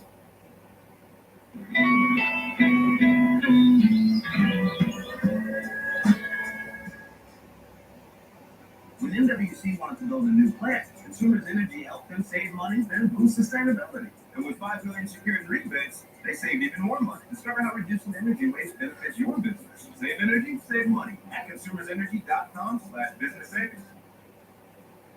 His 1991 and 92 seasons as forgettable, and 1994 wasn't any better. Most fans of his can rattle off 4 or 5 of his runner-up finishes, but they will always have trouble with this one, the one that even Mark himself brushes off. No, seriously, on his podcast where he talks about every season of his career, he combined the 1994, 95, and 96 seasons all together. And even then, it's still about the average length of one episode. To him, these years just didn't matter that much in the grand scheme of things. And who am I to disagree? So let's just skip this one and move on with the series. So yeah, that's the end of this video, folks. Until next time, y'all take it easy. Okay, no, sorry, come back, sorry. There's a lot to talk about here. So go ahead and take a seat and let's get into it. If you wouldn't mind just taking your seats again, please, that would be fantastic. Take your seat, take your fucking seats, take your seats. In 1991 and 1992, Mark got a combined 3 wins, and neither year was all that remarkable. They were never really in the hunt for the title at any point, although they finished 6th in the points both times, and Mark was even mathematically eligible for the Cup at the final race in 1992. But he pretty much needed for everybody ahead of him to wreck out in the first 50 laps, go out, win, and lead the most laps himself. But even if that had happened, Mark ended up with a mechanical failure in that race and ended up way back in the field. I've talked about the 1992 finale to death on this channel. If you want to watch those videos, they're in the description, so I'll spare you the details. But rather importantly, between the 1991 and 92 seasons, Mark gets a new sponsor and some eye-catching colors to sport for the rest of the decade. The now iconic red, white, and blue Valvoline scheme. A paint job so memorable that even to this day, others are still taking inspiration from it or just straight up copying it. But right out of the gate, it doesn't seem to be inspiring any better performance. However, what is a big change from the last few years is Mark's ever-growing fan base, which by 1993 includes me too. Mark is now a household name in the NASCAR-loving South.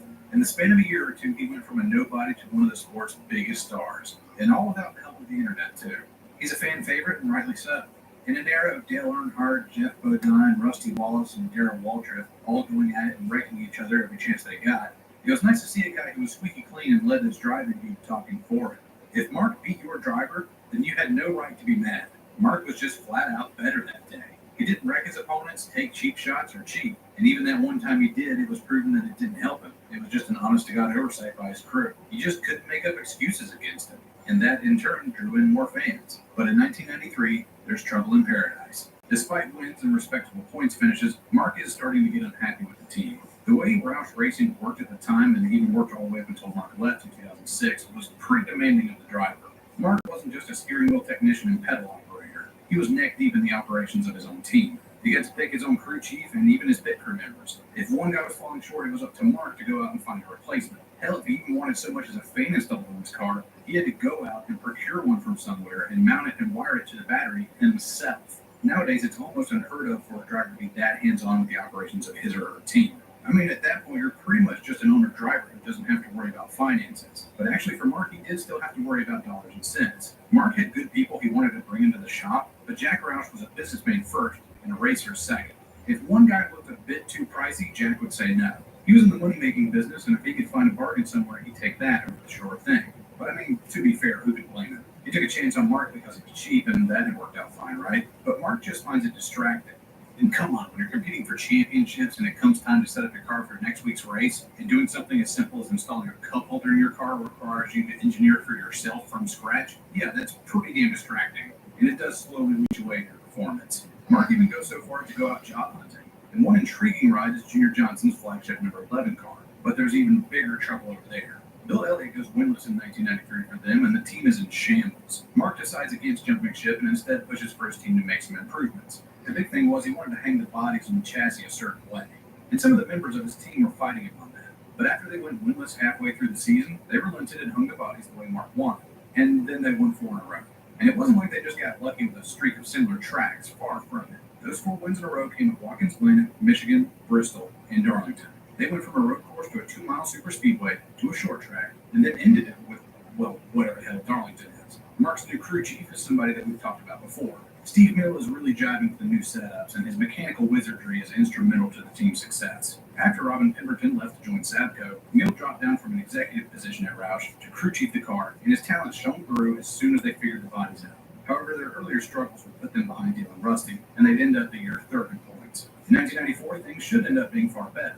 One would think, anyway. Instead, they only have 2 wins and barely stumble into the runners-up position at season's end. They do so at the very last race by leading the most laps and winning the race. And in that last race, they literally needed every single point possible up for grabs just to barely sneak into the 2nd place position. They won and led the most laps. And even then, they lost to Dale Earnhardt again by 44 points. Oh, I'm sorry, did I say 44 points? Wait a second, I meant 444 points. I forgot 4 there, my bad. Dale Earnhardt mathematically walked up the championship some time ago. And in this championship campaign, he won just 4 races, but matched his average finish from 1990 with 8.0 flat. His secret that year? Just being wildly consistent when everybody else floundered. Pretty much the complete opposite of what went down in 1990. Of that and the ongoing tire war that year. That probably had a lot to do with it too. Look, when your competition is getting thinned out by slow and somewhat dangerous Hoosier tires, that always helped your chances. Dale and Richard Childress Racing were firmly in the Goodyear camp, but so were Mark and Roush Racing. Their problem? 3 crashes and 3 engine failures. And that's not even all of their DNFs. Dale had only 3 the entire season. Maybe the tire war was a distraction, and RCR stuck with what they knew and played it cool while the world around them descended into chaos. Jeff Godin had taken over the late Alan Kawicki's team and was on a tear, but equipment failures dogged him all year. We also had 11 different winners in 1994 in just 31 races, which shook things up even more. Mark was vocally against the tire war and said, "We need 1 tire company. Then we would have the 1 tire we need at each track." I'm really proud to have lived to talk about the 1994 tire war. It's just not worth it, man. Yeah, that's how bad it was. Guys were just happy to live through it, and in the final race in Atlanta, Hoosier had 3 major blowouts. One sent rookie prospect Boy Allen to the hospital, and another was a horrifying fiery crash that required Jeff Bodin's team to jump the pit wall and drag their driver to safety. That embarrassment of a final showing was enough to make Hoosier drop out of NASCAR's top series completely, and return to being the sole tire supplier of the modifieds and ARCA. Like I said earlier, this year didn't matter much for Mark, and I'm not one to argue with the GOAT, so let's move on to the 1995 and 96 struggles. He went on a tear in 1995, winning 4 races, but he'd wind up 4th in the points after a young phenom named Jeff Gordon beat the pants off of everyone and won 7 races. And in 96, he went winless, but a new crew chief named Jimmy Finnick is about to figure everything out and put Mark on a collision course with destiny. That starts with 4 wins in 1997, including a win at Sonoma to break his winless streak, and a win at Talladega that still stands as the fastest race ever won in the Cup Series. Although they'd swapped the points lead back and forth with Gordon for several weeks, a late season stumble and the rise of Dale Jarrett would see them only end up 3rd at season's end. You know what? At this point, it seems like we've tried everything. We played it safe for points, and that didn't work. We tried a late season rebound and some innovative trickery, and that didn't work. We literally built the fastest car of the 90s, and that didn't work either. You know what? Screw it. Let's just go for fucking broke.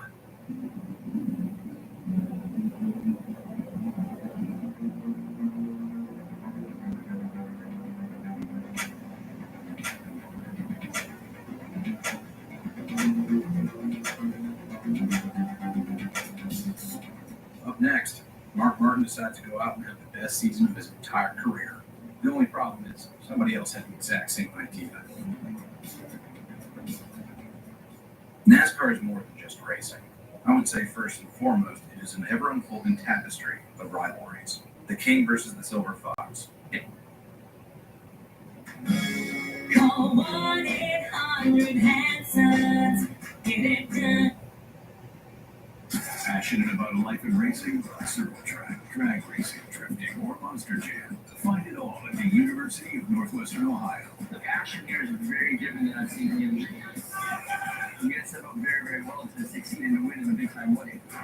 The fact of swing nothing for racing is just a little bit insane, but it's very cool because it gives kids like me the opportunity to chase that dream. See where your future can take you with a high-performance motorsports degree from the University of Northwestern Ohio. Dale Earnhardt versus Bill Elliott. Darrell Waltrip versus Bobby Allison. Joey Logano versus, well, everyone. And the list goes on forever, it seems like.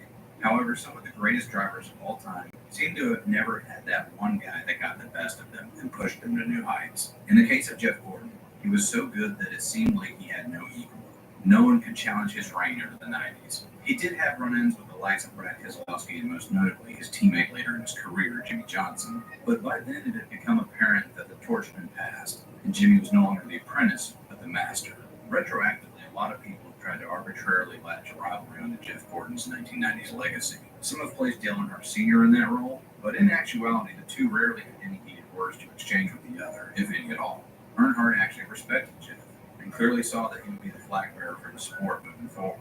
Jeff did lose a nail-biter of a championship to Terry Labonte in 1996, in which Jeff won 10 races to Terry's 2, but Jeff was uncharacteristically inconsistent that year, and Terry pulled away for just his second title in 12 years. He'd never rivaled Jeff like that ever again. There was one season, however, where someone not only gave Jeff a run for his money, but would continue to hound him and push him to new heights year after year, and would even go on to best him in the championship standings several more times in the future. The two pushed each other to their absolute best, and in 1998, the two would have the best statistical years of their careers. And the man that stepped up to fill that void was none other than Mark the Kid Martin.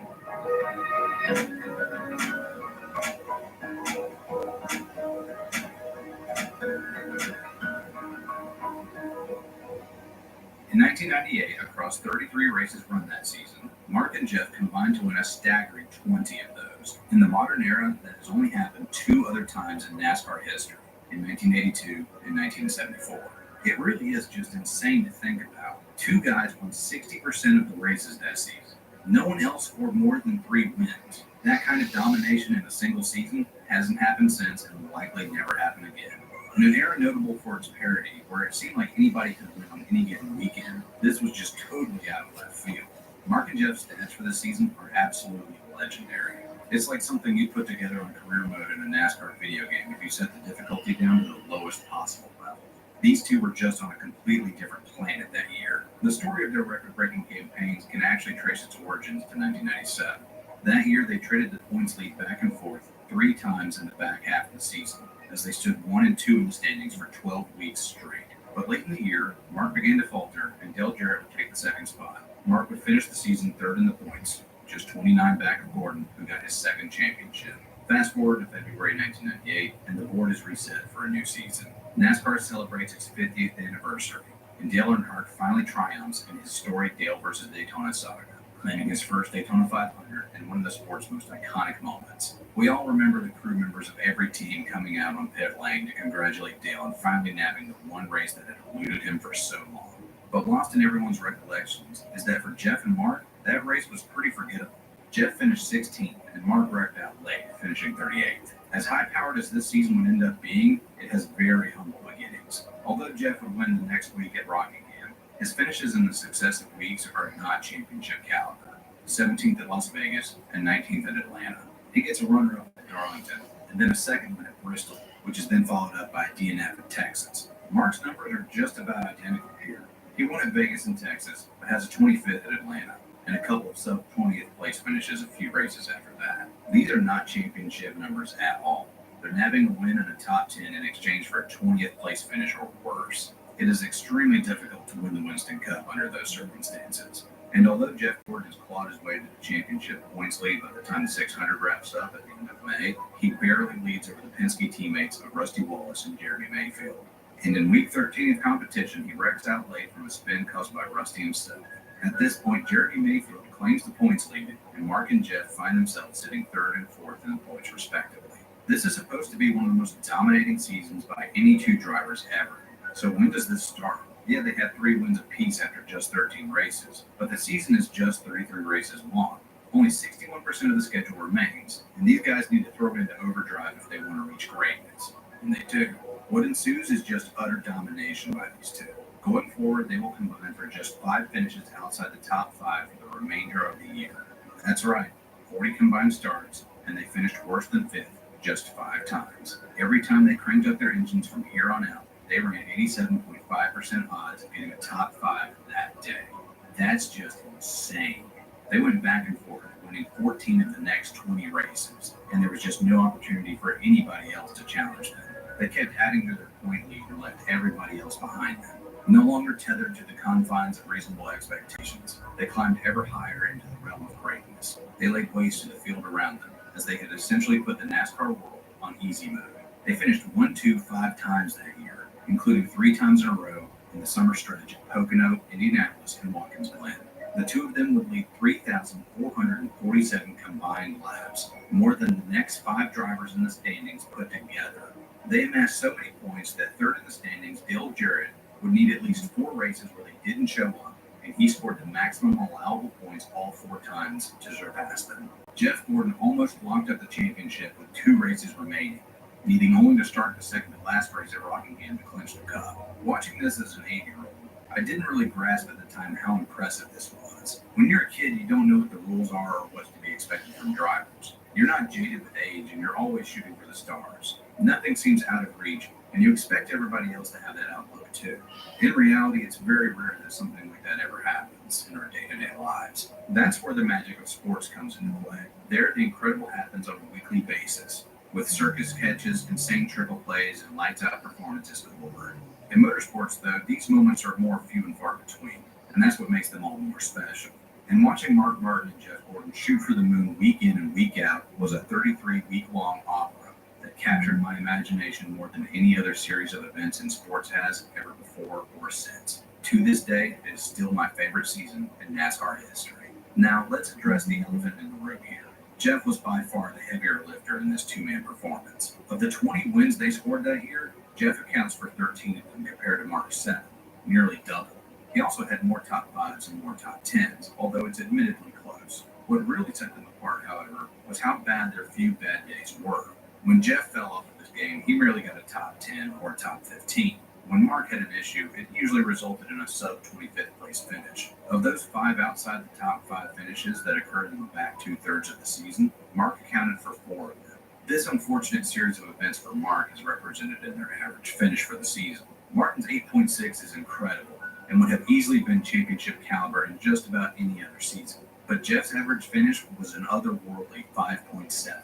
An average finish at the end of a season in the 5 bracket or better has only ever happened 5 times in the history of NASCAR's modern era, and it has never happened since. The 90s were truly an era of Jeff Gordon versus the NASCAR world. And while a few drivers would best him in the standings in the years after, no one pushed him as hard as Mark Martin had done in 1998. Sometimes the best athletes need other greats to push them into the uncharted heights of greatness. Steel sharpens steel after all, and their 20-win season is still in a 3-way tie as the most wins by any 2 drivers in the modern era to this day. Actually, it would be 21 wins if you wanted to count the All-Star race that year. Jeff Gordon dominated that race and repeated what he'd done the year prior with his now fabled T-Rex car that got effectively banned the next day after it had won. But I must admit that I probably altered the outcome of this race. You see, I was there attending that race. As Mark Martin passed Bobby Labonte on the last lap and claimed the 2nd spot, Jeff Gordon had a sizable lead, and all he had to do was coast to the finish. But in my seat, just at the exit of turn 4, where Mark had completed his pass to get the 2nd spot, I said a little prayer, hoping Mark would overtake Jeff in the final lap and nab his first All-Star trophy. And going into turn 1 in the last lap, Jeff's engine expired, and Mark came around and won the race along with the $1 million paycheck that came with it. Just a few days before my birthday, I got to see my favorite driver win the All-Star race and best his biggest rival. Going back to the topic of Jeff's 13 wins, he tied the modern era record for most wins in a season that year. The other man to do this? Well, obviously it was the king himself, Richard Petty. In 1975, he also netted 13 wins in a single season. Although in 1998, Jeff had a good bit of help considering that he ran a 33-race schedule, whereas Petty ran 30 races in 1975. As a matter of fact, Jeff won his 12th and 13th races in the second to last and last races of the season, respectively. Had the schedule not been lengthened, he would have ended up with a still impressive 11-win season. His 13th and final win of 1998 came with some controversy, too. Atlanta played host to the season finale back then, and the newly reconfigured track had just been outfitted with lights. As fate would have it, the race endured hours of rain delays, and despite being well past the halfway point, NASCAR flicked on the lights and waited it out until almost midnight as Jeff overtook Dale Jarrett and captured his record time win.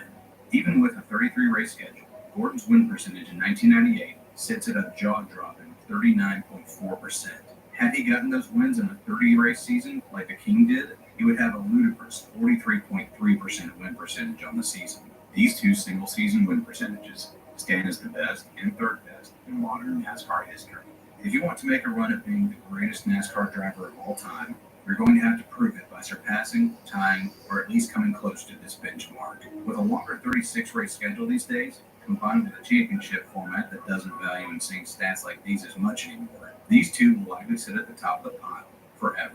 The 1998 season was a hell of a time to be a NASCAR fan. Sure, by today's metrics, it would have been pretty boring on a week-to-week basis. You had basically coin flip odds of guessing who was going to win week in and week out at any given track, and the points lead Jeff had built up by the end of the summer stretch was pretty much insurmountable. But if you really want to watch what happens when two of the sport's best are on their A game for a 33-week-long war, then the 1998 season is your cup of tea. Anyway, I'm Slapshoes. Thanks for watching. It's September 29th, 2002 at Kansas Speedway, and what should have easily been one of the greatest championship points battles of all time is about to go straight to hell. Mark Martin leads the points going into this race, and all he needs to do to maintain his lead is finish in the top 10. He'll later say of all of his championship runner-up finishes that this one hurt the most. The point leader installed, they're pushing it down the road. But before we get into all that, let's take a look at what Mark's been up to in the meantime. His 1998 season was just legendary and would have easily been championship caliber in any other season, but Jeff Gordon put a stop to that. Mark bounced back though and won 2 events in 1999 and finished 3rd in the standings. Not bad at all.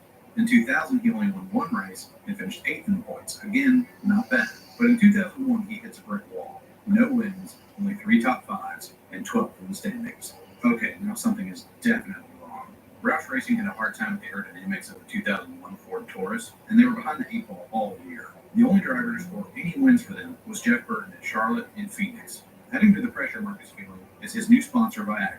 Yeah, go ahead and make your jokes, but they were instrumental in the team's success throughout the 2000s. Valvoline had wanted to stay with the team, but Pfizer makes a deal with Roush, which at the time was the biggest sponsorship deal in NASCAR history. Not only are they sending millions to the team, but Pfizer is going on a full-on ad blitz across every network that carries NASCAR races. Mark signs on the dotted line on the agreement that they put an emphasis on the men's health aspect of their work.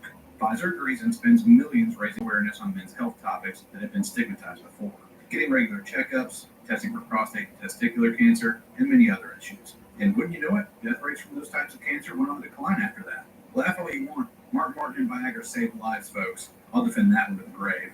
But during this time, it was really hard being a Mark Martin fan. No pun intended, again, take your jokes elsewhere. But you tell somebody that Mark was your favorite race car driver, and people would inevitably go, oh yeah, that's the Viagra guy, right? Yeah, that's the guy.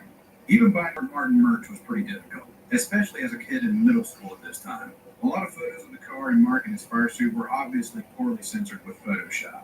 And add that to his winning performance out on the track, and these were some seriously dark days for his fans. But even with all that extra income from the Viagra deal, Roush flounders all year. Thankfully, they have a multi-year contract in place and have time to fix the problems that ail them.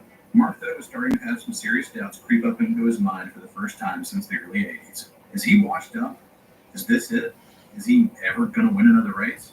It seems silly to think now that he was considering himself a has-been in the early 2000s, knowing what we know today. But it's a legit concern in 2001.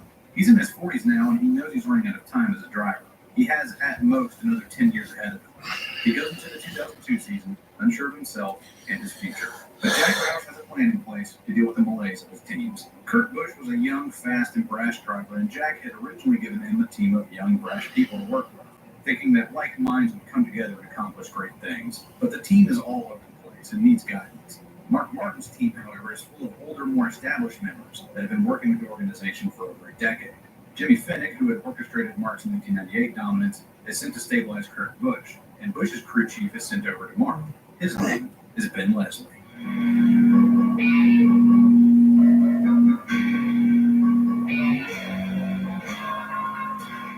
As unpredictable as he was genius, in 2002, Ben will give Mark one of the most consistent seasons of his entire career. But in 2003, he'll give him one of his most inconsistent. The young man has other young crew members joining him in the migration, and Mark's knowledge of setup seeps into the team and they start running like they should again.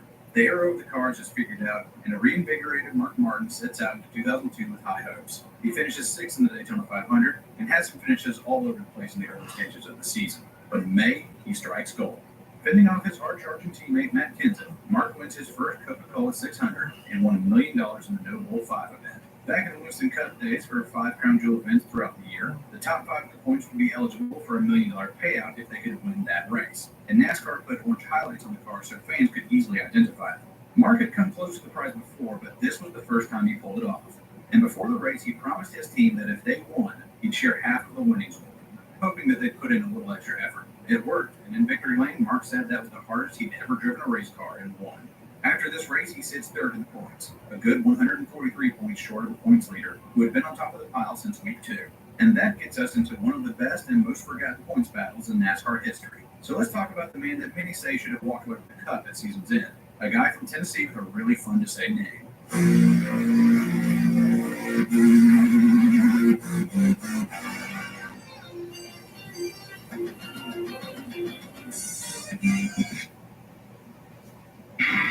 It's the $100,000 golden ticket at Glenwood Casino. Oh, crap. $5 grand you could have first entrance on March 30th at 10 p.m. Winner takes all. Only at Glenwood Casino. Come to play.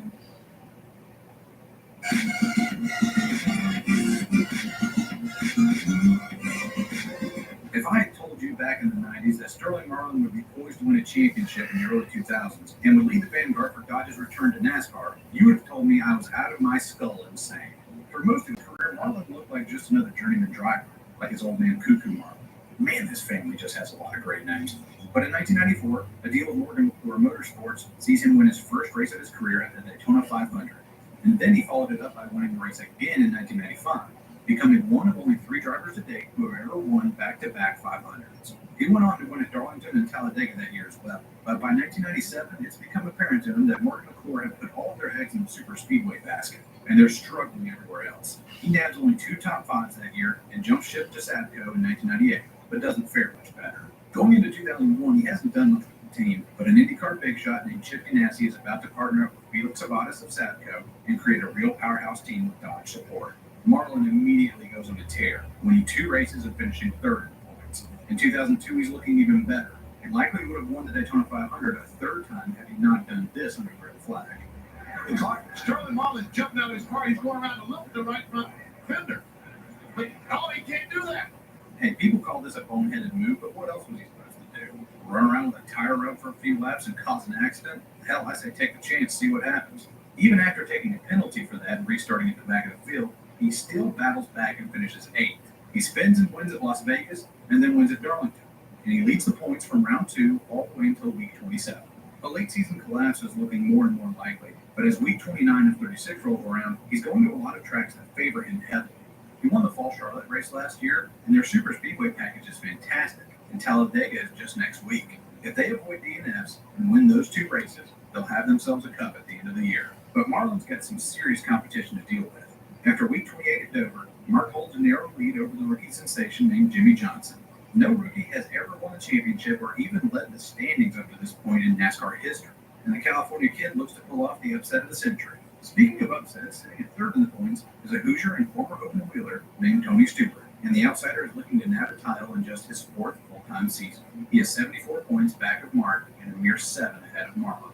This is going to be an intense final stretch of races, but on week 29 at Kansas, what should have been the greatest title fight since 1992 goes straight to hell. On lap 147, Marlin takes a vicious crash into the turn 2 wall and breaks a vertebra in his neck. The man who had led the points for 26 weeks and had a rebound just in his sights is out for the remainder of the year. He's walking around and talking immediately after the wreck, but doctors will not clear him to race in the weeks ahead. The crash would effectively end his winning days. He never won another race and only netted 4 top 5s before he retired at the end of the 2009 season. In this line of work, fate is a cruel mistress, and racing gods care not what you think you deserve. Mark Martin has been hanging around in the top 20 all day. He's led 1 lap on a pit cycle move to get another 5 bonus points, but late in the race, he makes his move to the front. Turns out he was just hanging out mid-pack playing it safe. And now it's time to pounce. He's pleaded with Jack Roush all week. Just give me a motor that can go the whole race. I don't need any extra horsepower. I just need to finish. He's inside the top 10, right where he needs to be. But with just 17 laps to go, Mark drops a cylinder and can't even get the car out of the pit box without his crew pushing it. He eventually parks the car and calls it a day. He finishes 25th. Jimmy Johnson takes the points lead and still to this day is the only rookie to ever lead the points, but he wouldn't sit atop the standings for long. Tony Stewart finishes second at Talladega the very next week. And in that race, Mark Martin and Jimmy Johnson collide together on the pace laps when Mark's steering column locks up. In a freak accident, Mark finishes 30th, and Jimmy, as well as every other Hendrick-affiliated team, blows the motor. With first and second out of the way, Tony Stewart takes the points lead and cruises to his first of 3 championship titles, after battling back from finishing dead last in the Daytona 500 in a litany of controversies with the media. Mark Martin and Ben Leslie, in their desperation, even got docked another 25 points at Rockingham for an unapproved coil spring, but they still get the runner-up spot and gather themselves back up and press forward into 2003. They go winless and finish the year out 17th in points. By the end of that year, Ben Leslie is ousted and Pat Tryson takes over crew chiefing duties and gives Mark a win apiece in 2004 and 2005, and 4th in the points both years. In 2005, Mark announces that this will be his final full-time season, and he wants to go part-time in 2006. But Jack Roush needs 1 year to find a replacement driver.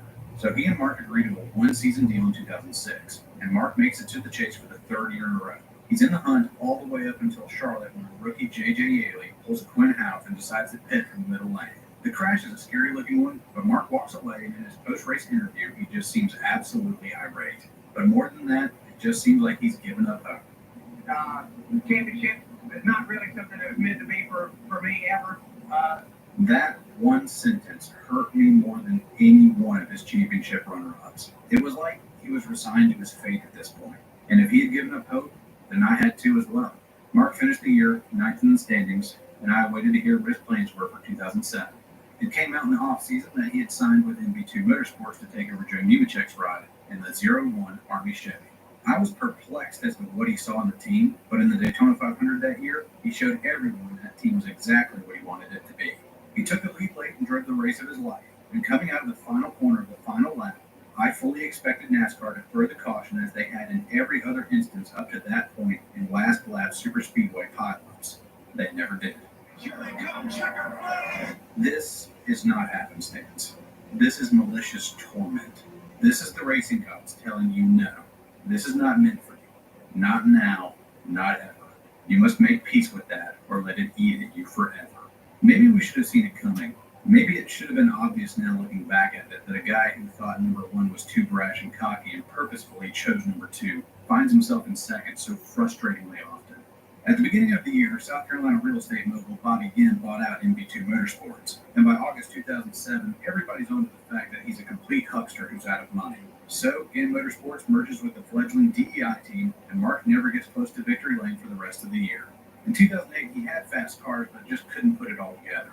One race at Phoenix looks like he has it in the bag after Mark goes half throttle for the entire final pit cycle, and assures his crew chief, Tony Gibson, that he can make it on fuel and snooker a win away from the field. However, Tony is under strict orders to get the car into the top 10 in owner points and plays it safe. Mark had lost the same race in 2006 by coming up short on fuel, and he's learned from his mistakes and begs to be left out on the track. But eventually, he begrudgingly pits for gas and finishes 5th. Mark's contract is up at the end of the year, and in 2009, I fully expect Mark to call it quits. He's got nothing left to prove.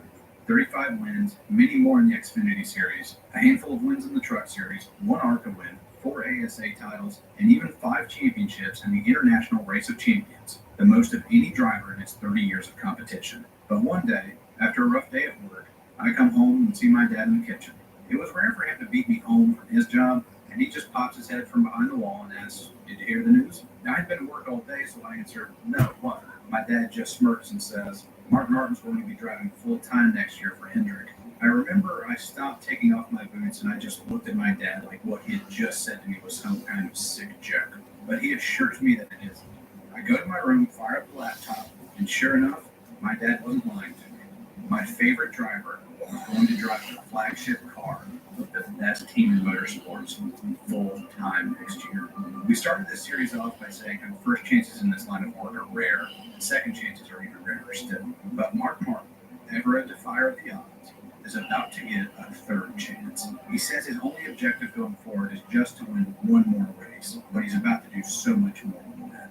Other than a win, he just wants to go out and have as much fun as possible. You know, we've tried playing the points game, we've tried late season rebounds, we've gone for broke, we've even gone into a late season points slugfest, and we even set a litany of new records. But what if we didn't try?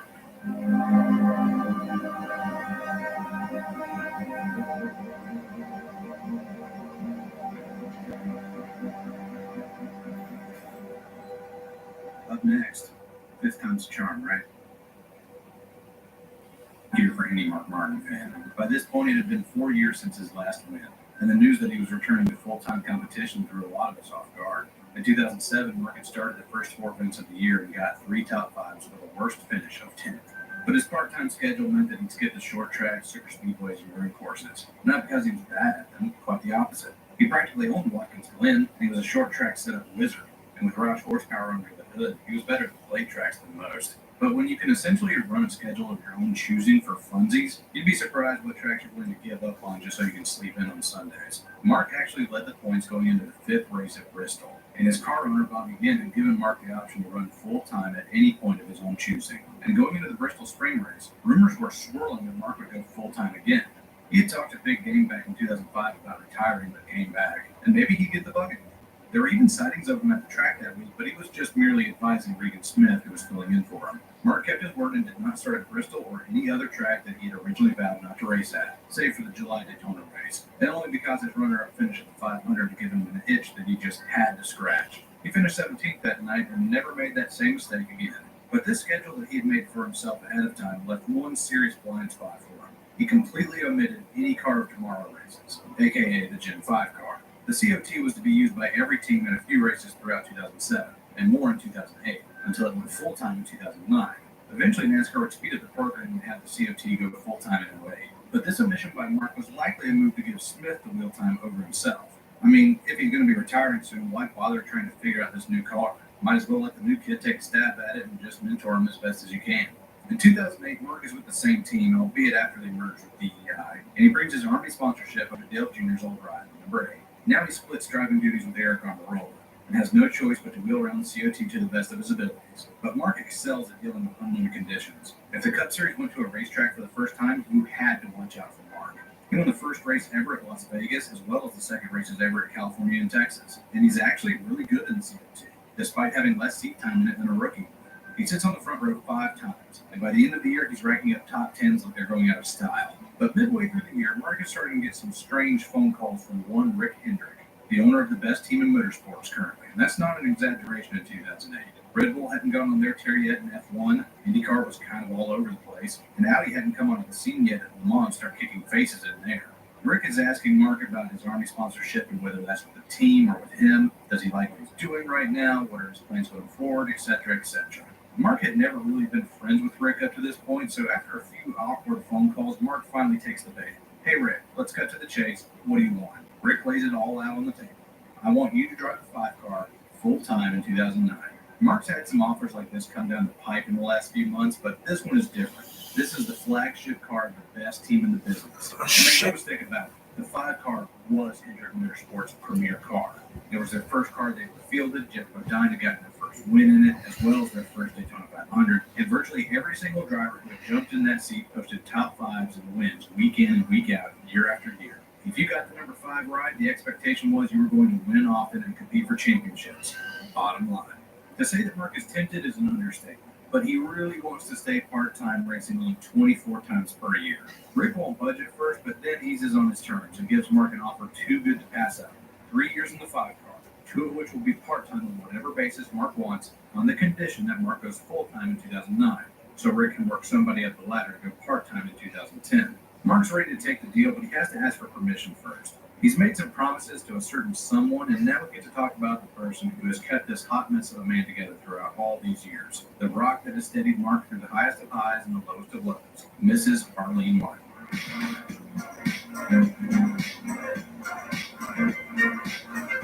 Mark and Arlene were originally set up on a blind date with Mark's sister, Glenda. And at first, Arlene has very little interest in a relationship with a man that's younger than her and has no quote-unquote real job, and instead drives race cars for a living. Pretty understandable, but after some time, they really hit it off, and they get hitched in October of 1984. Literally the only good thing to happen to Mark that year. She stayed by his side through thick and thin, and when he brings up the topic to her to go back full-time in 2009, she gives him the green light. She figures she's been on this crazy ride for 25 or so years, so what's one more full-time season in the grand scheme of things, right? Mark calls up Rick Hendrick and agrees to his terms. 1 year full-time, and then he drops back to his usual 24-race schedule for the next 2. In the time Mark has been mulling over the offer, he's been doing some surveillance of his own. He's been eavesdropping on radios on his off weeks and knows that his crew chief will be a good fit. He's a young guy but has a lot of potential, and he's already won with the likes of Kyle Busch. He's still in the sport today and is currently on a hot streak with Chase Elliott. The guy I'm talking about is, of course, Alan Gustafson. Alan is actually in the midst of working on a new set of cars for 2009. When Mark gets to the shop and starts working with the team, both he and Alan click right off the bat. Arlene sees Mark with a big dumb smile on his face every time he comes back from the shop. She hasn't seen him like this in years, and she asks what his deal is. Mark just simply tells her it's like working at NASA. Roush, Ginn, and DEI were all pretty old school operations, but Hendrick is closer to an F1 team. They have engineers assigned to each team whose entire job it is to get little minute details squared away. Whereas in the past, Mark himself would have to buy and wire fans to the car and even set up his own racing seat. Now he has people whose sole job it is to do all of that stuff for him. They also have tons of equipment in-house that would normally be rented out or leased with other teams. And overall, the operation is so smooth it has more in common with a space program than a NASCAR shop. This isn't just a big move for Mark, it's also big for Hendrick. By this time, Mark has gained a reputation for reinvigorating teams that he signs with. And after a less than stellar 4 hours. season, Hendrick's Overslept on accident, but still, we're and still as soon as on. the guys learn that Mark is going to be their new driver, they set off into overdrive and everyone is walking around with a little extra pep in their step. Plus, the Hendrick lineup for 2009 is a super team for the ages. If you told somebody in the early 2000s that Jeff Gordon, Jimmy Johnson, Dale Earnhardt Jr., and Mark Martin were all going to be on the same team, the reaction probably would have been, okay, what kind of salary cap is NASCAR going to enact now? Because these guys are obviously just going to win everything. But Mark's only objective for this year is just to win one more race, and now he feels like it's practically guaranteed. They load up for Daytona in February, and Mark sits on the outside pole. He's never had a car this fast for the Great American Race, and for the first time, he's actually looking forward to a plate race. However, he would only manage a 16th place finish, but he stays out of any serious trouble. Going into California and Vegas, he blows 2 motors, and the team is now scrambling to get their stuff together and give Mark the results he deserves. By week 5 at Bristol, they have 2 poles and nabbed their first top 10 with a 6th place finish at the half mile. He gets 2 more top 10s, and then they set off for Phoenix to the race that has been right in Mark's grasp 2 of the last 3 years. The night of the race, I had reconnected with an old high school friend. It had been nearly a year since we had graduated, and we decided to head out to Hermo Pickens Speedway for some entertainment and to catch up on what we've been up to at this time. As the races go by, we turn on the radio right before the late model main event, and, just like a year prior, Mark is leading the race late into the night. We stick around for the 50-lap feature, and past the halfway point, it looks like Randy Porter has this one pretty well in hand. So I turn to my buddy and tell him, Matt, it's been fun, but I gotta go home and watch this race. He, being a junior fan, knows what it's like to anxiously await your favorite driver's win after a long winless streak. So we say our goodbyes, pack up, and go our separate ways. I got it home and thankfully don't get locked for speeding, and go to my room just in time to watch the final 5 laps. And he did it. Mission accomplished. It had been 4 years since his last winning season, and he finally got it done. In victory lane, Mark popped off like we had never seen before.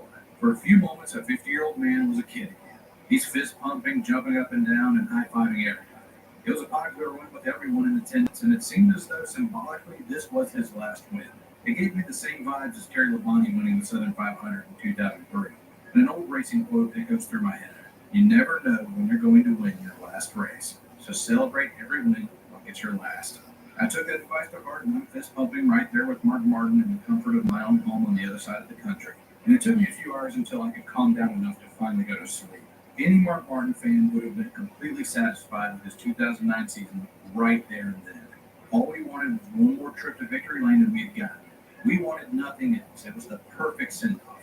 But then Mark just starts riffing off wins. He won the Southern 500 again with win number 2 on the season, making this his first multi-win season in 10 years. It's snowing like a mother outside, then, right? And Hendrick as a whole had struggled there. Hell, it's snowing like crazy outside. But with a savvy pit call by Alan Gustafson, Mark stretches out the fuel and Jimmy Johnson runs out of gas coming to the white flag, and Greg Biffle takes the lead with Mark on his heels. But then on the backstretch, just 1 mile from victory, Biffle runs out of gas and Mark sweeps by underneath and brings it home for win number 3. This celebration here is even more fun than at Phoenix. He's jumping around and fist pumping all over the place. I remember watching this race from my living room and just completely losing it in front of my family. It was a completely unexpected win, as the last lap was the only lap Mark led all day. And it was nice to be on the side of good luck for once. Mark dominated at Chicagoland, and with a 4th place at Richmond in September, he just barely ekes his way into the chase. At the time, only the top 10 in points made it into the playoffs, and the points were completely reset, with 10 points being awarded for each win up to that point. So Mark goes from 10th in the standings to 1st. Hey, I'm not a fan of the playoffs in NASCAR, but if it meant that my guy had a better shot at winning a championship this year, then I was going to turn a blind eye to it to achieve my own ends. But surely this couldn't happen, right? A championship in a year where we only wanted to win just one race? It's absolutely unthinkable. But then, during the first race of the chase, Mark wins again at Loudon. The unbelievable is looking more and more likely. 2nd at Dover, 7th at Kansas, 4th at California, and then on to Charlotte, one of his best tracks. Me and my dad were able to attend that race thanks to a family friend who had tickets he couldn't use, and we'd even gotten a hotel room at the Embassy Suites just down the road. On our way to the track, just as fortune would have it, the crew member on David Reagan's team, the number 6 for Jack Roush from Mark's old ride, offers us a lift to the track. We're talking back and forth between the 3 of us, and the crew guy says, "Yep, I think this is Mark's year. I think he's going to do it." My dad agrees and then asks what I think. I just take a deep breath and manage to say, "I've been here before." I guess I knew what was about to happen next. A 17th place finish that night wasn't as bad as it could have been, but a bad wreck at Talladega in the last lap and Jimmy Johnson narrowly avoiding the big one is enough to put the 48 out ahead for good. Going into the last race at Homestead, Mark is still mathematically eligible, but he needs a miracle that never comes up. Jimmy wins a record-setting 4th championship in a row. But hey, that's what he had to do in order to beat Mark for a championship. He had to go out and break records. You had to overcome massive points deficits. You had to win the most races on the season or the most races ever. And in the case of Jimmy, he had to win the most titles in a row. The 4 men Mark finished second to in the standings would go on to win a total of 21 championships and 301 races in the top division. Mark simply had the misfortune of being one of the greatest drivers of all time while he was competing against the greatest drivers of all time. Never before had one driver been so admired not only by fans, but his competitors as well. Even the men who finished second to openly wished Mark had beaten them straight up. There was arguably never a driver more deserving of the title in NASCAR history than Mark. But in NASCAR, deserves got nothing to do with it. But the 5th runner-up finish didn't seem to bother him. He congratulated his teammate and was all smiles. All he had wanted to do was win a race, and he had never expected to be here at season's end. This is all just icing on the cake. And you know what? I agree. This was the least painful of all of his would-be championship seasons. Us Mark Martin fans had gotten all we wanted out of the season back at Phoenix. We could not have possibly asked for more, but we had gotten it anyway. However, Mark's success in 2009 has him reevaluate his career options. He's supposed to go part-time in 2010, but with so much success in 2009, surely he could win a few more races, right? He talks with Rick Hendrick, and the boss man says to him, "Mark, we want you to drive this car as long as you will stay here." So he amends his contract to go full-time through 2011. And right off the bat, things look good. He sits on the pole for the 500 in February and finishes 12th. He follows it up with 2 top 5s, and then he just never could replicate his finishes from 2009. He got 7 top 5s on the year and just barely misses the playoffs. In 2011, Mark's thinking about dropping back to part-time again, but Rick is just too nice of a guy to let Mark beat himself up like that, and more or less convinces him to stay in the 5 car for the rest of 2011 as well. And despite 2 poles, his stats were worse than in 2010. In 2012, Mark steps away from Hendrick Motorsports and finally makes good on his plans to go part-time racing again. And he makes an odd choice on where to settle down. Michael Waltrip Racing. At that point, just a 2-win organization, MWR has brought in some serious talent with the likes of Clint Boyer and Martin Truex Jr. That year, both Truex and Boyer make it to the playoffs, and Boyer even manages to finish second in the point standings at the end of the year. And although Mark doesn't win, he sits on 4 poles, strings together a bunch of good runs, and at one point he had 2 races in the bag. One race at Michigan has him with the fastest car on the track. But as he was leading, a tangle between Bobby Labonte and Montoya sends him into pit road in an uncontrolled spin. He locks it up but hits an exposed pit wall in a horrifying crash. But thankfully, the ball hit right behind the roll cage and seats itself in the rear end housing. Mark laughs it off in post-wreck interviews and walks away without a scratch. But a race in Pocono in the summer is the one that still irks him to this very day. Leading late in the race after a restart, Mark needs to only outrun Joey Logano. But Joey's contract is up at the end of the year, and he's desperate and most likely looking for a job at season's end. Mark had put the spotlight on Joey back when the young gun was just a teenager. He had alerted the media to the kid's talents and did a lot for him early on in his career. He even gave Joey his first nickname, Sliced Bread, because he's the best thing since. Mark's entire career got resurrected when an aging Bobby Allison tapped Mark to drive Roush's 6 car. And Mark said he'd rather slit his own throat than punt Bobby out of the way for a win. But Joey has no such loyalties and slips in behind Mark. Mark had never won at Pocono. He had 7 runner-up finishes and 20 top 5s there, but never a W. Please, just once, Racing Guns, I beseech thee. Please give us this one minor victory in the grand scheme of things. Just let Mark achieve this one last little thing. Nope, Joey boots him in the corner and gets the checkered flag. Had Mark won, he would have been the oldest winner in NASCAR history at 53 years, 5 months, and 1 day old. It would have been a great send-off, a fantastic final victory, but it just wasn't meant to be. And hell, this wasn't even the first time somebody in the 20 Home Depot car had done Mark dirty. Tony Stewart in 2000 at the All-Star race just flat out dunked Mark in the backstretch for no reason. And to this day, I still don't like Tony and Joey specifically for these 2 events. Hey, if my driver can't win a cup after 20 years, then I'm allowed to hold on to decades-long grudges, okay? Mark may forgive, but I don't forget. For 2013, Mark's still with NWR. He finishes 3rd in the Daytona 500, nabs a pole at Phoenix, and the year is fairly up-home. But after Denny Hamlin is injured at a crash in California, Mark steps up to fill in for him at Martinsville. It wouldn't be the last time a team called upon his services to substitute an injured driver that year either. Tony Stewart had broken his leg in a sprint car crash, and Stuart Haas calls up the 54-year-old to drive what will eventually be his final few starts. After the final race at Homestead in November of that year, Mark quietly called it a career and turned the page on this part of his life for good. So what are we to make of all of this? What's the point? What's the moral of the story? Mark Martin's one of the oldest people in town. There really is still racing. Like so many other things in life, there isn't any narrative climax, no definitive conclusion, no triumphant resolution. It just kind of ends one day. Mark's career didn't end with a bang. It didn't end with some fantastic finish. He quietly brought it home mid-pack. Like so many that came before him, one day everybody cranked up their engines for a race, and he looked up at the ticker, only to not see him there anymore. At the end of the day, this story means whatever you choose to make of it. But I know that's not exactly satisfactory, so let me give you my take. There's a moment that I wasn't able to go into in this series that perfectly encapsulates the mindset of somebody like Mark Martin. Hey guys, I'm back. I just don't know what happened. I must have overslept something. Sorry about that. Mother's half-sister died in a plane crash in Nevada. And the week after, he has to race at Bristol. He chokes back tears, dons his helmet, goes out there, and wins. He went out to that race that night because, well, what else was he supposed to do? When he had his entire career yanked out from underneath him and he was broke, he battled back into racing because what else was he supposed to do? Giving up is always an option. So yeah, guys, so we've been on for almost 5 hours. I know sleeping doesn't count, but come on, I'm staying on until 1. Just 11 o'clock. And who knows what grace awaits you at the end of your journey? You may not take home the ultimate prize, but at the end of the day, it's nothing. Okay, I gotta get Paramount Plus. Maybe make some nachos? That would be a good idea. What, baby? I could make some nachos. I could stay up. I'm gonna make some nachos for lunch. Yeah.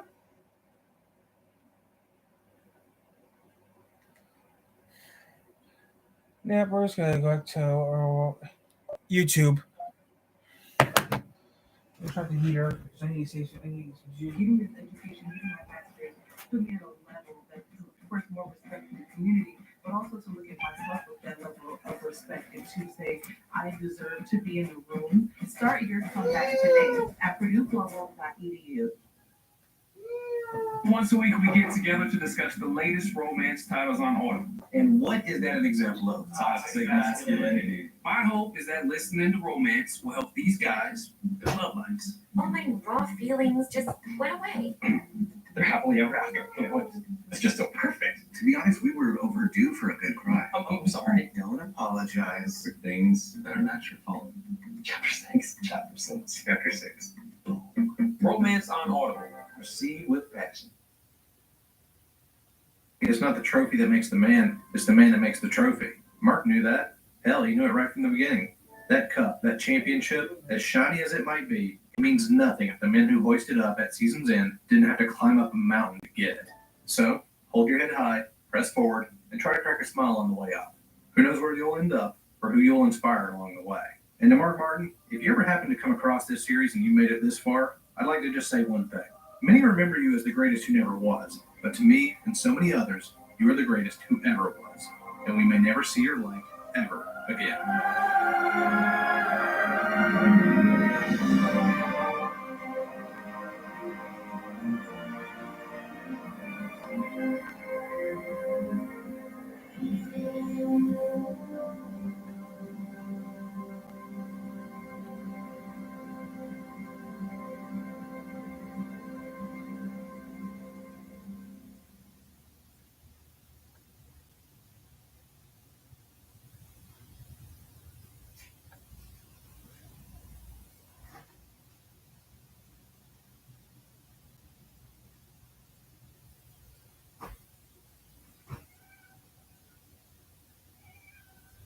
NASCAR is no stranger to unique characters. One could actually make a pretty compelling argument that those people are more of a draw to the sport than the actual product out there on the track. Throughout its 80-plus year history, we have seen all manner of thousands of different men and women roll the dice in stock car racing's biggest stage. From kings to silver foxes, from humble mechanics racing part-time to rich playboys just trying their hand at going fast. But by my count, out of those thousands, only around 400 have ever won a race in NASCAR's top 3 touring series. Just in the Cup Series alone, we have nearly 3,000 individuals who have cranked up their engines to start a race, and only 191 have ever actually crossed the line in first in at least one of those starts. Winning a race in one of the 3 big leagues of stock car racing is an extremely difficult task that involves gobs of money getting flung around, an absurd amount of raw talent, mixed with a high level of experience you can't get anywhere else except by just turning laps, and of course, a little bit of luck. Not only are you battling the laws of physics and your own fear, but you're doing this dance with a 3,000-pound hunk of steel that has the aerodynamic properties of a brick, with a 20-something gallon tank of highly flammable liquid strapped to the back, with 20 to 40 other guys and gals trying their best to beat you to the line, over the course of hours, sweltering in a metal coffin that can reach temperatures of up to 145 degrees Fahrenheit. What kinds of people do this? Better yet, what kinds of people like doing this and are good at it? Who are these lucky few hundred? What makes them tick? Well, let's find out.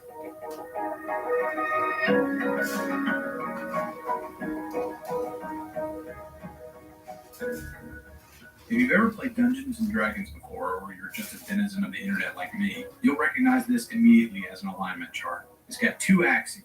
One looks at lawfulness and chaos, the other one looks at good and evil. One determines whether or not you follow the spirit of the law, the other one looks at whether or not you follow the letter of the law. Outside of D&D, this is probably one of the oldest internet memes, and you can use it to easily label any group of things or characters for your own enjoyment.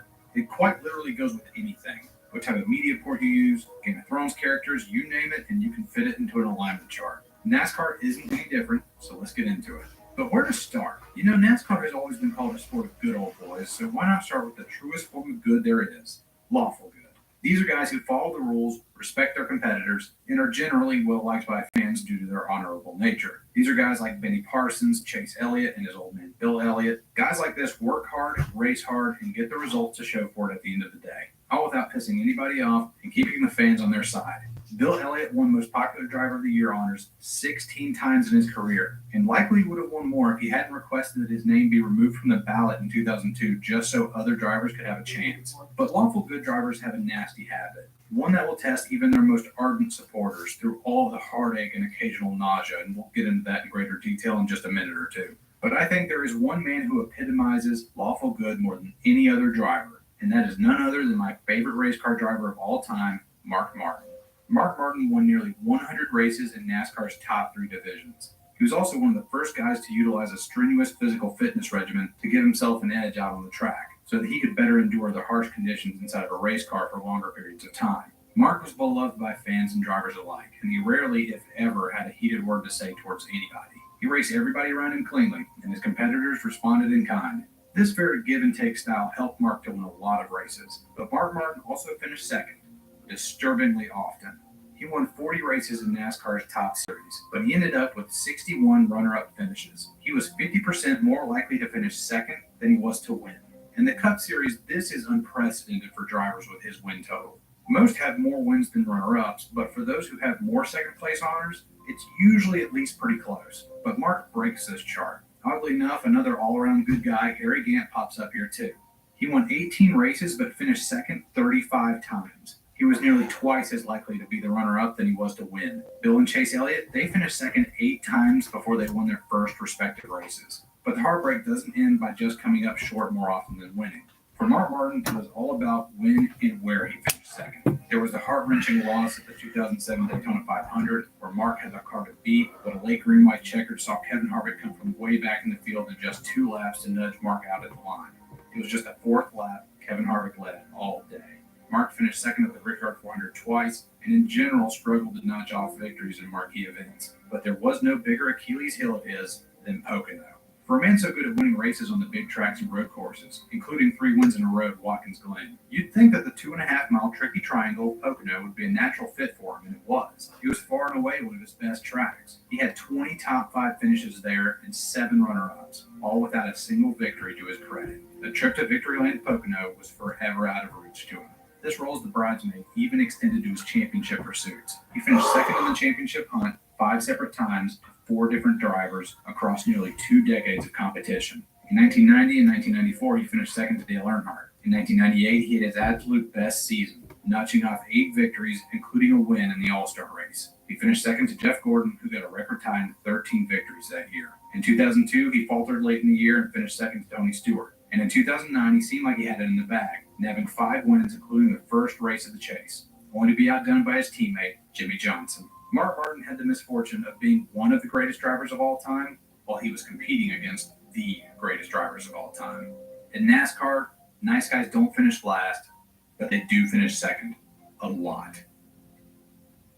Well, that was sad. So let's go for some more lighthearted fare then. How about some guys who are wildly inconsistent? You can never quite tell what they're going to do at any given race day, but when they do show up and perform, man, they can light up the charts and make themselves alone worth the price of admission. These glass cannons are guys like Ricky Craven and Jimmy Spencer. Yeah, they only won 2 races of pop in the Cup Series, but they had some of the closest and wildest finishes to their name. I mean, Jimmy Spencer's nickname was Mr. Excitement, and he lived up to it too, chalking up the closest finish in NASCAR history in the same year electronic timing and scoring came on board in 1994. That record would stand until Ricky Craven would obliterate it in 2003 at Darlington in what has got to be the epitome of beating and banging to the line.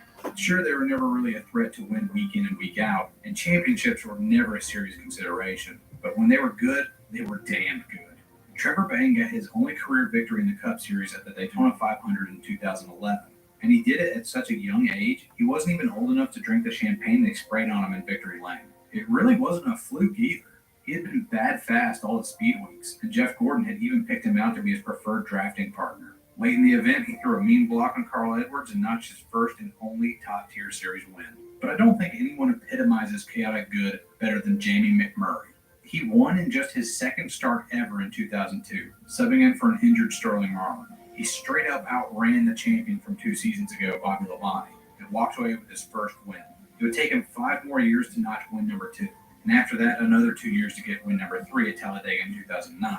The next year, he would be let go by Roush Racing and move over to Ganassi in 2010, where he would have his breakout season. He started off by winning the Daytona 500, the biggest race of all, and then followed it up by winning the second biggest race, the Brickyard 400. He chalked up 1 more victory before the year was out, and just a few more before his career was up, including a win at the 2014 All-Star race where he flat-out beat Carl Edwards in a late race shootout in what has got to be one of Still the last snowing outside? Wow. Other than that and a few absolutely incredible saves, he was a fairly unremarkable driver. But those occasional flashes of brilliance are part of So yeah, guys, we've been here for almost 5 hours. Shining gold surrounded by the mundane, a diamond in the rough. Let's check out the other side of the board for a bit. severe Crohn's disease, Skyrizi is the first IL-23. I'm gonna put some else on.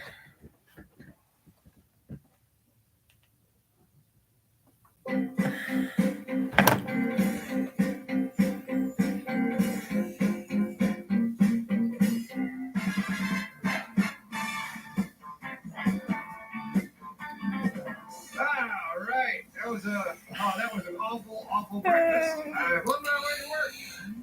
Yeah, no jaywalk, you damn ass. Yeah, run, silly bitches. The good old police station. Hey, what are you guys doing loitering in front of the police station? Get the fuck out of here. Look, every one of you. All right, let's see. What, all the cars are gone? All right, fine, I'll take the bike. You guys driving all right? You following the rules, huh? Yes, let's go.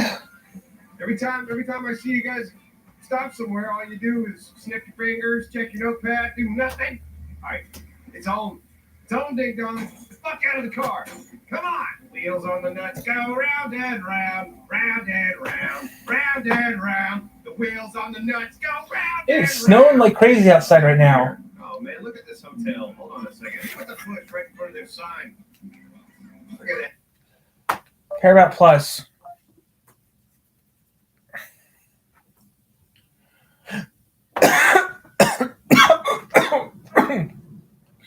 Paramount Plus.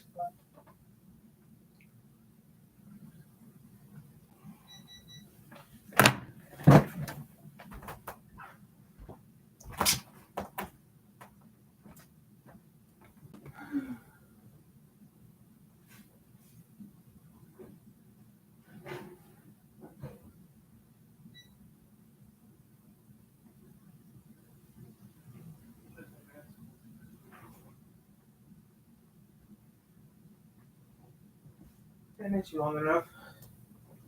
If it is, I'll put in for another 5. The Price is Right should be starting soon, so we're going to watch Price is Right. Yeah. We don't need to watch Price is Right.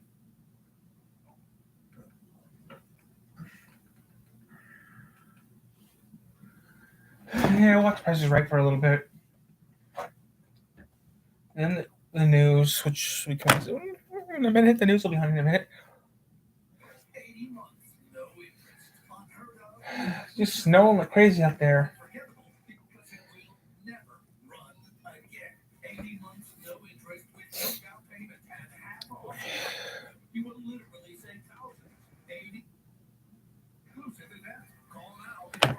It's 5 hours, guys. 5 hours. We've been up for 5 hours.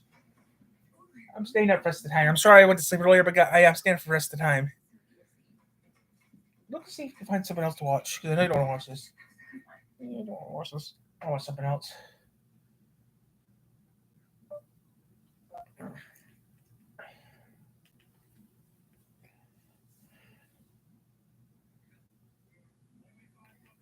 don't know what sounds good to watch. Something different. I know, but what?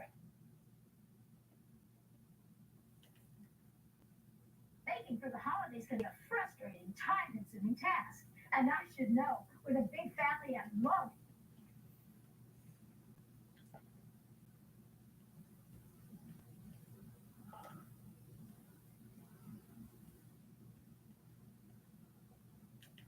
Okay, I'm just gonna watch this for a little bit. What's called Furs.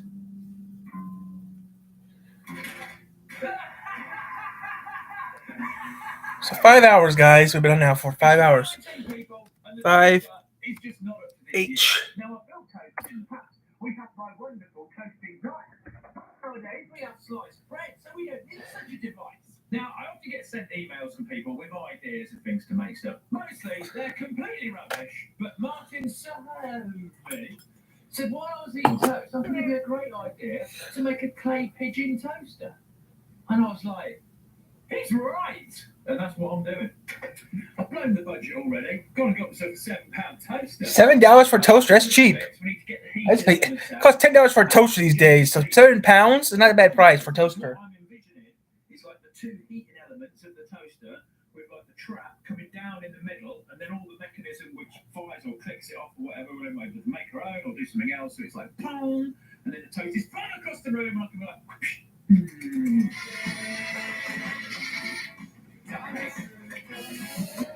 Come on, a cheap toaster, Colin?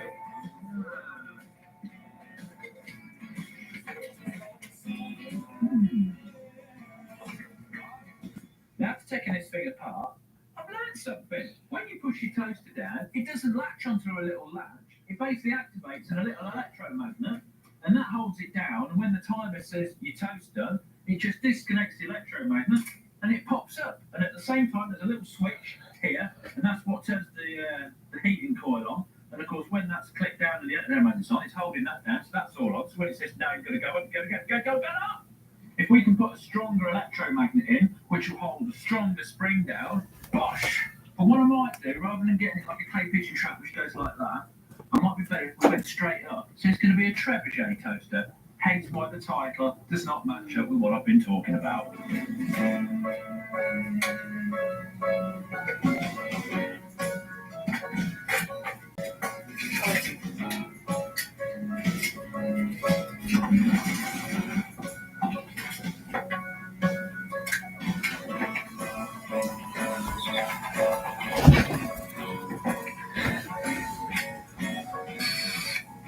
It's snowing like crazy outside still, so yeah.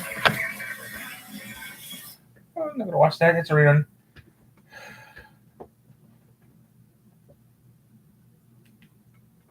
I'm glad it'll see me. Entire channel's done. Bad things will start to happen. Evil things. Yeah, no, don't. Mother, come on.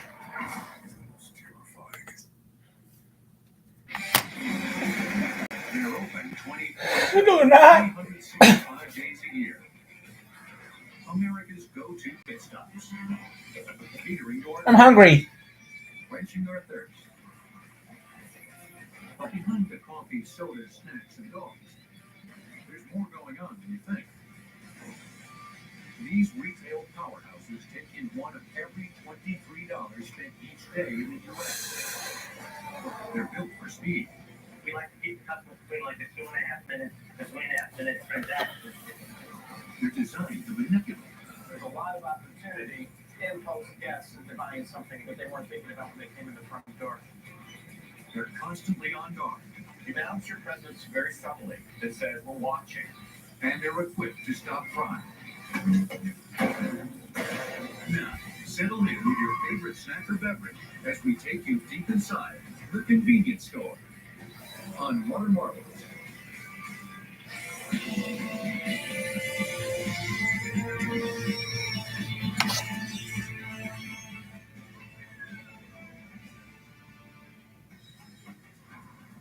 By 6 a.m. each weekday morning, at over 144,000 convenience stores across America, it's hour. Display cases are packed. Shelves stocked. Yeah, I mean, I want some, Coffee dispensers. but I got some here, so it doesn't really matter. Time for the onslaught. The next 3 hours will be the busiest in the convenience store's day. Really? To maximize sales, they must have what the customer wants. Crunchers. That's usually what I get in the morning to wake me up. When I come here each time, I usually like coffee. Convenience stores always coffee. I don't know. Morning rush. Convenience stores coast to coast sell over 11 million cups of coffee. And with it, millions of donuts, bagels, muffins, and breakfast biscuits. Americans spend one out of every $23 in convenience stores each day. That adds up to $1.7 billion every 24 hours. And the main reason is because convenience stores are fast. The average visit takes 3.5 minutes. Compared with 41 minutes in a typical grocery store, selling the same types of products. By 7 a.m. at the 7-Eleven in East Patchogue on New York's Long Island, the morning rush is in full swing. The store is one of the busiest in the 7-Eleven chain. But customers here aren't only buying breakfast, they're buying time. We like to keep the customer between like a 2.5 minute transaction from the time they walk in to the time they leave.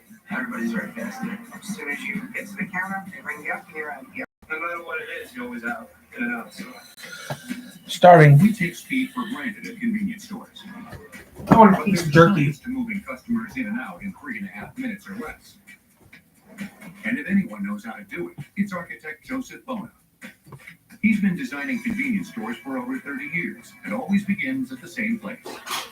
And the successful development of any store starts with the layout. Regardless of a convenience store's size, the layout divides the space into 3 zones, and each has a specific purpose. The first is at the store's entrance, which Bona calls the decompression zone. This is the area where people need to just take a second, get their bearings from the outside to the inside, and be able to see everything. While it might not seem important, the first moments in the decompression zone can make or break the convenience store shopping experience. People buy with their eyes, and they eat with their eyes. Having the layout be presented in a way where it's easy for them to find things is really, really critical. From the decompression zone, customers enter the next and most highly designed part of the store, the impulse zone. In this area are the things that every consumer that comes in that front door is going to be exposed to on the way in and on the way out. Things like coffee, like bakery, like sandwiches. We want those really up front. We want that to be in the main flow. We want people to see that all the time. In convenience stores, the self-serve coffee island is a high-traffic area engineered for speed. The East Patchogue 7-Eleven is no exception. The store sells about 1,500 cups of coffee a day, 800 cups during the 3-hour morning rush. That's nearly 20% of its business.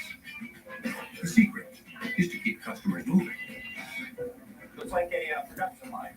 Somebody comes in, Ron. they want to grab a cup, they want Just to be able to found get him. their coffee, and then move away. So when it's clear, Today's day is the extreme. next guest Oh. come in, grab a cup, and grab a coffee. As the customers work through the impulse zone, they pass through aisles designed to induce additional purchases. There's a lot of opportunity to impulse guests into buying something that they weren't thinking about when they came to the front door. One of the important things is putting like things together. You want to take the thinking away from guests. When people come in, and what makes a convenience store fast and efficient is that we take some of that decision making away. It's easy. I can get my coffee, I can grab a bagel, I can grab a muffin, and it's all within arm's reach. The last zone in the layout is on the periphery of the space and serves customers looking for specific merchandise. It's called the destination zone. People do come in. Oaks Automation has added welding to our portfolio of capabilities through the integration of the Nucor welders. Come in the convenience store for particular things in mind. It might be something like an aspirin, a gift card, a newspaper. For example, when I get my morning paper, I don't necessarily have to have this up front, the most accessible place, because I'm coming in specifically with this purchase in mind. That's the planned purchase. I could have that in a little further area of the store, only because I'm going to go there anyway. One mainstay in the destination zone is the beverage cooler, which is deliberately placed in the back of the store. We're seeing a bigger trend in convenience stores where a third of our sales come from the cooler. We like to put that at the furthest point away from the door, primarily because that drives people through the store. And as these destination zone shoppers navigate the store to checkout, they run a gauntlet of temptations. Designers also direct traffic in other ways, using tricks as simple as the placement of a door hinge to lead customers toward the impulse zone. If you think about the way a door is hinged and the body movement and the reaction of people to doors, it's important to know that there's several movements that could cause people to walk one way or another way. So if I'm walking down the aisle in this direction, and I open my door, and I grab a drink, and I walk away, I'm almost forced to move in the same direction in which I just came.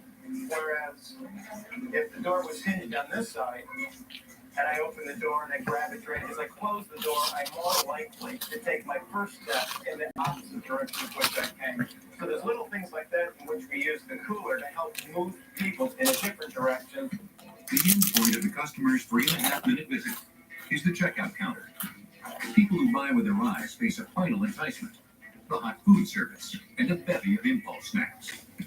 people here who might want to buy a hot dog or a hot sandwich, you know, only natural that you might want to grab a bag of chips at the same time. And even as we go to the checkout counter, maybe a little candy, a little something sweet on the way out. These are all the little cues that we're trying to do to give people an extra little moment to think about another little purchase, get them enticed to make to pick something else up. But getting customers to make another purchase is only part of the battle in the convenience store business. Keeping stores efficient and profitable means replacing inventory quickly. Recent developments in computer technology have produced a handheld device that cuts reordering time in half while making it more accurate. We do item by item management. We have a unit that's the merchandising ordering column. We refer to as the MOT. With the MOT, employees can capture store inventory data and place resupply orders immediately